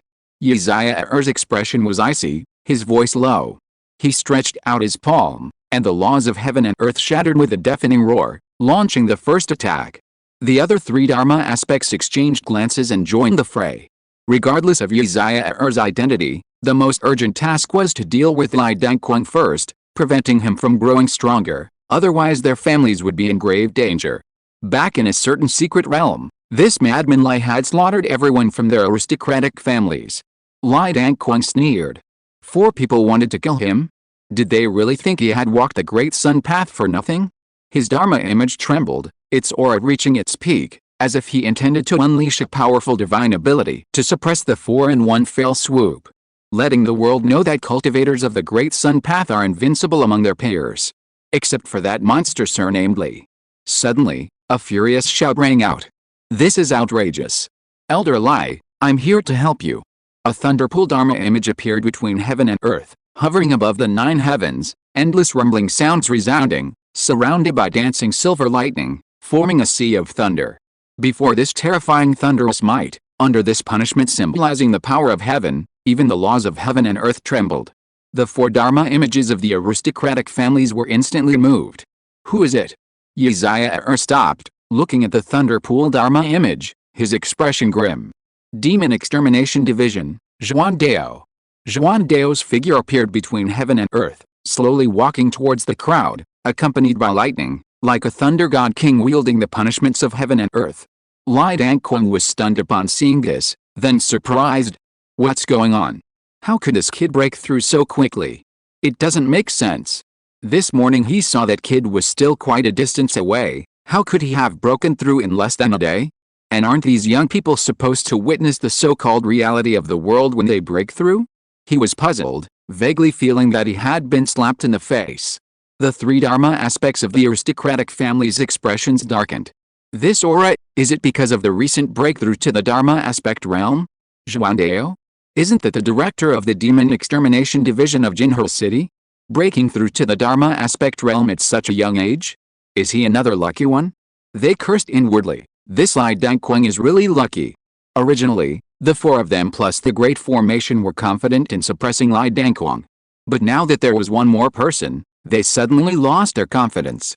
They were even afraid that they would be killed instead. However, Yizaya's expression was calm. If someone observed carefully, they could even detect a hint of joy flashing in his eyes. The calmness on the surface seemed to be to cover up this joy. He spoke lightly. Director Xuandao, are you sure you want to help Lai Dangkong? Xuandao sneered. Why not help? You haven't forgotten that old Master Lai is a member of my demon extermination division, have you? He waved his right hand, grabbing a bolt of lightning that transformed into a spear, pointing it at the aristocratic families. If you want to fight, then fight. Don't waste time with words. Xuandao now preferred to fight. This would also be a good way to test his strength after his breakthrough. Yizaya nodded upon hearing this. I see. Since that's the case, I'll give Chief Xuandao some face. He looked at the Yi family members behind him and said loudly, let's go. Then he left without hesitation. Xuandao was slightly surprised. So decisive? The other three aristocratic family Dharma aspects looked even more gloomy upon seeing this. Servants are servants. Even after becoming Dharma aspects, they were still so rude, turning around and leaving without any regard for them. It was simply disrespectful to them. However, they were helpless. They glared at Lai Dangkong a few times, uttered some harsh words, and left quickly. Moreover, they left even faster than the Yi family. Fearing that Lai Dangkong and the other two would take advantage of their victory and leave them behind. Xuandao fell into deep thought. Was his influence really that great? Especially the Yi family, they were giving him far too much face. Could it be that his relationship with his master had been exposed? That didn't make sense. He'd always been very good at hiding it. You brat, your breakthrough came at the worst possible time. If you hadn't suddenly spoken and startled them, I would have kept them here forever. And it's good that you broke through. If you hadn't succeeded, I'm afraid you'd go mad and no one could help you then, Lai Dangkong said calmly. Xuandao was somewhat unconvinced and was about to retort. In his opinion, if he hadn't suddenly appeared, Lai Dangkong would have been badly beaten by the four Dharma aspects. But suddenly a voice rang in his mind. Congratulations on your Dao attainment, fellow Taoist. We have gained another fellow Taoist. This is a contact technique. You can use this technique to contact us. His words were abruptly cut off, and he froze on the spot.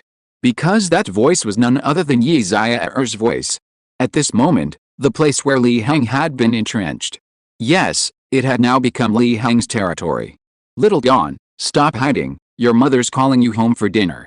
Li Heng, wielding a large cleaver forged from source energy, swaggered around the ruins of the Blessed Land, laughing loudly with narrowed eyes. As for the mutated will, it hid in a corner of the ruins, concealing its presence. Hearing Li Heng's voice, it licked its wounds, seething with hatred. Damn humans. Look, what have I found? Little Dawn, whose protein content is 6 times that of a chicken. Suddenly, a mocking laugh rang in the mutated will's ears. Startled, it saw a large cleaver sliced through the ruins like tofu, aimed at its head. Chapter 245 Tributaries of Fate. Zijin, Zilli King's mansion. Inside the room, only a stone platform with steps floated, emitting a hazy glow. Xiao Hao was nowhere to be seen. But if one looked closely, magnified thousands of times, a black dot could be seen on the platform. Xiao Hao. Xiao Hao stood on the heavenly mystery platform, somewhat bewildered. He had just been wondering how to use it. How had he suddenly arrived here?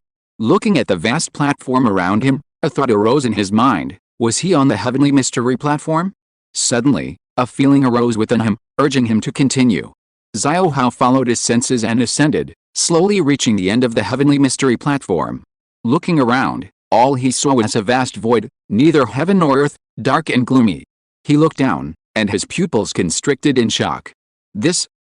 The legendary tributaries of destiny. The moment the thought arose, the surroundings changed instantly. The heavenly mystery platform vanished, and the countless tributaries of destiny below were laid bare before him. A sudden realization dawned on him. He realized that by using the power of the heavenly mystery platform to stand at his current juncture, he could see countless tributaries of destiny extending from this juncture, observing the future. He was overjoyed and wanted to observe more closely. The next moment, countless tributaries of destiny came into view, countless possibilities presented before him. This chaotic scene made him dizzy, almost causing him to faint.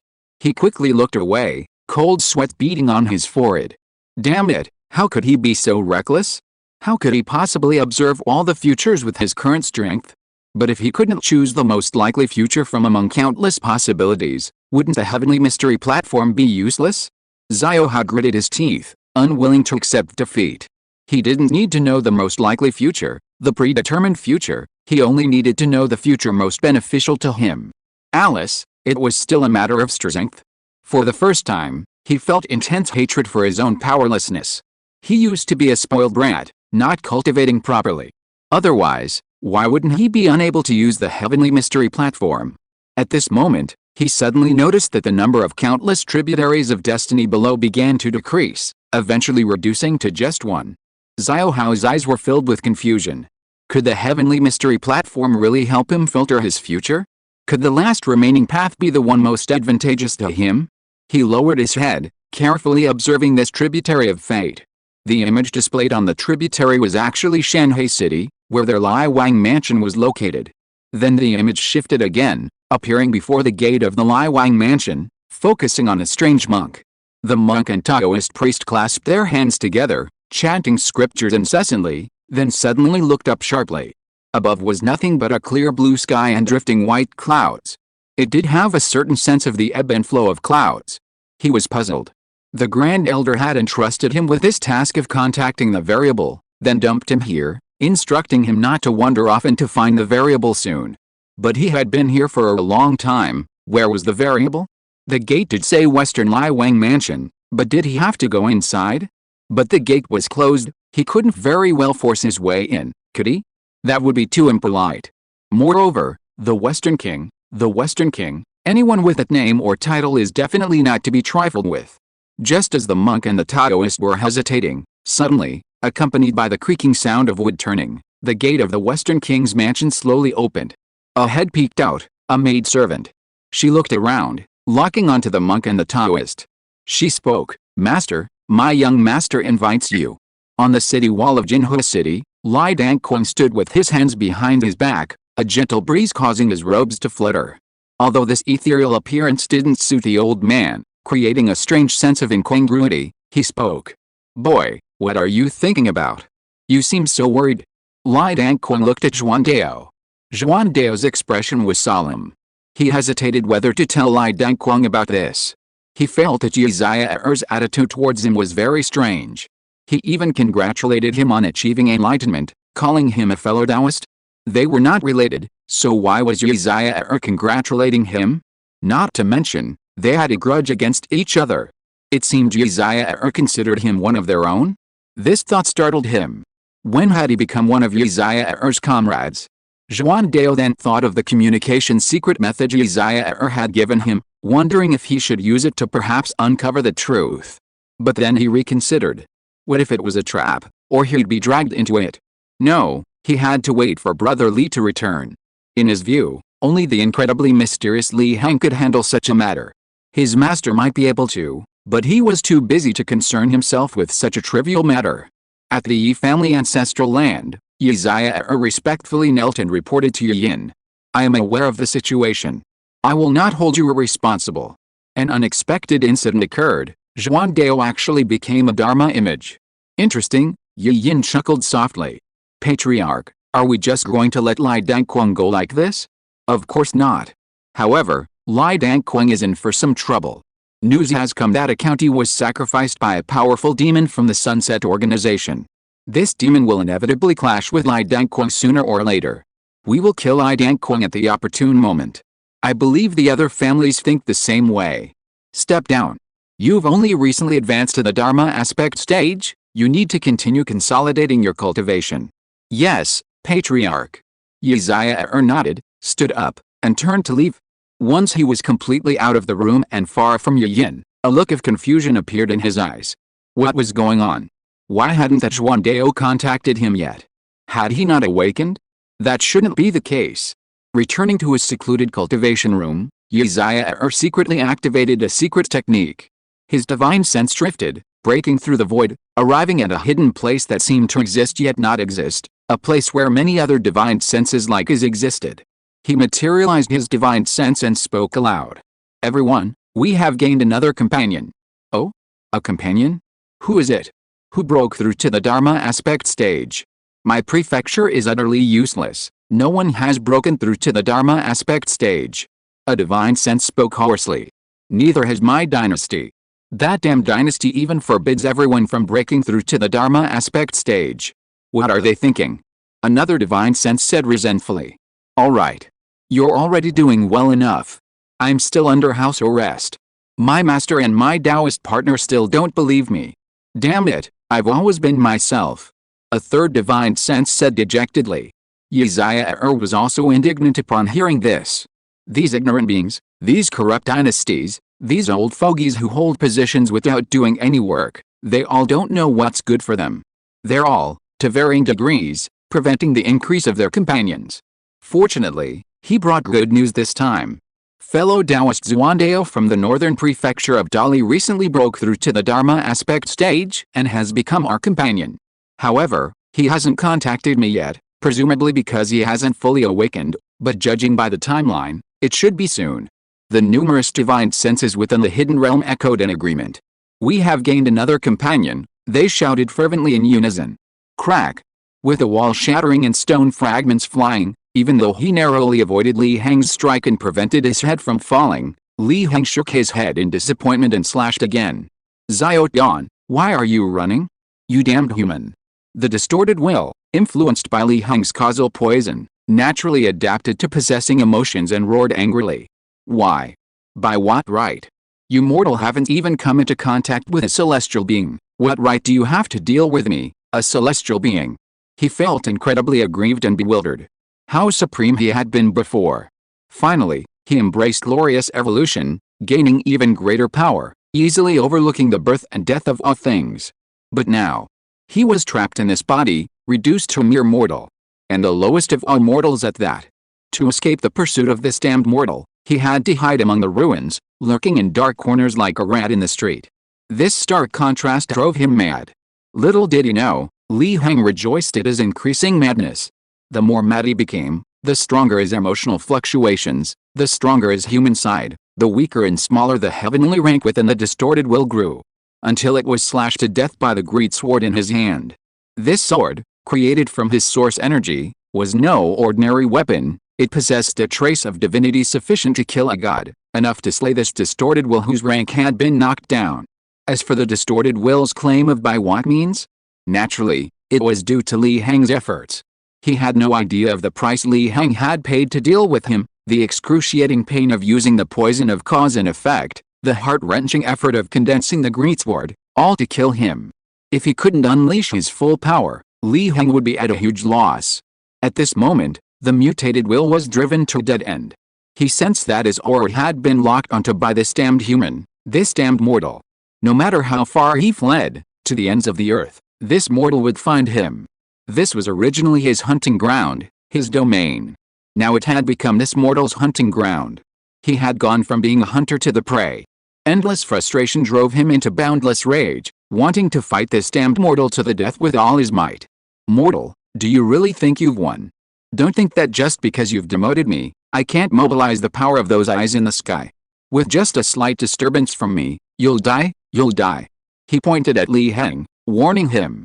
Li Heng smiled lightly, without answering, and slowly walked towards him. When he reached a certain distance, his figure instantly teleported, appearing before him, and swung his greatsword down. Heavens, is this how you laugh at me? The mutated will roared, mobilizing all its power. The crimson eyes in the sky flickered slightly. Li Heng smiled upon seeing this, it suited him perfectly. Chapter 246 Heaven and Man Tremble. Xuandao suddenly regretted his breakthrough. One wave subsided, another rose. The special tremors hadn't completely subsided, and the aristocratic families had only temporarily retreated, but news immediately arrived that a great demon had emerged, and an entire county was being sacrificed for it, its ferocity boundless. He was already somewhat numb to this reality. He could only say, oh, what bad luck. After all, last night, they had gone to various parts of the northern prefecture to suppress the special tremor points, witnessing countless human tragedies. So even now, with an entire county on the verge of destruction, he wasn't particularly moved. Naturally, he had a heart to protect the people and the land. But that was only within his power. As for anything beyond his power, Well, that was beyond his ability. He couldn't do it. However, his lack of emotion didn't mean others weren't. Sure enough, Lai Dangquang dragged him off to suppress it. Hurry up, kid, that's no ordinary great demon. The two flew through the skies above the northern prefecture, quickly heading towards the great demon's location. At this moment, Lai Dangquang, annoyed by Xuandao's slow speed, said coldly. Xuandao was puzzled upon hearing this. What is the origin of this great demon that he has earned such an extraordinary reputation in your eyes? He knew Lai Dangquang's arrogance well. He had previously treated those four aristocratic Dharma aspects as mere chickens and dogs, not taking them seriously at all. Yet now he was showing such importance to this great demon? Could it be that he's at the celestial realm? Xuandao joked. HMPH, if he's just at the celestial realm, that's fine. Lai Dangquang's words were astonishing, and Xuandao was certainly shocked. What did he mean by just at the celestial realm? If you were truly a great demon at the celestial realm, Northern County would be completely finished, wouldn't it? Even if they went there, they would only be easy prey. Could it be that there was a great demon more terrifying than the celestial realm? I suspect that great demon is a member of the Sunset Organization, Lai Dangquang said calmly. So, the old man is talking about the Sunset Organization? Xuandao asked in surprise, then smiled with relief. I thought it was something terrifying, but it's just this little thing. Don't worry, Elder Lai, I crushed the Sunset Organization when I was exorcising demons. That so-called great demon in charge of the northern prefecture was only at the innate realm. He waved his hand and breathed a sigh of relief. What do you know, kid? The Sunset Organization operates outside the various dynasties. The hidden strength and resources within it are far beyond what you've seen before, Lai Dangquang said with a sneer. You think the Sunset Organization is easy to deal with? As far as I know, a prefecture-level leader in the Sunset Organization is at least a Dharma aspect, let alone an innate realm one. That might just mean they haven't sent anyone to the northern prefecture yet. But now that they have, it means that those rats in the gutter have their eyes on the northern prefecture, on this troubled place. Lai Dangquang's face darkened. There was something else he hadn't told Xuandao. Back then, in his quest for the path of the Great Sun, he had traveled to other countries and had certainly provoked the Sunset Organization quite a bit. I reckon the enemies will be especially hostile when they meet. And a world-shaking battle is inevitable. Well, you already said they're like rats in a ditch, Xuandao said speechlessly. A lot of rats in a ditch can kill people. Alright, hurry up, or many more will die. Lai Dangquang glanced at Xuandao, suddenly accelerating, disrupting the surrounding laws of heaven and earth. Wuhu County, its name derived from one of the most precious natural treasures. In the past, this county lived up to its name, a land of abundant resources and outstanding people, not only rich in natural resources, but also producing various rare treasures for cultivators, and giving birth to many outstanding individuals. 100 years ago, it even produced a top scholar and a prince consort. But that's all in the past. Now, this county has become a living hell. Blood and flesh fly everywhere, corpses litter the ground. The sounds of flames and collapsing buildings fill the air. If anyone were still alive, they would be suffocated by the pervasive smell of burning flesh. My lord, how is this gift?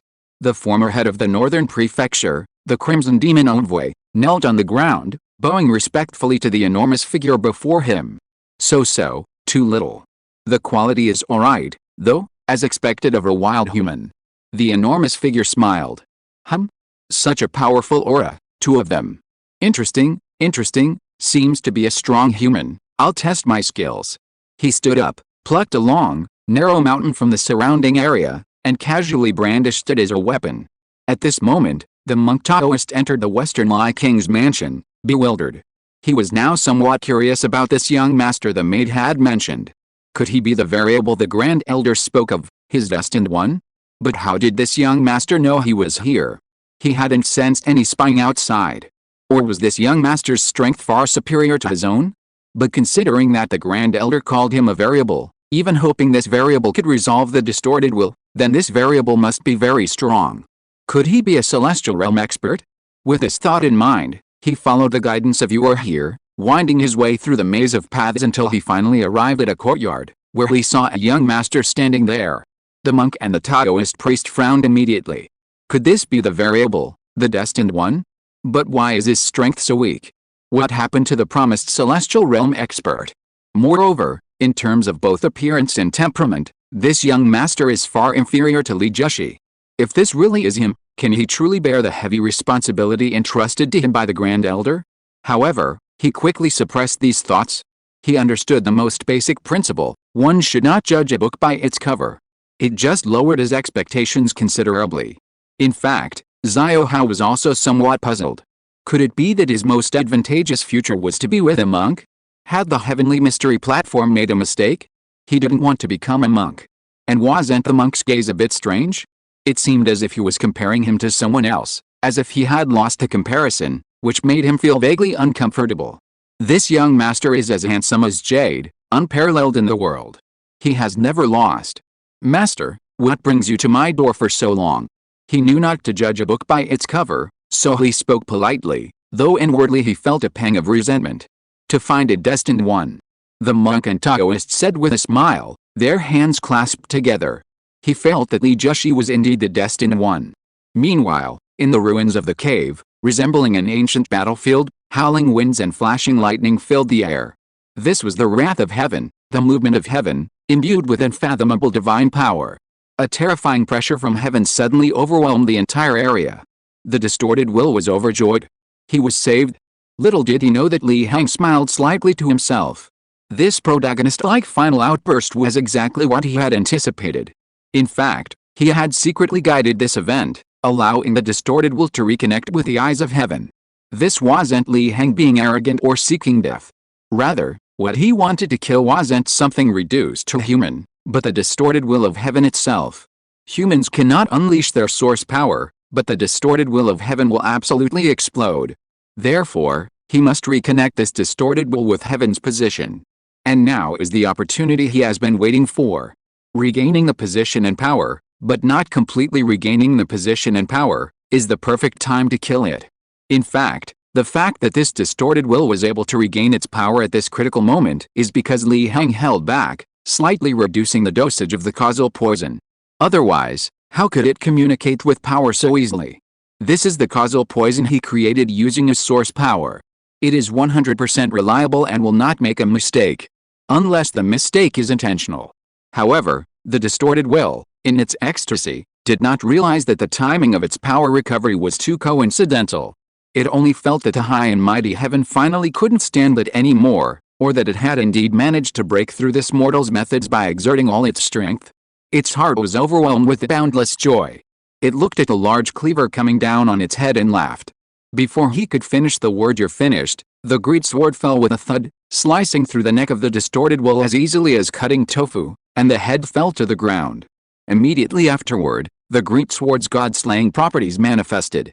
Following cause and effect, along with destiny, the result of this single strike, the head falling and life dissipating, extended to the pair of enormous blood-red eyes in the sky. Instantly, the wind and clouds above changed, and amidst the vast roar, a faint, almost imperceptible roar could be heard, the roar of someone wounded. The blood-red eyes in the sky were injured. A huge blade had slashed across the eye, forming a horrifying wound, from which dripped dark red blood, splattering across the ruins of the blessed land, turning it into a sea of blood. Li Heng frowned and looked up, ignoring the surrounding environment distorted by the blood. His strike had wounded the blood-red eyes, but hadn't killed them? He couldn't help but shake his head helplessly and sigh. It seemed he had been too greedy. He raised the great sword high. Having slashed the body of this mutated will, the great sword was imbued with something akin to divine blood, now a deep, menacing red. Li Heng shook his head. It seemed it would remain a consumable. He had originally intended to use it as a long-term weapon, but it seemed he had been mistaken. He flicked the blade with his finger, causing it to vibrate slightly and emit a buzzing sound. The ferocious power within it began to surge and boil, faintly revealing a menacing phantom. He aimed at the enormous blood-red eye. With a powerful throw, the great sword shot forth, cleaving through the space before it, arriving in an instant, almost instantly before the blood-red eye, plunging deeply into its pupil. Then, its power erupted. Meanwhile, in the outside world, in the hidden realms of numerous dynasties and forbidden zones, many powerful beings who had been dormant, resisting the erosion, suddenly awoke, looking up at the heavens. What happened? What was that commotion just now? Could it be? How could this be? They all looked towards the north of Dali, lost in thought. Chapter 247 Universal Personality. Inside the ruins of the Blessed Land, Li Heng breathed a sigh of relief. He had almost gone bankrupt, but finally managed to kill this distorted will. Under the blow of the greatsword, which was like a self-destructing truck, the already injured blood red eye exploded and completely dissipated. He quickly received a notification that his source power had been credited to his account. Source power increased by 100,000, universal rank +1. Li Heng raised an eyebrow, somewhat surprised. He easily understood the 100,000 source power increase. He had struck at the distorted will of the heavens. Even if it was just a fragment, it was still a huge gain, and obtaining 100,000 source power was within expectations. An ordinary Dharma aspect realm cultivator, even at the peak of the Dharma aspect realm, would never allow him to obtain 100,000 source power. Otherwise, why would he take such a huge risk and go bankrupt? But what was this universal rank? He felt completely confused, having no idea what it was. With a thought, he brought up the data panel and found that the data on the panel had indeed increased to universal rank. Could he use the appraisal function to identify it? Out of curiosity, he called the appraisal function to begin the appraisal, universal rank. Seeing this, Li Heng fell silent instantly. Even with his appraisal ability at the Dharma aspect realm, he couldn't identify it. 5 question marks in a row, not even a single concrete piece of information. Well, it's probably another high-level thing. Perhaps even higher than the heavenly fate crystal or the 5-color divine light. He shook his head, trying to put the matter out of his mind. There's always a way out. When his strength reaches a certain level, his appraisal ability will naturally reveal the truth. Since he could tell it was harmless, there was no need to rush to uncover the truth. He looked around at the vast sea of blood. The blood from those blood red eyes was far too much, and this blood wasn't ordinary blood. It would definitely distort and deform this place. If left unchecked, it could become a dangerous place, likely harming the world in the future. Li Heng thought for a moment and decided to use nuclear fusion to cleanse the mess. Although he had over 100,000 units of source energy, future investment expenses would be huge, and 100,000 might not be enough. He couldn't possibly waste his source energy cleaning up this mess. With a thought, the Great Sun Dharma image manifested. Under the radiance of the Great Sun Dharma image, the surrounding sea of blood gradually melted away, even crackling and popping, as if the sea of blood possessed life and was wailing. Young friend Li, wait.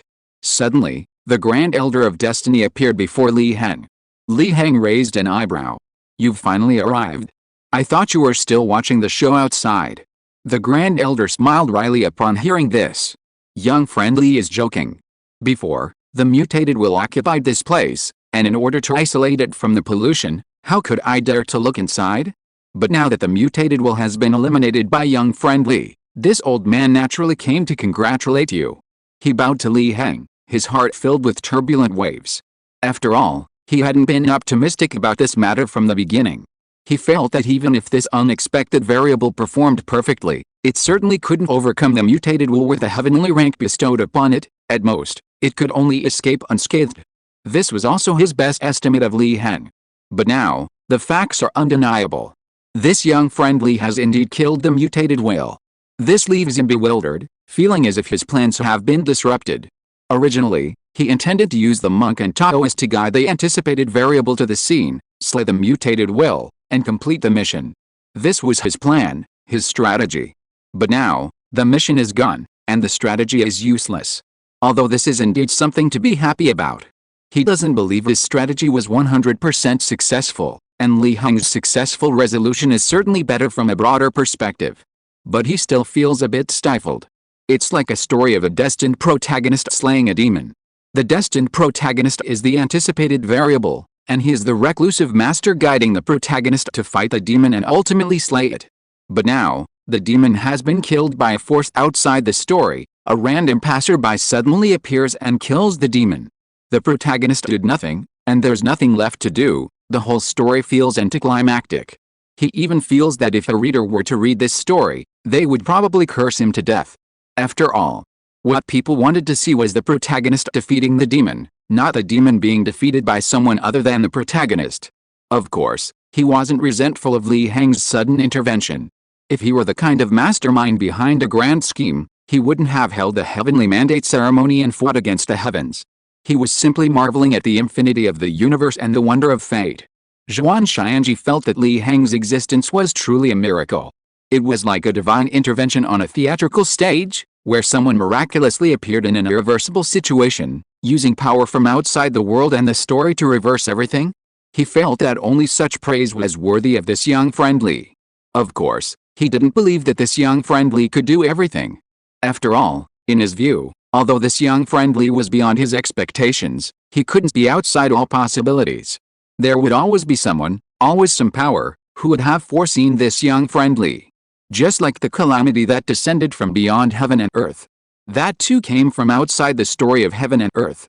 But I see you don't seem happy at all, Li Heng said with a faint smile. He was always a good judge of character.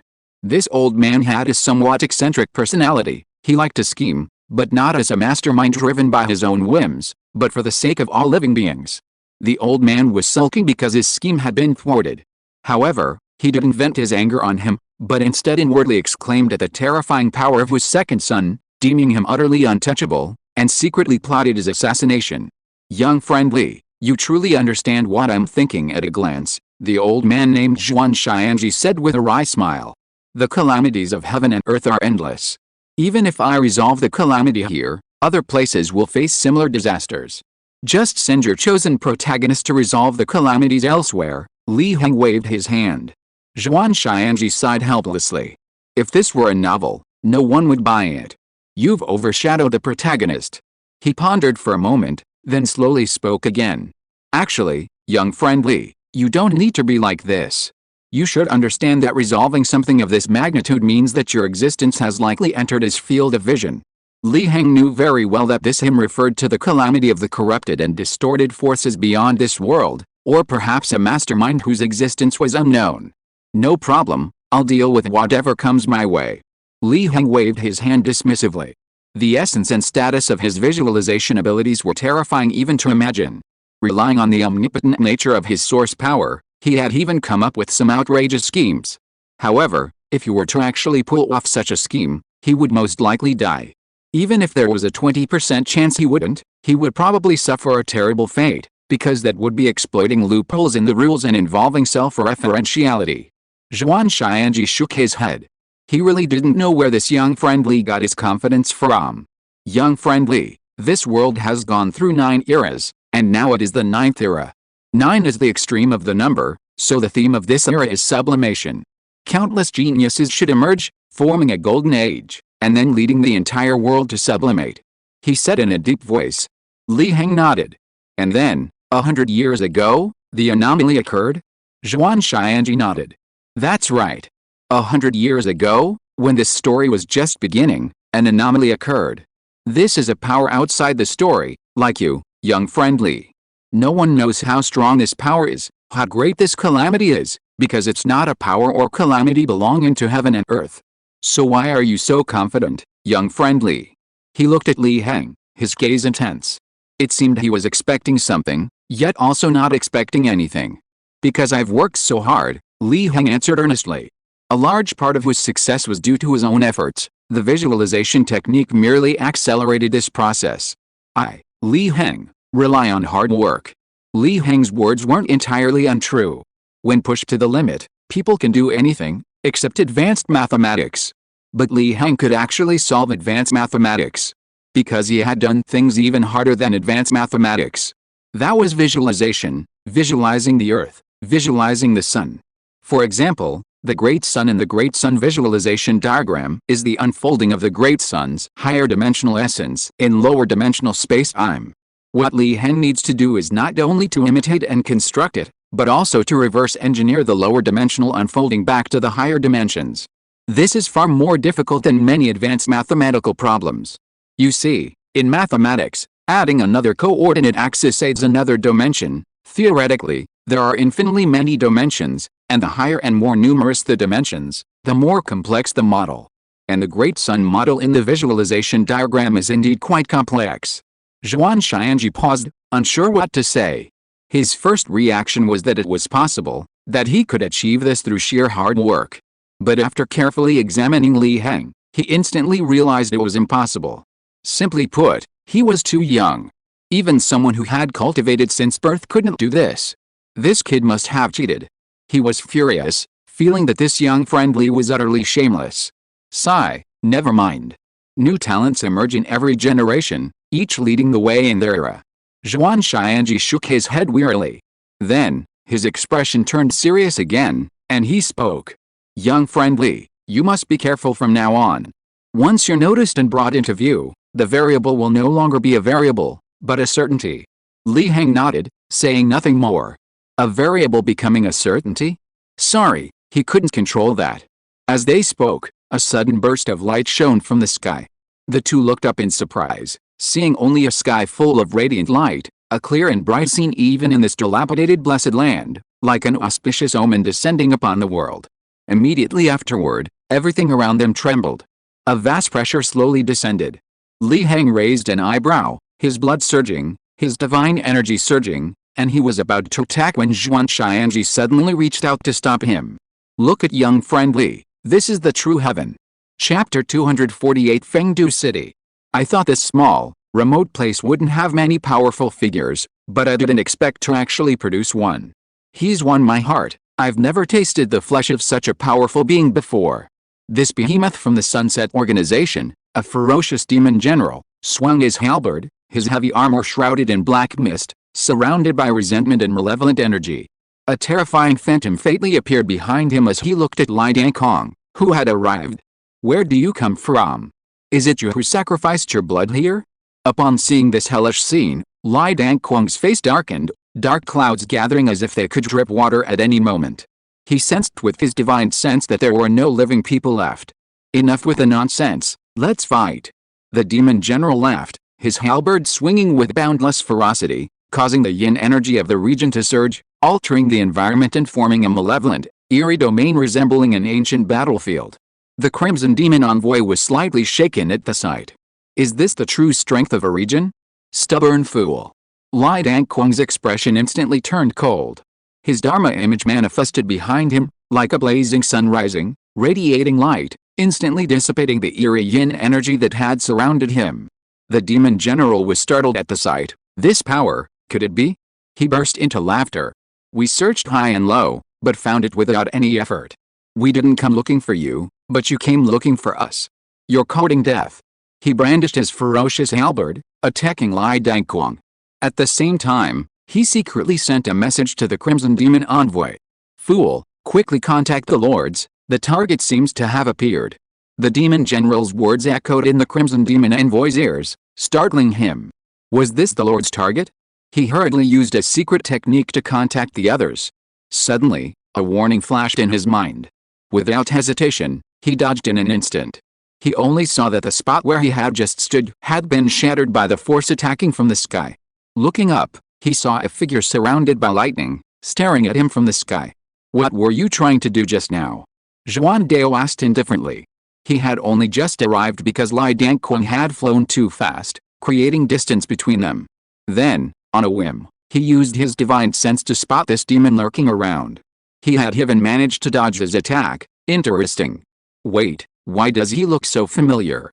Zhuan Dao stroked his chin, a thoughtful expression on his face. Oh, right, the Sunset Organization's head in the Northern Prefecture? What, I used to see you so arrogant, how come you're now hiding behind someone else and causing trouble? He chuckled, causing the Crimson Demon Envoy's expression to darken. HMPH, where did this ignorant brat come from? Your opponent is here. Suddenly, a halberd swung and struck, shattering the laws of heaven and earth, creating a vacuum of primordial energy and rules, with towering black energy rushing towards Zhuan Dao. Zhuan Dao was startled and quickly dodged, looking at the demon general. He clicked his tongue in amazement. This demon at the Dharma aspect realm is truly powerful. It can actually fight against Elder Lai without being at a disadvantage, and even distracted him. Capture the leader first. It seems we still need to deal with this demon general first. Zhuangji's thunder pool Dharma aspect manifested behind him, summoning divine lightning from the 9 heavens to strike the demon general entangled with Lai Dangkong, intending to lend Lai Dangkong a hand so the two could jointly annihilate this greatest demon. The Crimson Demon Envoy breathed a sigh of relief and quickly used his secret technique again. But the next moment, another bolt of lightning struck him, He barely managed to dodge it, avoiding a life-or-death situation. At the same time, he heard Xuandao's laughter in his ears. "You demon, don't even think about making any tricks." The Crimson Demon Envoy's face immediately turned ugly, cursing Xuandao inwardly. "You, a Dharma aspect realm expert, are so concerned about a mere innate realm cultivator? Do you have no shame in the Dharma aspect realm?" The demon general seemed to realize the Crimson Demon Envoy's incompetence and was extremely angry. Useless is useless. Can't even do something like this. The Crimson Demon Envoy's face stiffened upon hearing this, inwardly cursing the demon general. "If you're so powerful, why don't you contact him? Why make me contact him? Are you just afraid I'll get distracted and be beaten to death by that old man? A Dharma aspect realm cultivator is targeting me. I'm lucky to be alive." So, he chose to give up. "I'm not contacting him anymore. Let whoever wants to contact him contact him. Anyway, I'm just a minor innate realm cultivator. My abilities are what they are. If a Dharma aspect realm cultivator is preventing me from using the contact technique, there's nothing I can do." So, he went to the other side to watch the show. He even secretly hoped that this demon general would be killed by Lai Dangquang. Seeing the Crimson Demon Envoys in action, the demon general was furious. If this damned guy weren't a relative in the organization, he would have already killed this useless piece of trash. He was fighting to the death here, and this guy was just watching the show? "You two ganged up on me, shameless." The demon general's aura surged, creating boundless waves of energy that temporarily pushed Lai Dangquang and Xuandao aside, roaring angrily. He looked at his already slightly bent halberd with heartache and said, "If you're so capable, then fight me one-on-one." Xuandao's face showed pity upon hearing this. This demon was very strong, but his mind was clearly not very sharp. "Old man, there's no need to talk about chivalry when dealing with this kind of evil spirit. Let's fight side by side. Besides, doesn't he want a one-on-one fight? Fine. The two of us will take on him one-on-one, is that fair enough?" Xuandao laughed smugly and continued to attack the demon general. Lai Dangquang followed closely behind.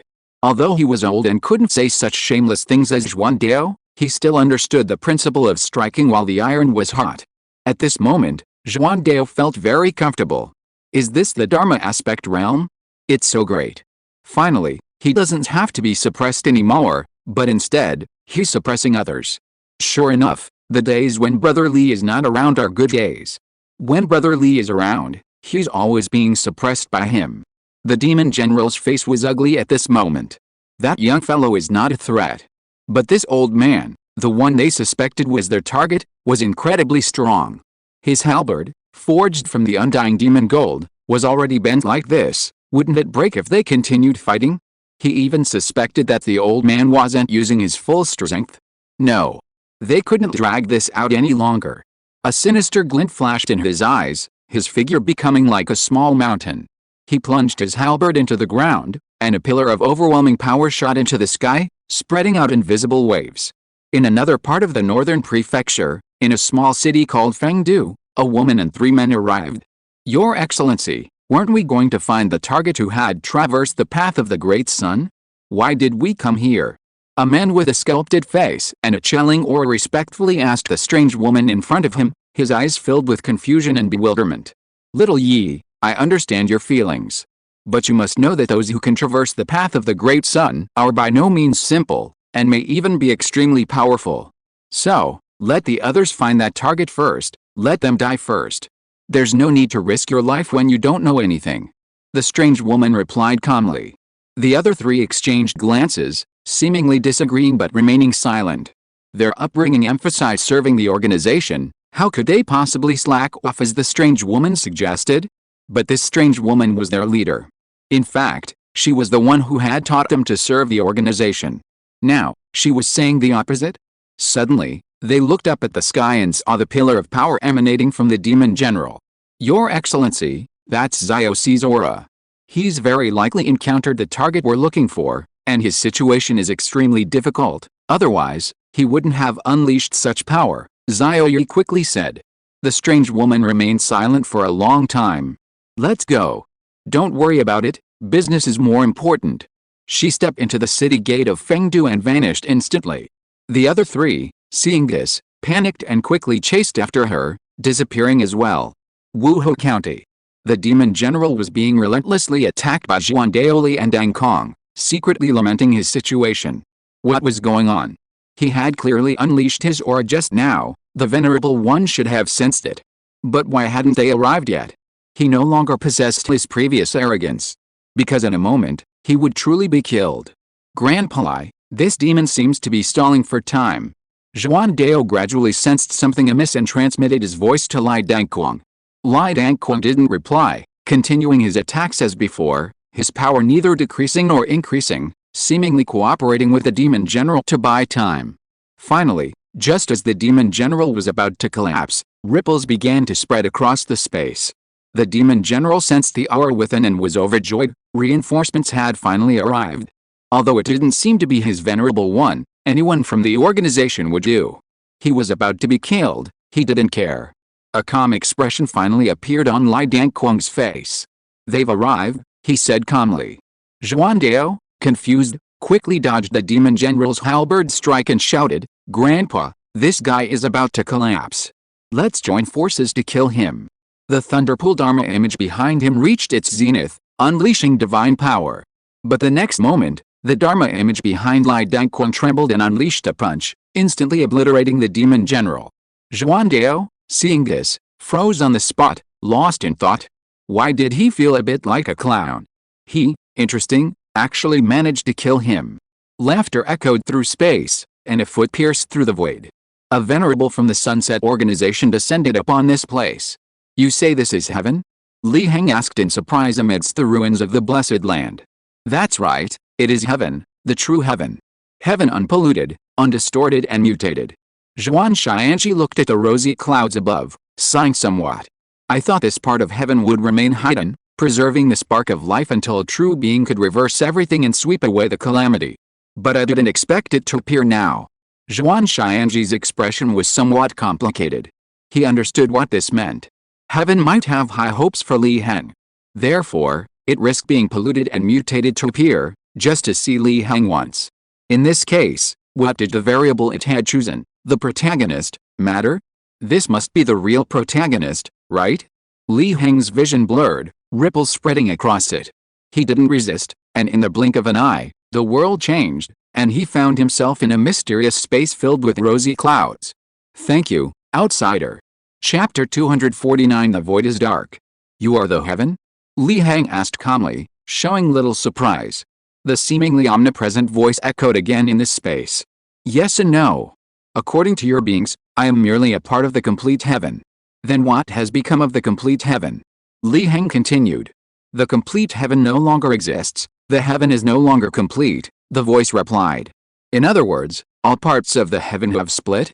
"That's right, they have split." Li Heng pondered.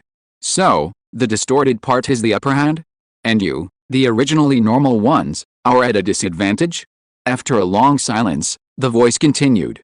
"That's roughly the situation. Once the entire heaven is distorted and warped, this world, this realm, will be completely destroyed, and the beings and races that originally existed in the heaven and earth will face annihilation." Li Heng frowned. "Then what exactly is the force that caused your distortion and warping?" "I don't know. It appeared suddenly, and I couldn't see the whole picture. By the time we realized what was happening, it had already invaded this realm, causing the celestial anomaly you witnessed 100 years ago." This voice seemed to know everything about Li Heng. "Can't you solve it yourselves?" Li Heng asked a pointless question. "It's unsolvable. This power is extremely mysterious. None of our defenses are effective. The only way to avoid its erosion is to hide, but I estimate we can't hide for much longer," the voice replied. "You really have no clue at all?" Li Heng pressed on. "Yes, history is changing," the voice answered. Hearing this, Li Heng's pupils constricted. If that were true, it would be troublesome. Was it really as he had jokingly said before, that the timeline was beginning to change? Did this world possess such advanced power? If you're so bad, what about other worlds? Since there were extraterrestrial visitors in this world, and they knew he was an outsider, they must also have the ability to observe the outside world? The voice fell into a rare long silence. "What, you don't want to tell me?" Li Heng frowned, somewhat displeased. Was it afraid he would try to run away? Hearing Li Heng's words, the voice finally reappeared. "It's not that I don't want to tell you, But as a living being, knowing this fact might lead you to despair. And according to my predictions and calculations of the future, the consequences of you learning this are very bad. Li Heng smiled wryly. Can you predict my future? No, the voice replied. Since you can't, why do you believe your predictions and calculations? Speak up quickly, stop being a riddle maker. If you keep everything a secret, I might really leave this world. Li Heng said, half jokingly. In his opinion, this voice was clearly problematic. It was too personified. All right, I'll speak. The surrounding void has darkened, everything is a blur, the voice replied. Li Heng frowned. He had initially wanted to say that he was asking about other worlds, so why was the voice mentioning the void? But then he thought, this might be the situation in other worlds. The void is dark, everything is a blur. This statement could have several possibilities. Either the world lacks the means to observe other worlds, or other worlds have also darkened. At least the area that the world can interfere with has darkened. Li Heng sighed inwardly. This was terrible information. Composing himself, he spoke. I finished asking. What important matter did you call me here for? The voice remained silent for a while before speaking. I want you to preserve the spark of the world. Li Heng's expression was subtle. This sounded like a deathbed entrustment. He had thought the voice was asking him to save the world, to become a savior, but it only wanted him to preserve the spark? Was it a lack of confidence in him, or was the reality too hopeless? If, as you say, the void is shrouded in darkness, then what's the point of preserving the spark? Li Heng asked. It's meaningless, the voice replied. Then why do you want me to preserve the spark? Li Heng asked, surprised. It's the dying struggle of the heavens, nothing more. Then it seems you are truly desperate, Li Heng answered. The voice fell silent again, as if its defenses had been broken. But just as Li Heng was about to speak again, the voice suddenly rang out, you're right, I am desperate.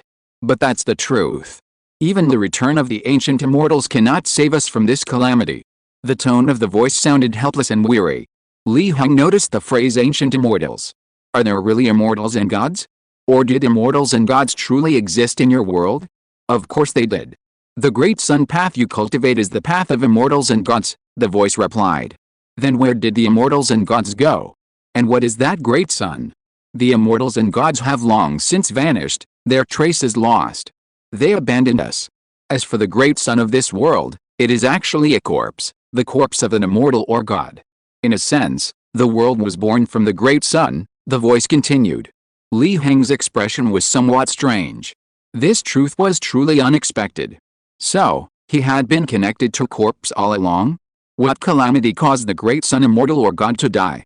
Could it be related to the anomalies that the world suffered? But that doesn't make sense.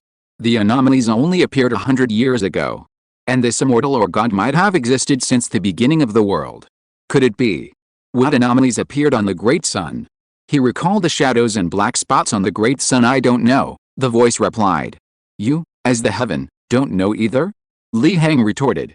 Because I was only recently born, the anomaly 100 years ago triggered the deepest defense mechanism of heaven and earth.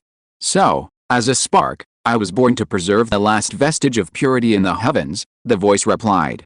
So preserving the spark means preserving you? Li Heng asked. No, the process of distortion and aberration is unstoppable. Even if I hide, distortion and aberration are only a matter of time. So what is this so-called spark? The spark is the part of me that hasn't been distorted, the voice replied. Li Heng fell into deep thought. If this voice wasn't lying, no wonder it was so personified. It was born because of the anomaly 100 years ago, and was also subtly distorted? Let's assume I believe you for now. But I want to ask, is it really necessary to preserve the spark? Is there any possibility that this world can still be saved? Li Heng said with a smile. In Bijan, on the ruins of Wuhou County, Zhuan Dao saw Li Dangquan smash the demon general with a single punch, swallowed hard, and hesitated to speak. He felt like he'd been tricked. Why did your old man, who's so strong, drag this out for so long? But the next moment, a voice rang out, and he knew the answer. Killed the demon general, not bad, human, you did your best. The venerable one of the Sunset Organization stood with his hands behind his back, looking down at Li Dangquan and Zhuan Dao. Zhuan Dao's pupils constricted, his heart pounding involuntarily. His Dharma aspect realm spiritual sense urged him to escape quickly, otherwise, he would face death. He was horrified. What realm was this demon? Could it be the legendary celestial being? Did his master say that celestial beings couldn't intervene? So this was the Dharma aspect realm? He was puzzled. Was the difference between Dharma aspect realms really that great? Why would someone at the same Dharma aspect realm cause him such fear? A half-step celestial being, quite the grand scheme, Lai Dangquang said coldly. Your sunset organization sent a powerhouse like you to North County? Not bad, good eye. You actually recognized us as the sunset organization. However, I must correct you on one point. I am a half-step heavenly demon, not one of your lowly celestials. This venerable one was composed of black shadows, unlike a human. Such pure residual power of the great sun around me. Suddenly, this venerable one looked at Lai Dangquang with some surprise. You wouldn't happen to be the target we've been looking for. He grabbed at Lai Dangquang with his large hand, and the surrounding laws and divine chains of heaven and earth began to surge violently, attempting to strangle Lai Dangquang. Lai Dangquang coldly snorted, a mere trick. His Dharma image reappeared behind him, and the vast great sun rose, illuminating everything, suppressing the surging laws and divine chains of heaven and earth, and then unleashing divine light, shining upon this venerable one. This venerable one was not surprised but delighted, laughing heartily. So that's how it is. No wonder you were able to kill a demon general. It seems I was the first to seize the opportunity and find my target. In that case, I'll grant you the right to know my name. My name is Hidden Dragon, Dai. His aura surged, and his previously invisible power instantly materialized, shattering the divine light shining down from the sky. Behind him, a vast phantom fatally appeared. First, there was a magnificent palace. This palace was filled with surging demonic energy, extremely fierce and ominous. A terrifying demon god sat within, seemingly equivalent to the Deo Palace realm of the human race's Dharma aspect. But this was not the end. The phantom changed again in an instant. A celestial platform appeared within the palace. This terrifying demon god ascended the platform, reaching its very peak. There, he closed his eyes and meditated, gathering his terrifying aura into himself, becoming completely ordinary. However, this ordinariness only made Xuandao's heart pound with fear.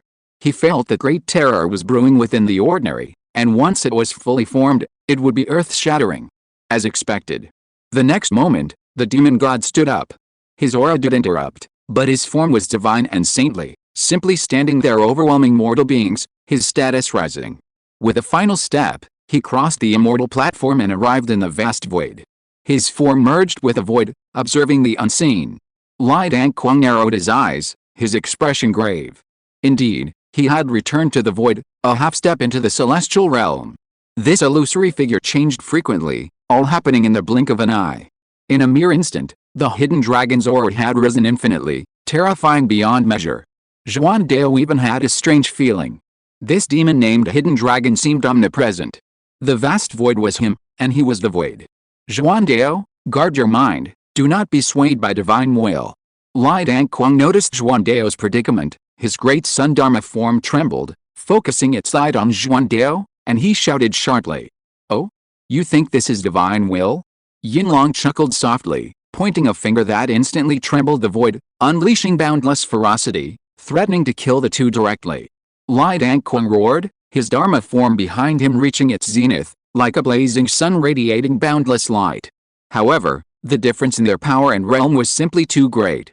The Dharma form hadn't been fully unleashed before it was extinguished by the power of the void, causing Lai Dangquang to suffer a severe backlash, spitting out a mouthful of blood, his aura weakening, on the verge of being killed by Yinlong's will. At this moment, laughter suddenly rang out around them again. It's only been a short time since you came back? You've fallen so low? Luckily, I had her open a passage. Li Heng's figure quietly appeared. Chapter 250 The Netherworld Emperor's Plan.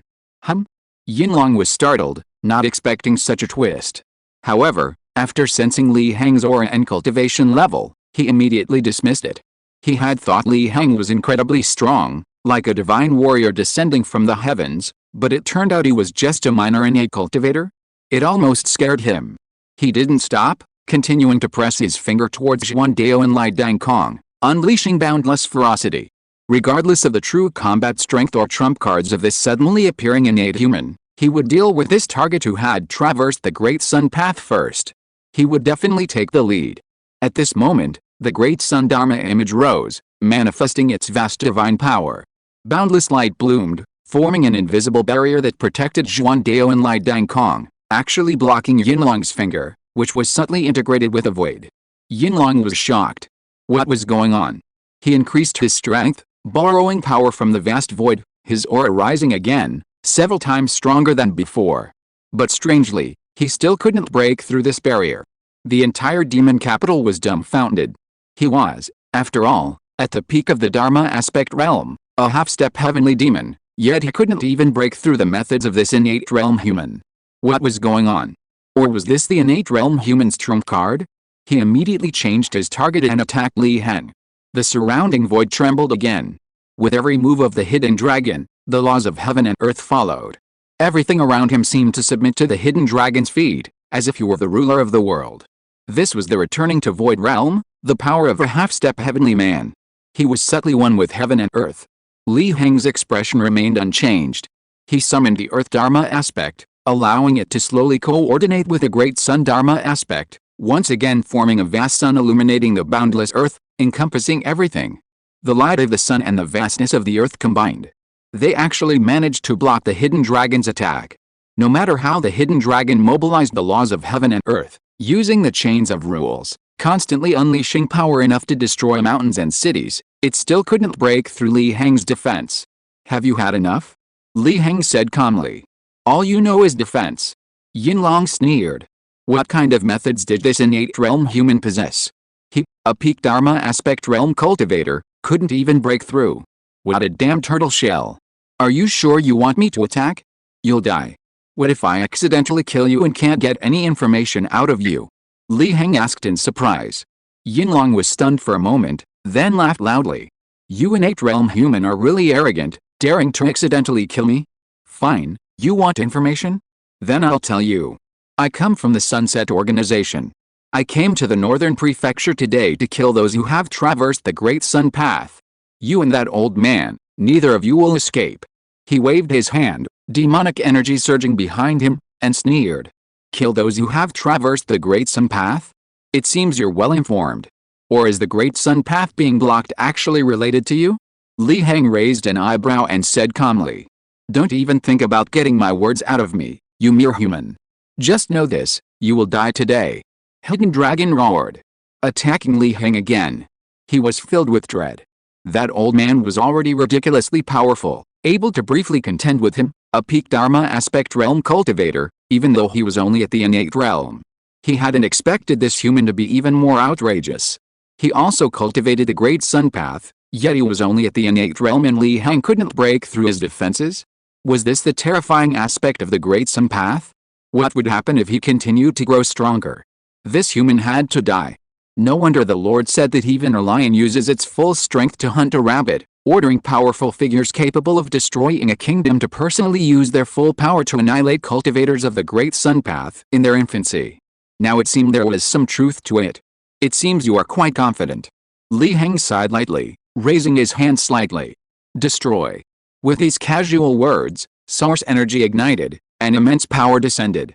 Hidden Dragon's figure began to be slowly erased, like a pencil drawing being erased, utterly destroyed. 50,000 source power added. Upon hearing the notification that the source power had been credited to his account, Li Heng pondered. Just as he expected, this kind of peak Dharma aspect realm demon was worth 50,000 source power. However, he hadn't made a profit this time. Killing the hidden dragon had already consumed 60,000 source power, more than killing the aberrant will. Of course, he knew it wasn't that this demon was stronger than the aberrant will, but rather that he had anticipated the aberrant will's attack from the start, afflicting it with his specially targeted causal poison. Even with the poison, he still had to go through considerable effort to kill it. He compensated for the source power consumption with skillful maneuvering. It was like achieving unexpected damage output in a game, defeating an invincible boss through skillful positioning, a noble skill multiplier. But if he had killed the aberrant will with a single sentence, Li Heng conservatively estimated the source power consumption would have been over 100,000. He sighed inwardly. Is this the price of showing off? Of course, he didn't regret it. Because in this situation, there was no room for maneuver. He had to kill this demon as quickly as possible. If he didn't kill this demon at the 5th level of the Dharma aspect realm soon, he would definitely call for help, which would only make things more troublesome and drag him into a quagmire. How did he know this? It was all thanks to his agreement with Little Heaven and the gifts Little Heaven had given him. A divine light flashed in his eyes, and the world before him instantly changed, showing different tributaries. These tributaries represented the various possibilities of the world. In the largest and most robust tributary, he planned to use a small amount of source energy to wear down the demon. However, the demon desperately called for help. Each member of 5th level Dharma aspect realm cultivator, a half-step celestial being, directly dragging him into a quagmire and forcing him to exhaust his resources to kill them all. After all, without source energy, he couldn't kill any of them. Instead, he might be killed by them. Their 5th level Dharma aspect realm cultivators weren't made of paper. This possibility was terrifying. Li Heng shook his head inwardly. He didn't want to become poor. However, as Li Heng quickly dealt with this demon, the most robust and likely to wipe him out after the battle gradually disappeared from his sight. This future vision is quite useful, Li Heng thought to himself. Lai Dangquang and Zhuan Dao were completely dumbfounded. They didn't know the truth. They only knew that Li Heng had annihilated a powerful demon at the 5th level of the Dharma aspect realm with a single sentence. Their throats went dry, and they swallowed hard. Brother Li, what realm are you at now? Zhuan Dao asked Li Heng tremblingly. Still in the innate realm, but at the peak of the supreme innate realm, Li Heng replied calmly. The two were stunned, inwardly cursing. Do you think we are fools? A peak innate realm cultivator can kill a 5th level Dharma aspect realm cultivator with a single sentence? Even if you're at the supreme innate realm, it's impossible. They exchanged a glance, muttering to themselves. Could Li Heng really be a reincarnation of a peerless powerhouse? Has he regained his cultivation? But that doesn't make sense. Isn't there no reincarnation in this world? Your Excellency, is this reincarnation? In Fangdu City, a man named Xiao Yi, surrounding the alluring woman, looked at the endless, dilapidated ancient road before them, its destination unknown, and asked in astonishment. The alluring woman stood frozen, not answering. Your Excellency, what's wrong? Hidden Dragon is dead. The alluring woman replied solemnly. The other three were instantly shocked. How is this possible? Hidden Dragon is dead? They were horrified. What kind of being could kill Hidden Dragon? This shouldn't be possible. Little Four is also dead, in the same place as Hidden Dragon. After a moment of silence, the alluring woman continued. The three were shocked again, immediately overwhelmed by grief at the loss of their brother. But the next moment, they were horrified again, a sense of lingering fear rising within them. Little Four had called for their help. And now Little Four was dead in the same place as Hidden Dragon? Did that mean that if their Excellency had listened to them and gone to help Little Four, he would have died there too? They had almost caused their Excellency's death? Guilt instantly filled their hearts. Your subordinates deserve to die, please forgive us, Your Majesty. The three knelt down in terror and kowtowed repeatedly. You, rise, I still need you. The alluring woman said calmly. If you want to atone for your sins, when you face the monster at the end of the ancient road later, help me appease him. Inside the Demon Extermination Division of Bian City, King Su happily led his disciple King Fang to Li Heng's courtyard. I heard that Layman Li has returned. I wonder if the trip went smoothly? He looked at the peacock guarding outside Li Heng's door and asked. Taoist, the master is in seclusion, please wait a moment. The peacock replied indifferently. Inside the room, Li Heng sat cross-legged with his eyes closed, circulating the Taiyuan scripture. Although this trip had brought him a somewhat despairing truth, the gains were enormous. Not to mention the somewhat incomprehensible universal rank, the 100,000 source power alone was enough to make the trip worthwhile. Consumption, gains, and bits and pieces added up. Currently, he still had a little over 100,000 source power. This should be enough to support his breakthrough to the Dharma aspect realm. However, if he doesn't want to become a paper-thin Dharma aspect, there are still some things he needs to improve before breaking through.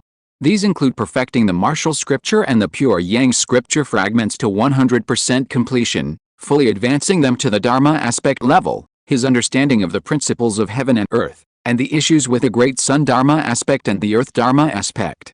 Although the progress of the martial scripture and the pure yang scripture fragments is still very slow, given the current situation, he can wait a while longer, and he can simply accelerate it by consuming source energy. There are also ways to solve the problem of understanding the principles of heaven and earth. Anyway, he still has a tiger wolf pill, which can maximize his blood and ki, and then use some source energy to assist him. He can always improve his understanding of the principles by consuming blood and ki. The progress of visualizing the great sun dharma aspect is also not a concern. It has now reached 90% and is about to reach 100%. What is truly worrying is the visualization of the vast earth. Although the divine Deo avatar is still powerful, the current visualization progress has reached 70%. However, the vast map that Li Heng obtained was of a lower grade than the Great Sun visualization map. He estimated that even if he visualized it to 100%, the Earth Dharma aspects level would still stop at the peak of the Supreme Innate Realm. Therefore, he had to find a way to raise the Earth Dharma aspect to the Dharma aspect realm as well. The simplest and most direct method was source power. However, Li Heng would not do this unless absolutely necessary. As the saying goes, source power seems plentiful, but in reality, it's still scarce. It's like water flowing away. Unless absolutely necessary, it's best to save it. Excluding this possibility, Li Heng thought of his previous plan. He narrowed his eyes. It seemed he also needed to upgrade his divine path avatar. The Netherworld Emperor's plan should begin. Many people had died in the northern prefecture. Just as he was considering how to proceed with the plan, a voice suddenly came from outside the courtyard. "Brother Li, I almost forgot. I have something important to tell you." It was Xuandeo's voice. End of this chapter. Thank you so much for reading until the end. Don't forget to give it a like. Looking for more exclusive content and immediate access? Subscribe to our Patreon. Remember, every like, subscription or donation encourages us to continue. Thank you all. See you in the next video.